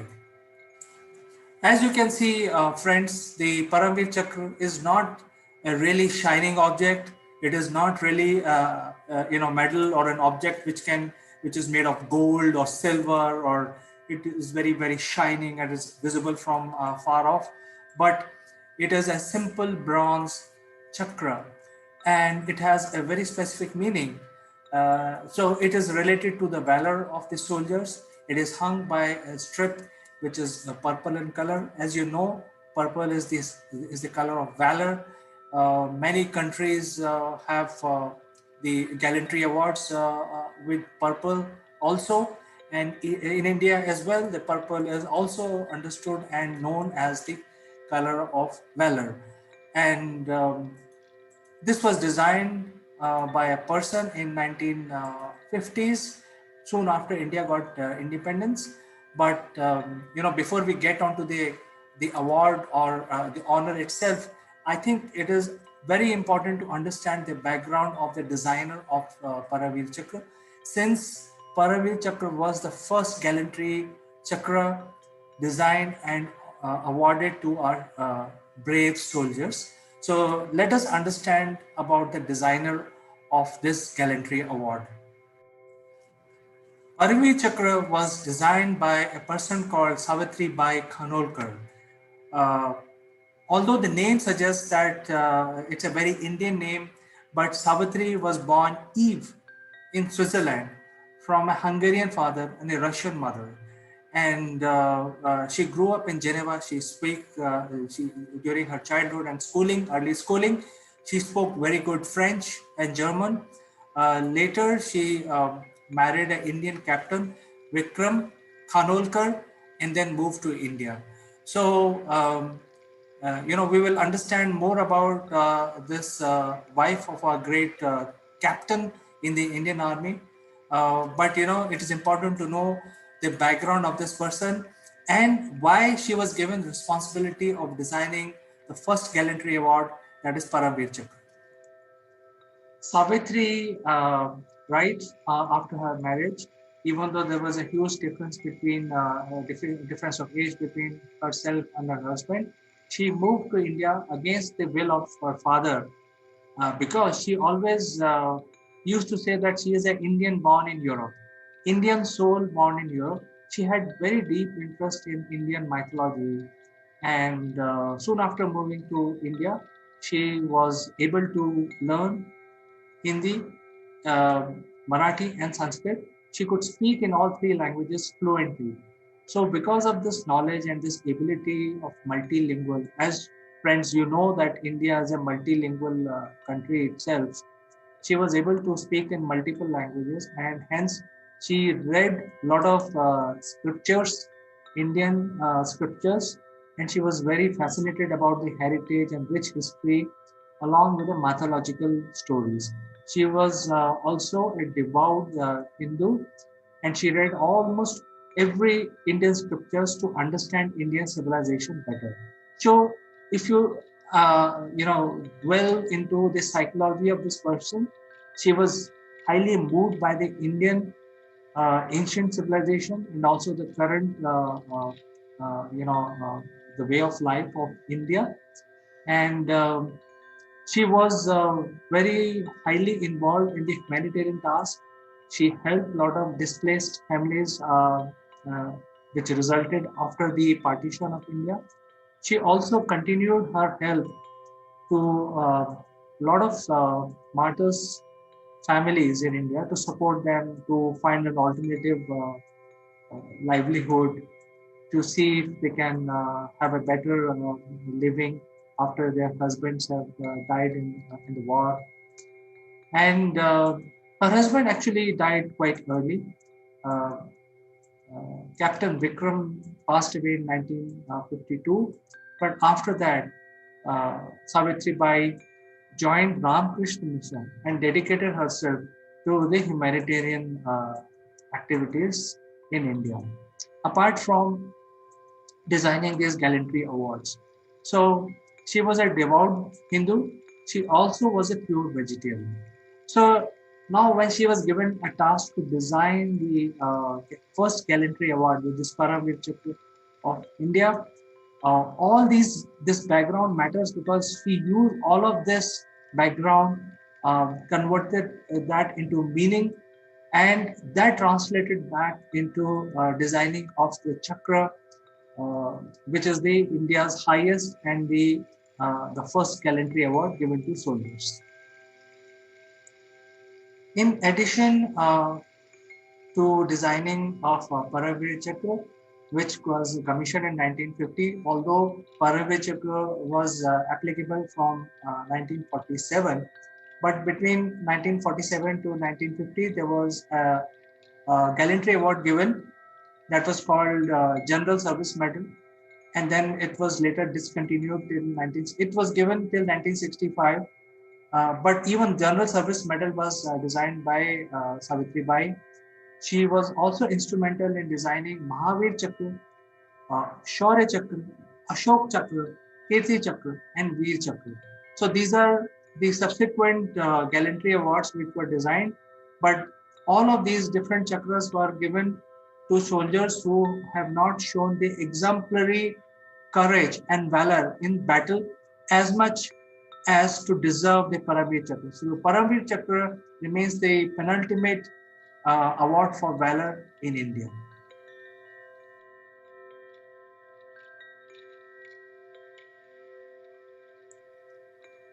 Having understood the background of the designer, Savitribai Khanolkar, we can now discuss more about the Paramveer Chakra design, ethos, and parameters. As the name suggests, it's called Paramveer Chakra. In English, if you have to translate, it means the wheel of ultimate brave. And Chakra has a very profound impact on the Indian ways of life, Indian civilization. And the designer did not want it to be very shiny and you can see it from miles, etc. It was a true symbol of courage and valor. That is why it was designed in a very simple way. It is just made of very low cost material, which is bronze. It is not shiny at all, but it symbolizes the ultimate valor.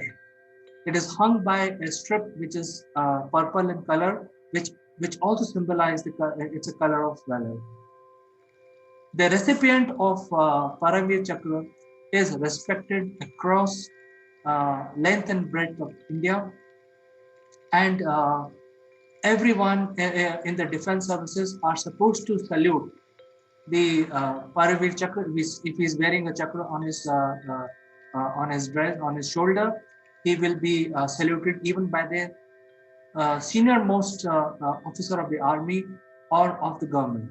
So the recipient of Paramveer Chakra are respected across length and breadth of India, and as a protocol, everyone, whether they are senior or junior, are supposed to salute.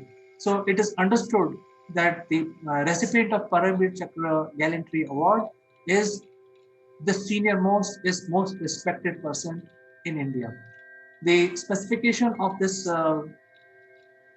chakra is exactly 1.37 inch, a circle which is of this dimension. It is hung, you can see in the design there is uh, a bar, and then the bar is further hung from the shoulder using a purple ribbon. In the design, in the middle, there is a national emblem of India, which is the Teen Murti, which is a national symbol, and it is surrounded on four directions. There is an image of Vajra. So in Indian culture, Vajra is a weapon created. It's a weapon of Indra. Indra is supposed to be the king of gods, and Vajra was designed using a bone of a hermit who donated his life, and so that his bones had some superpowers, and these bones were used to build Vajra. Vajra in English also stands for thunderbolt, and this is the most potent weapon. It is even more potent than the nuclear weapons. So Vajra was feared. If you read the Indian mythological stories, the stories of God, Vajra was feared across the length and breadth of universe. So in this medal of honor, the Vajra is shown in all four directions, which is north, east, and west and south. Um, so this is the way even the Tibetan civilization was affected by Indian civilization, and this two-way Vajra was also prevalent in the Tibetan mythology. And at the back side of the reverse of the chakra, there is the name of the chakra is mentioned, divided by two lotus. Lotus is the national flower of India, and it has a very profound religious connotation. So this was also captured as a design parameter of Paramveer Chakra. So you can see that chakra is not a shiny object, but it is the most respected item in Indian civilization. Having explained the chakra parameters and also the background of the designer, now let's discuss who have been awarded so far. So Since 1947 till 2020, almost 70 years, only 21 people have been awarded the ultimate gallantry award, which is Paramveer Chakra, making the Indian Gallantry Award most difficult gallantry award in the world to obtain. It means that to win a Paramveer Chakra, you have to really put yourself above the rest without considering about your well-being. You have to put the nation in front, and you have to show exemplary courage. Now, the courage could be of winning a war, winning a battle, saving your comrades. It could be anything. But then there is a committee which decides and then really evaluate um, the person who has actually shown real courage in the battlefield.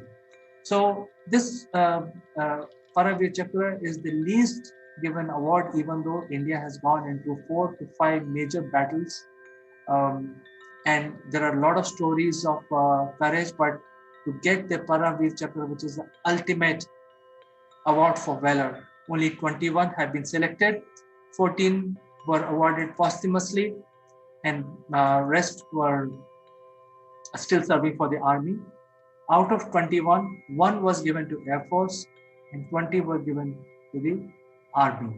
So each one of these 21 people have shown exemplary courage and valor. Some of them have lost their lives, given the ultimate sacrifice, but each one of them have a remarkable story behind them. And we will cover the stories of these brave soldiers who have been given the Paramveer Chakra, the ultimate award of valor on the face of the earth. And in this series, we will talk about that. But this video is dedicated about Paramveer Chakra, and we have discussed about it in this Paramveer Chakra. What are the parameters, who were given, who designed it, and what is there on the face of the Paramveer Chakra. So with this, I will end my video, and I will like to engage with you friends, like to get your comments, do subscribe and like, not to miss any further update. And if you have any comment, do post it. We will put your comment in the next video, and we can actually talk about your question in the next video. Until then, I'd like to say goodbye. Until next time.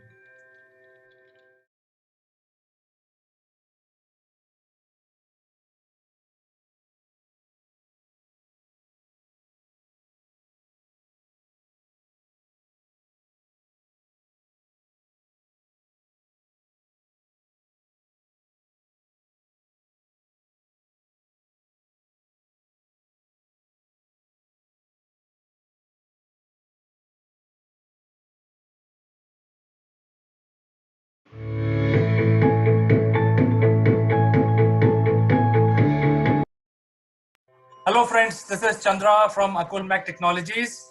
Welcome to Top Brass. Today we have Mr. Akshay Gupta in our program. He is the Prime Research and Advisory CEO and founder. He joins us from Mumbai. We will discuss about the lockdown situation and many more things from Akshay. Akshay, welcome to Top Brass. Thank you very much, Chandra. Thanks a lot for having me on the show. So Akshay, we are on day 17 of the lockdown. As you already know that there are certain pockets in India which are getting into total lockdown from yesterday. But having said that, do you see in your neighborhood and your community any innovation that people might have come up with to handle the situation related to lockdown? Yeah, in fact, Chandra, we are actually seeing a lot of new ideas, whether with technology, using technology, not using technology, but certainly new ideas where the new scenario has been sort of incorporated into. For example, people have stopped going down to shop. Uh, we have shops in our own complex where we get the essentials, the necessaries, the day-to-day necessaries. But now that's been streamlined into a very beautiful way, where we give the order on WhatsApp. We are given a certain delivery time. We pay by a digital currency, and we go and pick it up. So I think these are small innovations that are happening where the new norm or the new normal of the day called social distancing, of course, till this whole episode lasts, and my suspicion is it's going to last a long time. These new innovations probably will last longer than this epidemic or pandemic, because I think people will understand the convenience, the discipline, and the effectiveness of these measures. Typically, in the olden times, or the pre-corona days, people used to kind of climb on each other in those shops to get their essentials. Today, it's such a beautiful system. You place your order on WhatsApp or on a mail. You're given a certain slot. You come there, you pick up. It's all packed, pre-packed, and you pay digital currency. There are so many formats you can pay with. You pick it up and you come back home. So you don't have to wait. You don't have to jostle. You don't have to ask for change. You don't have to climb over each other. You don't have to spend that much time. So I think these are small things that are helping us in these times of distress. But as they say that necessity is the mother of invention. So we are kind of inventing these things. Akshay, you have had a career of 3 decades. You are a brand by yourself, known in the financial world. You and your colleagues are leading the country from the front for so many years now. I know you personally, that you are associated with such large brands and leading those brands into the market. So with your experience now, do you see any downturn in the business sentiment? Yeah, I mean, without doubt, Chandra, I mean, business sentiment will get affected. Services sector, manufacturing sector, financial sector, because there is a clear-cut reduction in productivity in the country because of this lockdown. This will have a very adverse effect on GDP. This will have a very adverse effect on economy. Whether it will be -2% or +2% is something that one needs to see over the next 6 months. How long this will last, one has to see over the next 6 months. But certainly this has put India's growth story into a sort of grinding halt. And this will take at least 6 to 12 months for it to normalize. We are seeing a lot of services which are called consumer touch services businesses holding up, like restaurants and hotels and airlines and theaters and what have you. And those guys will take a long time to recover. When those guys default, people will be sacked, people will be laid off. Those people will stop contributing to the financial sector. There will be defaults that will be adversely affecting the banking sector. Except for consumer staples, which basically means that people who have to consume those items on a day-to-day basis, most of the sectors, whether it's discretionary spend or services sector or banking sector or technology sector, budgets will be cut, people will be laid off, and there will be an adverse impact. And I don't want to sugarcoat by saying that it will come back very soon. My estimate is that it will take at least 2 years for us to get back to where we were pre-corona. So I think we are going to get into a recession, a very bad recession. I think from your point of view, what the government of India or various respective governments of each country should do to revive the business sentiment in order to bring the GDP up of the globe of all different countries, what measures they should do after the lockdown is lifted? Yeah, I think first, India is quite different from the other countries. So I do hear about comparisons of printing money of a certain percentage of GDP, which is called the fiscal stimulus. I think we also have to do that. But I think in the short term, what we need to do is to protect the poor. In the short term, we need that people should get basic things. They should survive. Today, there is a problem of survival.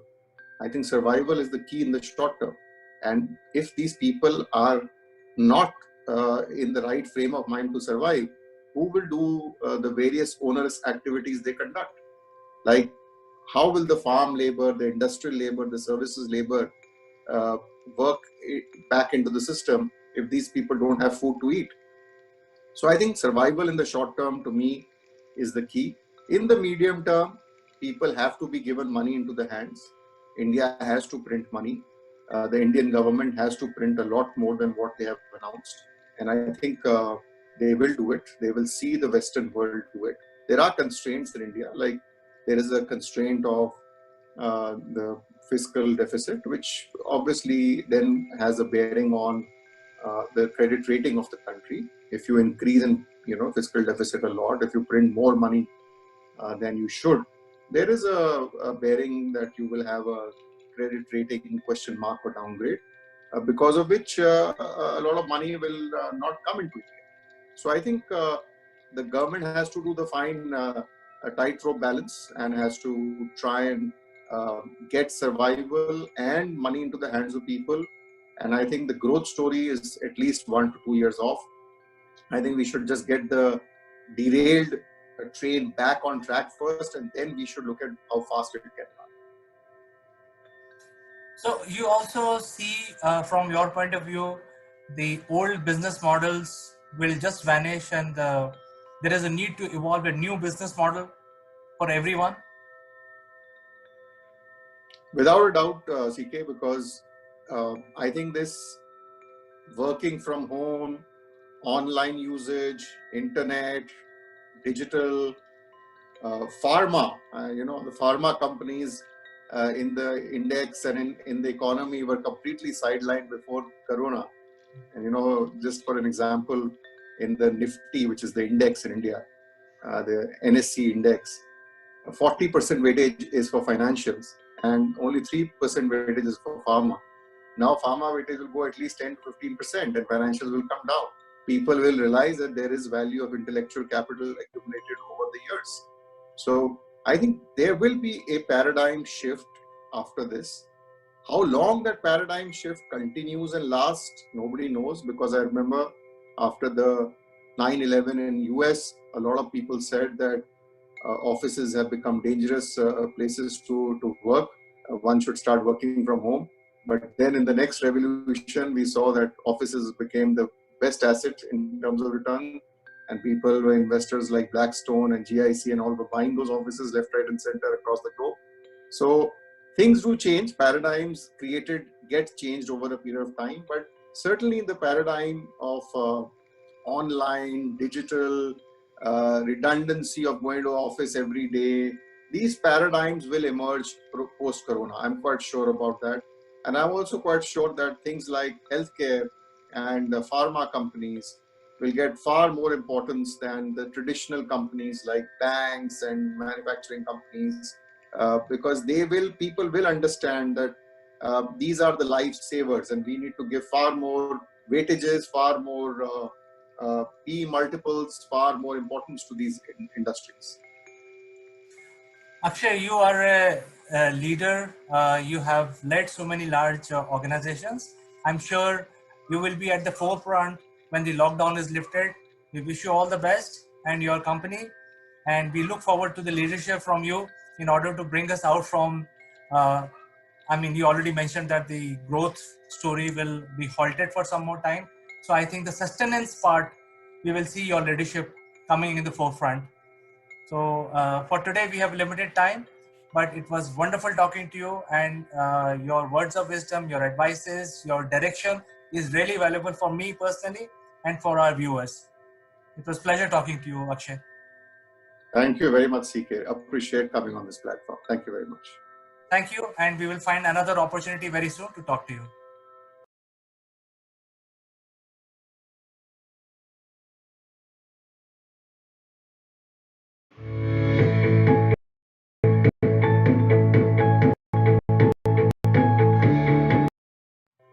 Hello friends, this is Chandra from Assimilate Technologies. Welcome to Top Brass.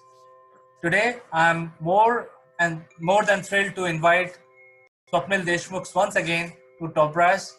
He is the CEO of Resurka and he joins us from Mumbai. Welcome to Top Brass, Swapnil.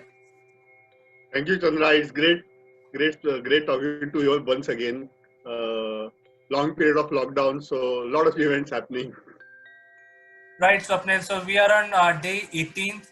As you know, there are certain districts in India which are getting into total lockdown, while some other are, in a normal lockdown.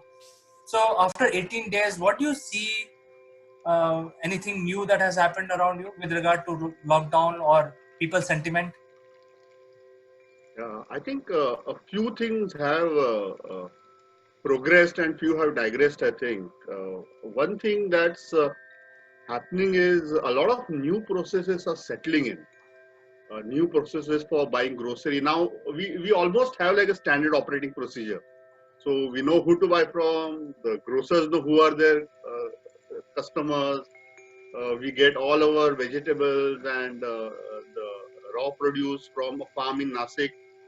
So that person knows that a certain kind of bulk order is going to come from this area.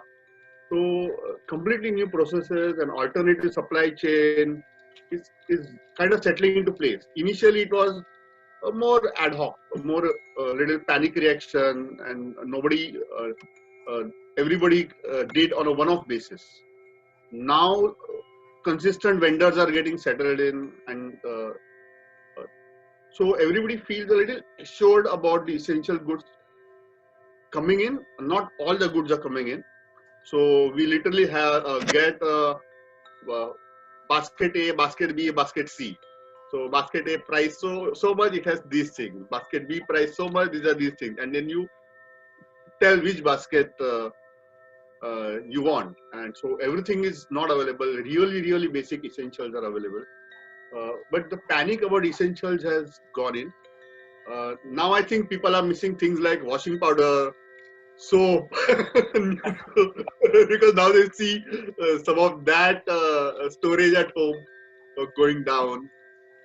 Little medical supplies, because 15-20 days now, whatever people suffering from different ailments, their stock is going down. So new set of requirements are coming up, but the processes are set in. So that's the good part. The bad part is the lockdown is much harsher. So hardly anybody can get out of the house. You're literally stuck in the house.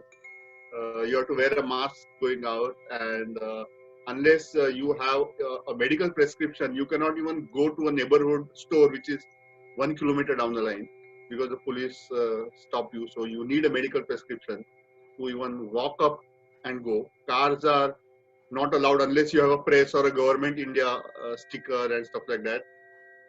So I don't know what's going to happen to the air in my car tires. So some of these things, but the basics are settling. Right. So I think people are innovative enough to come out with the solution to the problem which are staring at them. However, I think this will continue for a slightly longer time, and you talk to a lot of people. You are in a consulting business. You have your clients and you have your colleagues and your company workers. Do you see any lowering of sentiments in the business circle in your community? There is a huge lowering of sentiment actually. I think we have two problems. In the initial days, it was more of a panic, because people did not know what's coming.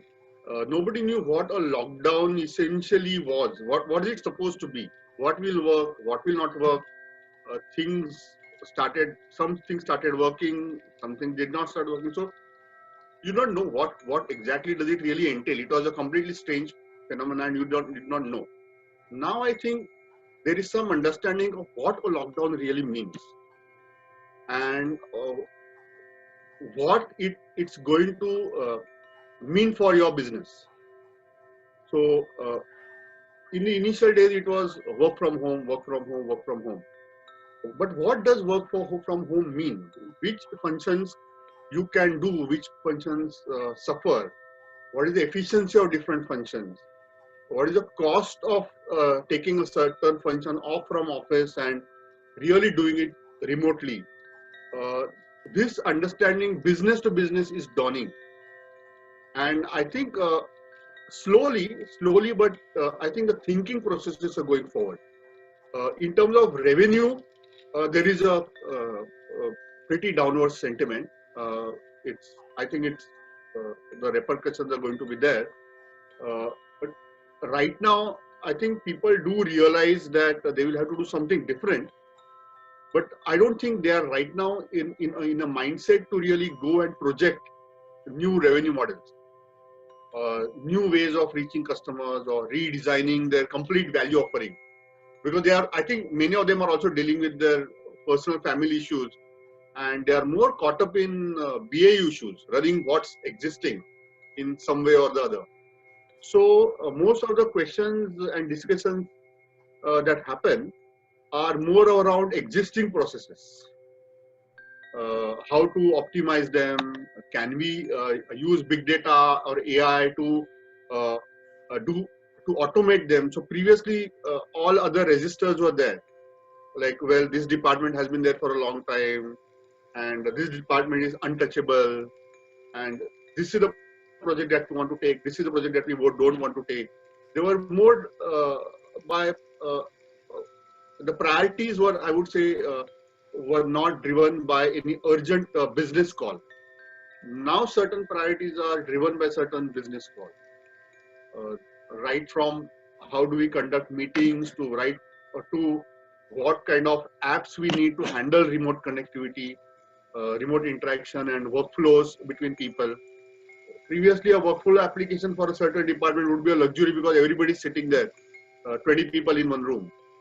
Now 20 people are in different rooms, and now you need a workflow application. Now it is no longer a luxury, it's a necessity. Now intelligent analysis of data is no longer a luxury, it's a necessity. So some of these changes are there. They're more on the existing processes. I don't know at what point people will feel comfortable saying, well, but what do we do about revenue? And how do we get new revenue? Or what is our business model really? Or how are we really going to continue offering the value that we offer, given no physical presence, given no physical contact? How are we exactly going to continue doing that?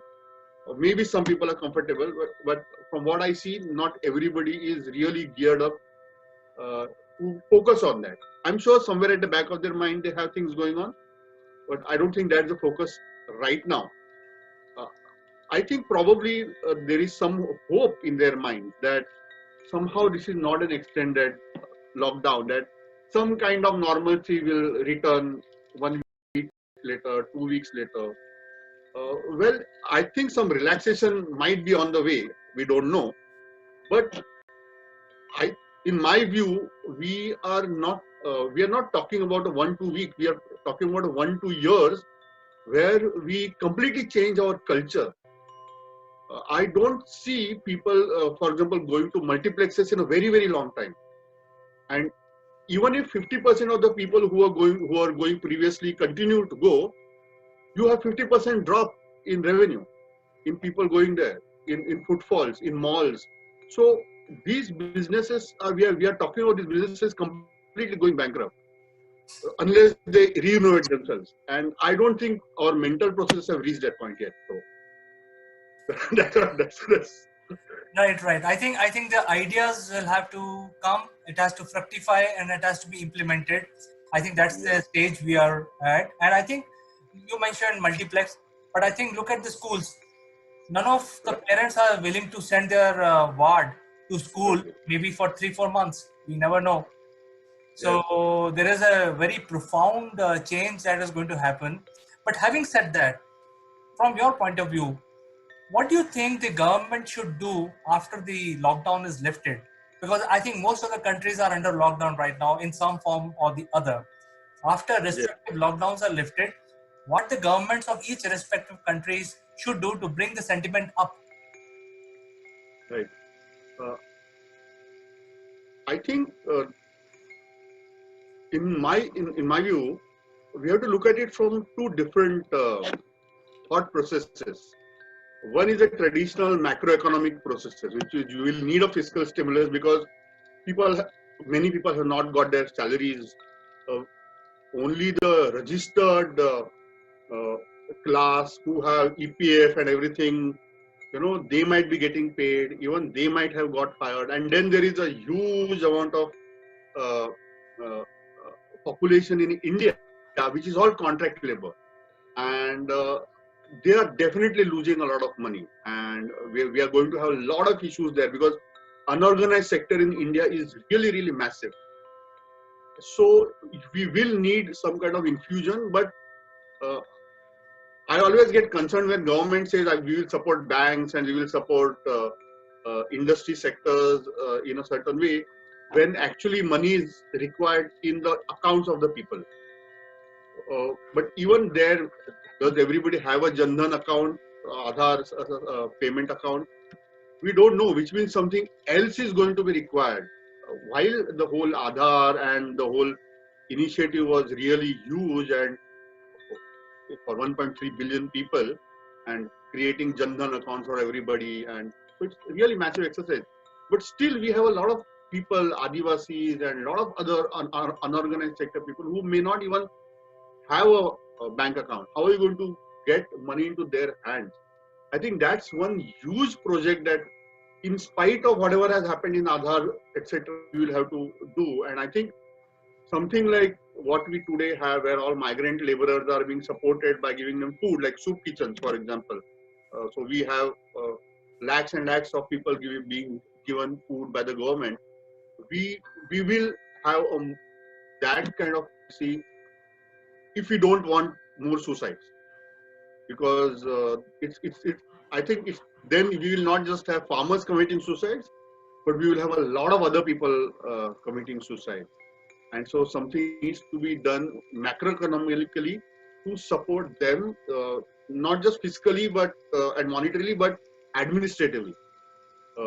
I don't think we are getting out of that, and I hope someone in government is thinking of this very seriously. The second thing I think is to differentiate between investment capital and working capital. I think there are some organizations which are going to go bust because they have too much capital investment into their existing business models, which are very tightly coupled to physical presence.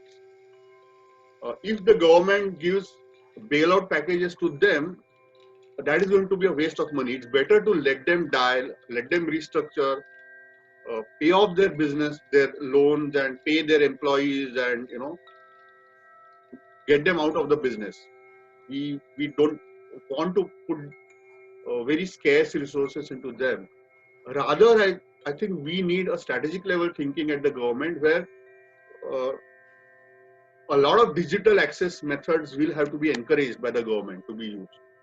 And we need to see what can we really digitize. Because I don't see any other way, because unless we digitize, we are not in a position to get the products and services into the houses of consumers.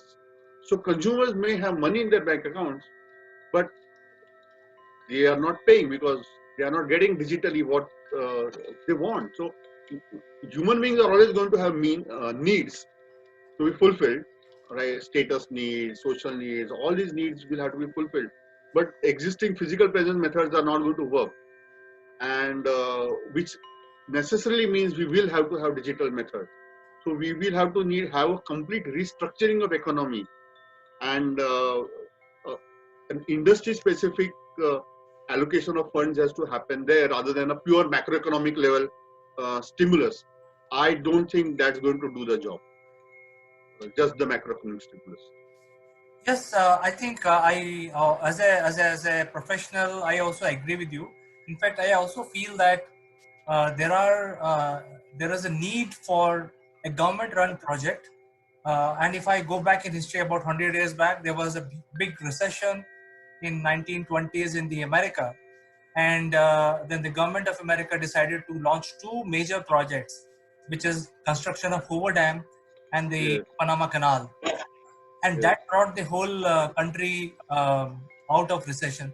So I think we have so many projects pending, and government should think of realigning the workforce, because as you rightly pointed out, what we were doing earlier may not be applicable going forward. So there will be a surplus workforce in the first place. So we can actually create some sort of a capital-based programs funded by the government. For instance, connecting all the rivers. That has been pending project for last 50 years. So they probably initiate that. True. Absolutely. I completely agree that rivers, a few things like I always think about housing and the escalating costs of houses in cities, and whereas if you go villages and other places, the kind of housing is also very low. I mean, apart from the fact that you don't have modern housing with all the modern amenities, because electricity is yet to reach, gas is yet to reach. These are the things that we can take, because one thing that countries like United States did, like you said, massive public projects, and at one time they encouraged huge home ownership. So I know today if one talks of home ownership, one always thinks of the subprime crisis. But I think home ownership, the good part of home ownership started much earlier, 30 years ago in United States, where they encouraged home ownership in suburbs, and you suddenly had tapping of suburb land, because now everybody got a good home, which was also an asset, and which was a desirable asset. So you had a huge credit, obviously, but you also had an asset, and this asset which was not valued so badly as it was in the subprime crisis. It was pretty decently valued at one point in time. For example, the 80s and stuff like that, and house values increased significantly in the United States in that point. Like Arnold Schwarzenegger says, I made a lot of my money actually at that time by buying and selling houses when he had just joined Hollywood. So that nobody complained about subprime crisis at that time because it worked. Problem is not credit for housing issue. Problem is not being able to manage it or giving it to people who don't have incomes. That was the issue in the subprime crisis. So we need to encourage great home ownership away from cities. The city folk may not like it because their houses will not, the prices will not double every 3 years. But I don't think they need to double. I mean, in 3 years, it's okay if it doubles in 6 years, if it doubles in 7 years or 8 years. I think they can live with that. What is needed is that in the tier 2 and tier 3 cities, home ownership is encouraged, and it comes by balancing credit and asset ownership, so that people don't have to work their entire lives to own a home. They can get on with the business, like a lot of us get on with our lives by taking a loan for 20-25 years and building the house as an asset with our EMIs on the side, and we get on with other things in our lives, which leads to socio-economic upliftment, and this requires effort and construction resources, which is pretty much possible. It's not. It's just that you have to, like you said, you have to take it up as a national project. Yes, certainly. I think, Swapnil, there are not much you can share with us, but there'll be another opportunity. We'll definitely find another slot where we can come and discuss about these things. Maybe after a few days, the situation may have changed, so we can revisit all of that. So it was a pleasure talking to you, Swapnil. Thank you so much for it. It was great.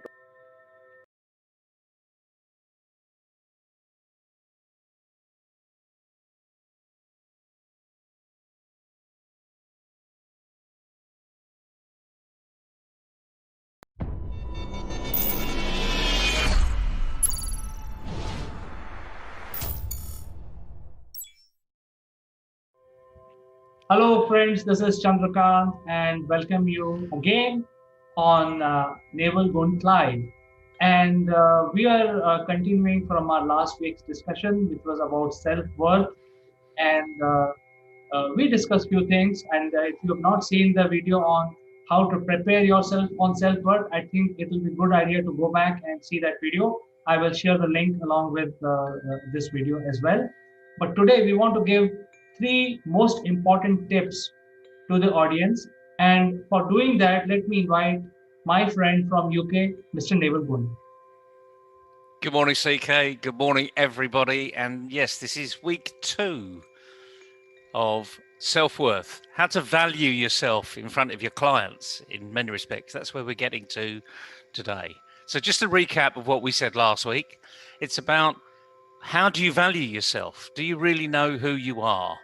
So look at yourself in the mirror and write down the good and the bad about you and be able to live with that analysis, that review. Because if you can't be honest with yourself, you can't be honest with anybody else. And as we've said on many occasions before, CK, people buy from people they know and like. And this is where we're in the world of consultancy. So there are many Me Too's out there. So the first thing we're going to say today is do not be a Me Too. Okay? So it's the negative of what you should be. Because Me Too's get thrown into a box and you literally get put along the conveyor belt. And it's people just pick which Me Too they like. And Me Too's are typically picked up on price. The cheaper the offer, the more likely people are going to pick it up. And although I'm going to say something about Fiverr.com, it is a Me Too arena. But it's a good Me Too arena because it gets you into a window of opportunity. So this is where you can use the being a Me Too, being someone that's good at SEO, someone that's good at digital, someone that's good at design, and put yourself into a marketplace where everybody else is. So that's the positive side of being a Me Too.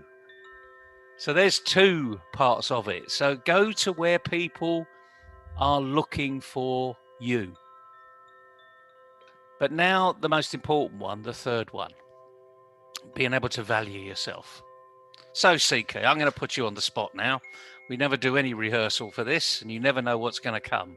So this is live, ladies and gentlemen. So how do you value yourself when you're talking to a client? Well, to be frank with you, Naval, I value myself a lot. Good. I'm pleased to hear it. So do I. If you're talking to me, you can only just about afford me. But it's a difficult one, isn't it? Because when you're in this, the thing about the digital world, as you and I both see it, there's lots of people offering platforms, from the mass platforms like LinkedIn and Facebook and Instagram to the very bespoke platforms that you get on a very local basis. So it's really hard, actually, to value what you're doing, isn't it? Don't you think? Yes. So let me ask. In fact, I will give a complete answer now, since now you have clarified. I've got some ideas, and I will also ask you a question related to Me Too. I think the question that you asked is, how do you value yourself? I have to offer the value to the client. How much I am worth in my own as a personality is not relevant at all, because if I'm not able to draw value for the client I'm talking to, that is really the crux of the matter. So I think one of the ways that I found uh, is basically telling them the numbers, where if they deal with our company, the numbers are very clearly defined on our website, the circulation, the visibility, in terms of click-through rates, in terms of how many visitors we have on our website, and the companies who are dealing with us can get leverage around it. And that clearly is a differentiator, because that is the data which is real data, and I provide it to the client. Now, this data is not really the best data. There are people much smarter than what we are doing, much more mature. They have been in this business for many years, and their data when they present is better than what I present. I think that brings me to the second point of how much my circulation costs to the client. And then we can do a simple math. So obviously, if the circulation and the visibility that we offer is lesser than XYZ, then obviously my value will be lesser than that. So I think we go with a simple mathematics. However, my question to you, Neville, is when we talk about Me Too, and if you look at the consultant, and if somebody is saying, hey, I'm executive coach, I will train your leadership team. There are dime a dozen floating around. I mean, just look and you will find, I mean, a simple Google search will get you thousands. So they are, by virtue of saying this word, executive coach, getting into arena of Me Too. So the question is really is that how people get out of Me Too syndrome when there are so many around. It's a really good question, and like anything else, there's ways that I've done it because I'm in that executive coaching arena, as people might call it. Although, frankly, I don't do much coaching. If truth be known, I just do lots of questions, and I ask people questions. But that's what good coaching is all about in many respects. But there are a million and plus executive coaches, lifestyle coaches, personal coaches, performance coaches, and that's just one typical profession. If coaching is indeed what they call a profession, a lot of people will know of a coach as a sports coach, someone that is there to help you improve. And that's where we need to start with. You mentioned executive coaches, so we're talking to those people out there that are in this Me Too arena of being an executive coach. Obviously, people are going to say, where's your background? Where's your proof? Who have you done this with before? That goes without saying. If you've not done that, then you better go start producing that list. Where's your case studies? Where's your testimonials? I'm not talking about huge, lengthy case studies. Remember, executive coaching is very personal. You're not going to be able to say, I mean, I know some people that do say this, they go very personally about some of the coaching that they've done, and it's very clearly who they've done the coaching with. That person is really not going to be happy about having their dirty linen exposed in the public arena. It's an executive you're talking to here. They've taken you on in confidence. It's a bit like a psychiatrist or a lawyer or an accountant. You're taken on in confidence.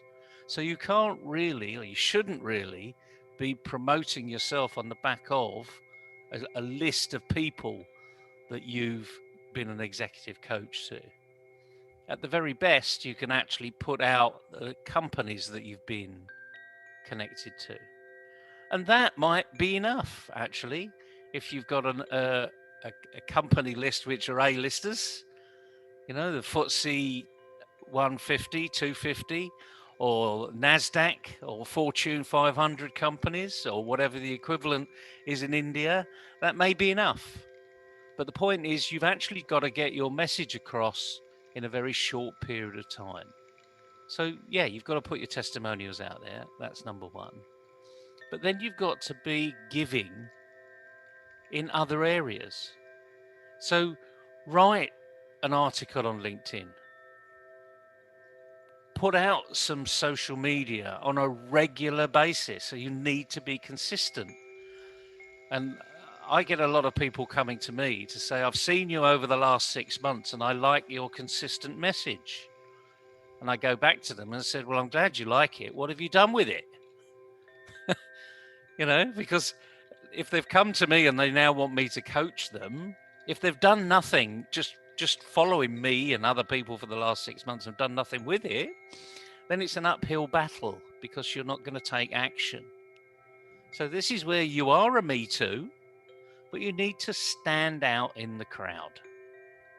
The crowd will be saying everything about themselves. They'll be putting their ego out there. They'll be saying me, me, me, me, me, me, me. And that's why we call them me too's. Whereas executive coaching or any support is about you, how you've achieved, what I helped you to see, where you've gone without me being a crutch and picking up my regular retainer. And if you're a really good coach out there, never, never go for retainers. Your job is to get in, do the job, and get out again. And there is a trick here, CK. When you're working with a new company, let's just say Tata, you know, everyone knows the name Tata, huge organization. And I'm sure there are hundreds of executive coaches that have been through the Tata executive arena, senior leadership arena, even junior leadership. If you're new to Tata, they want to see who you are, what have you done, where have you done it. Of course they do. So they want to see your portfolio. But you can go and offer to say, give me some control parameters here. Give me someone that's been on a coaching program before and it hasn't quite worked for. And give me someone who is a complete nutcase. Some really difficult member of your team. They're still there because they're performing. But they're really not a team player. They could be obnoxious. They could be very toxic, but they get brilliant results. So you can go in and say, well, give me an opportunity for someone who didn't make it with someone else and someone actually you would never, ever put on a coaching program. You might even do 2 for 1. You know? There's so many opportunities here for an executive coach, any type of coach, to go to an organization and say, you don't know me. I've been very successful over here and here and here. How about if you're into this type of performance improvement, how about you give me a chance? Now you can flower that up in any language you like, but that's effectively what you're saying. You're basically saying, you don't know me, I've got a good track record, let me show you what could be a possibility for your organization. So But you need to caveat that, you know. They need to believe that coaching is going to work anyway. Because if they don't, frankly, there's no point in having the conversation. So if I summarize the learning that you have given us is first we need to know how much we are worth really in terms of value to the client, not to yourself, but to the client. So you have to have some impression about that. And second is you need to summarize your experience in a way that it is quantifiable. So I think these are the very clear tips that is offered today by you to our viewers, where they can get out of Me Too in a very systematic manner. Yeah, you're absolutely right. And the thing is, we are Me Too's. You know, just have to accept it. But now is an opportunity to stand out from the crowd. Why will they engage with you as opposed to somebody else? And it could be hard. You know, this is where, you know, this is not for the faint-hearted. This is for people that are confident in themselves. This is the whole point of doing week 1, self-esteem, valuing yourself, what you're good at, what you're not so good at, where your weaknesses are, where your successes are, etc., etc. We've all paid the undergraduate fee into MIT, but it's not the MIT you know. It's management in training, and we all are management in training, because that's where we're all growing to, whether we're in a junior management for all of our life or a middle management or a senior management. The point is we're all in MIT. So now the opportunity is to get out there and show people who you are, what you've achieved somewhere else, and how it's going to be great for their organization. And let me just summarize this even further. It's exactly what you do in an interview if you're going for a job, because it's the same process. There's lots of Me Too's out there that can do the job. Why you? Why would you stand out in the crowd? You know, a job is just a long consultancy in many respects, you know, and, you know, all employers are taking probably more of a risk giving you a job because it's difficult to fire someone, more difficult to fire someone than it is to fire a consultant. An employee is a bit more complicated, not impossible, but a bit more complicated. So we're not saying anything different from any other walk of life here. It's just a matter of engaging your brain, having the right attitude, and getting on with the job in hand. So I think the second tip that you're giving is having the right attitude in order to do self-worth assessment. So I think that is number 2 on our list, where improving your attitude. And there is nothing called positive attitude or negative attitude. It's just the attitude to gain a market share, to go and get things done. So I think you can talk a little bit more on the attitude development for people from all walks of life. Well, our attitude is really where we all should come from, and it's having, as you say, it's not about positive or negative. It's what attitude you've got. And again, what we did covered in our first session last week was to cover those very issues. You know, write down on a bit of paper what you're good at and what you're not good at. And don't beat yourself up if you're not good at something. That's actually a learning opportunity. You know, there's lots of people in the past, several people in the past have said, you know, I'm not failing. I'm either succeeding or I'm educating myself. I'm learning. So there's no concept of failure. I'm not saying that failure isn't in the dictionary. The word fail, failure, failed, I failed. Say it, I failed. So what? You know, what did you learn from that failure? You know, was it really a failure?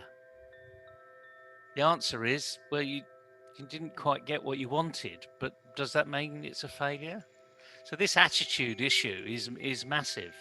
And all we talk about is having a can-do attitude. And no matter who we are or what we're doing, there are 4 elements at play every time we think of doing something or we physically do something. And the 4 elements are simply how we think, how we feel, how we're connected, and what's driving us. And when I say about driving, what's our purpose here? So it starts off with purpose. So we're driven. What's our drivers? We're driven by a sense of purpose. Our feelings. We need to be in control. We need to be emotionally competent and resilient.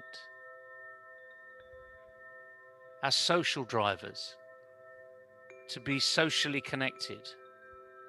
So how we get our message over in a social basis, and how we think, effectively thinking, not procrastination, because that's not really thinking.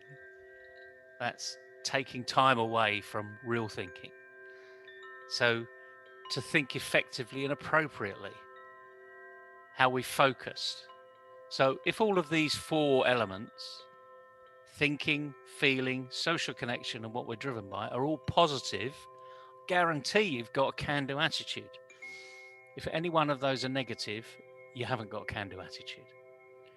And whether it's an employer of someone who's going for a job, or whether it's a client or future client for someone who's going for a contract, for a consultancy, you need to have a can-do attitude.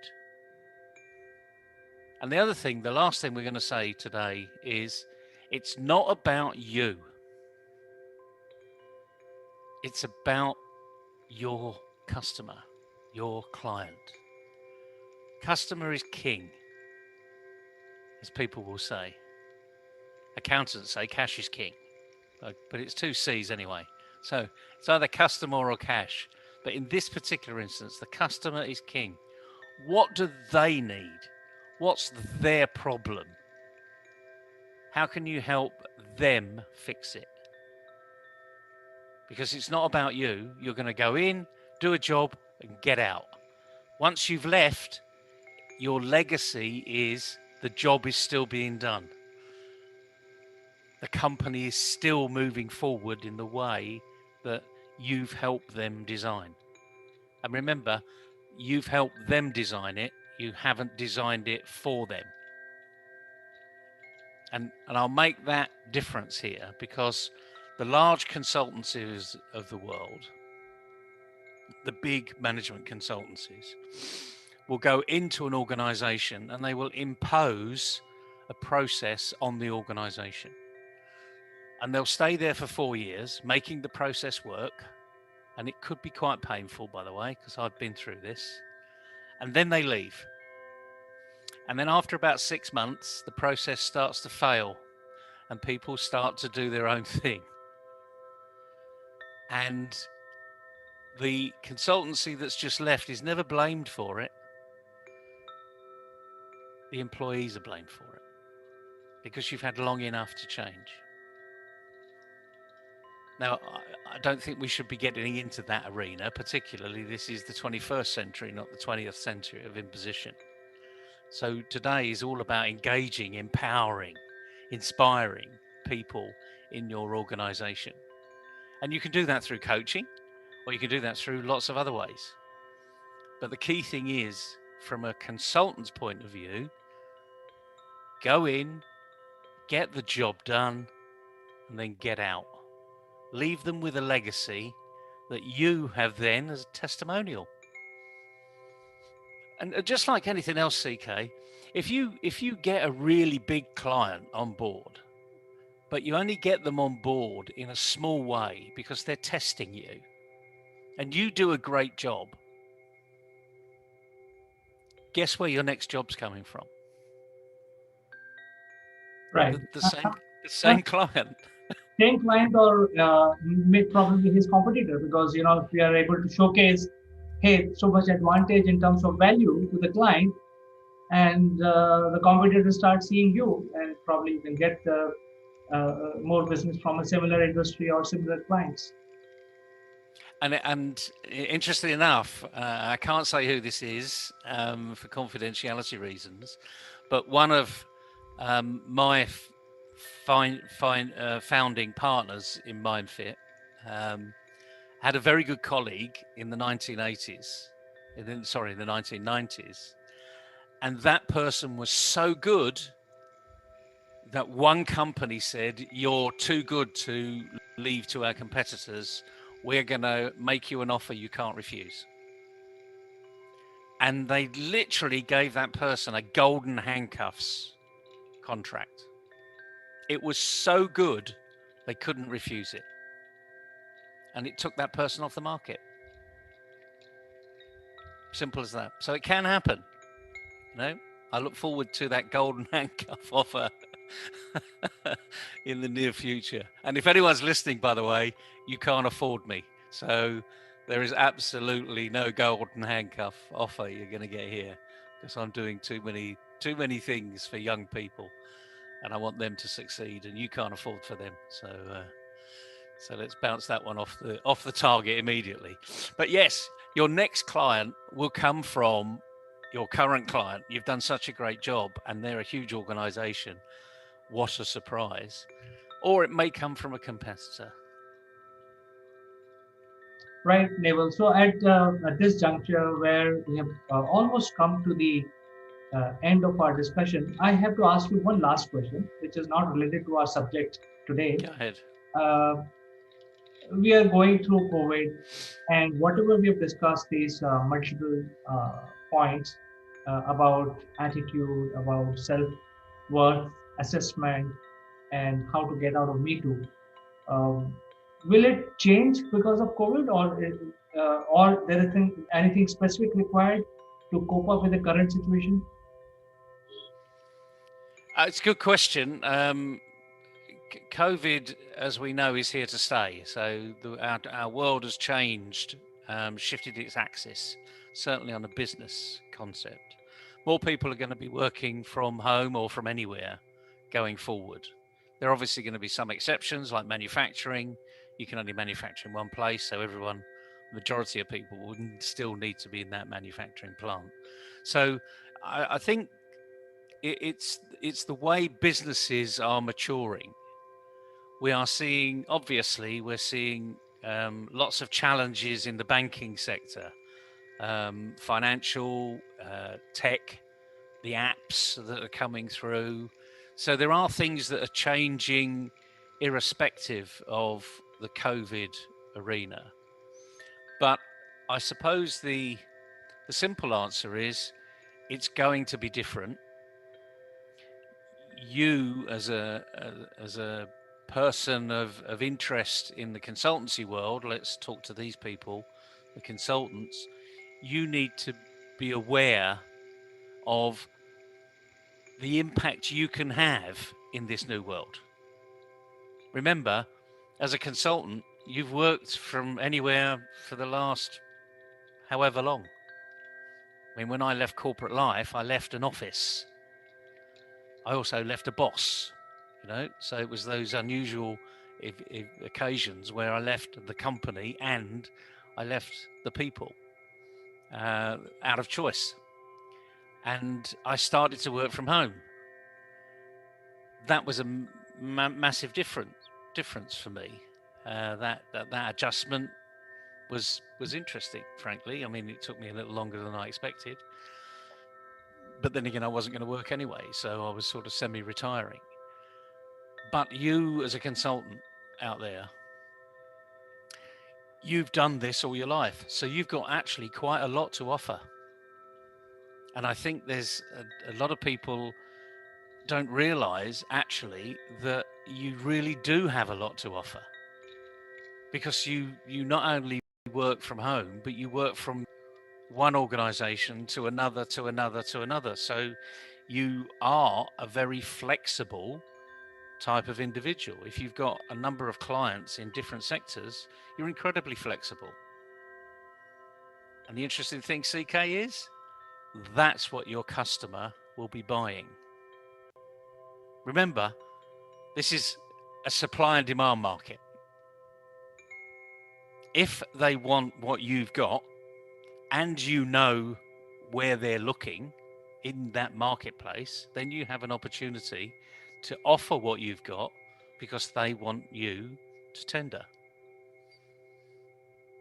And the more you have to offer, the more variety you have, or actually the more specific solution you have, could be what they're looking for. But until you ask them, you don't know.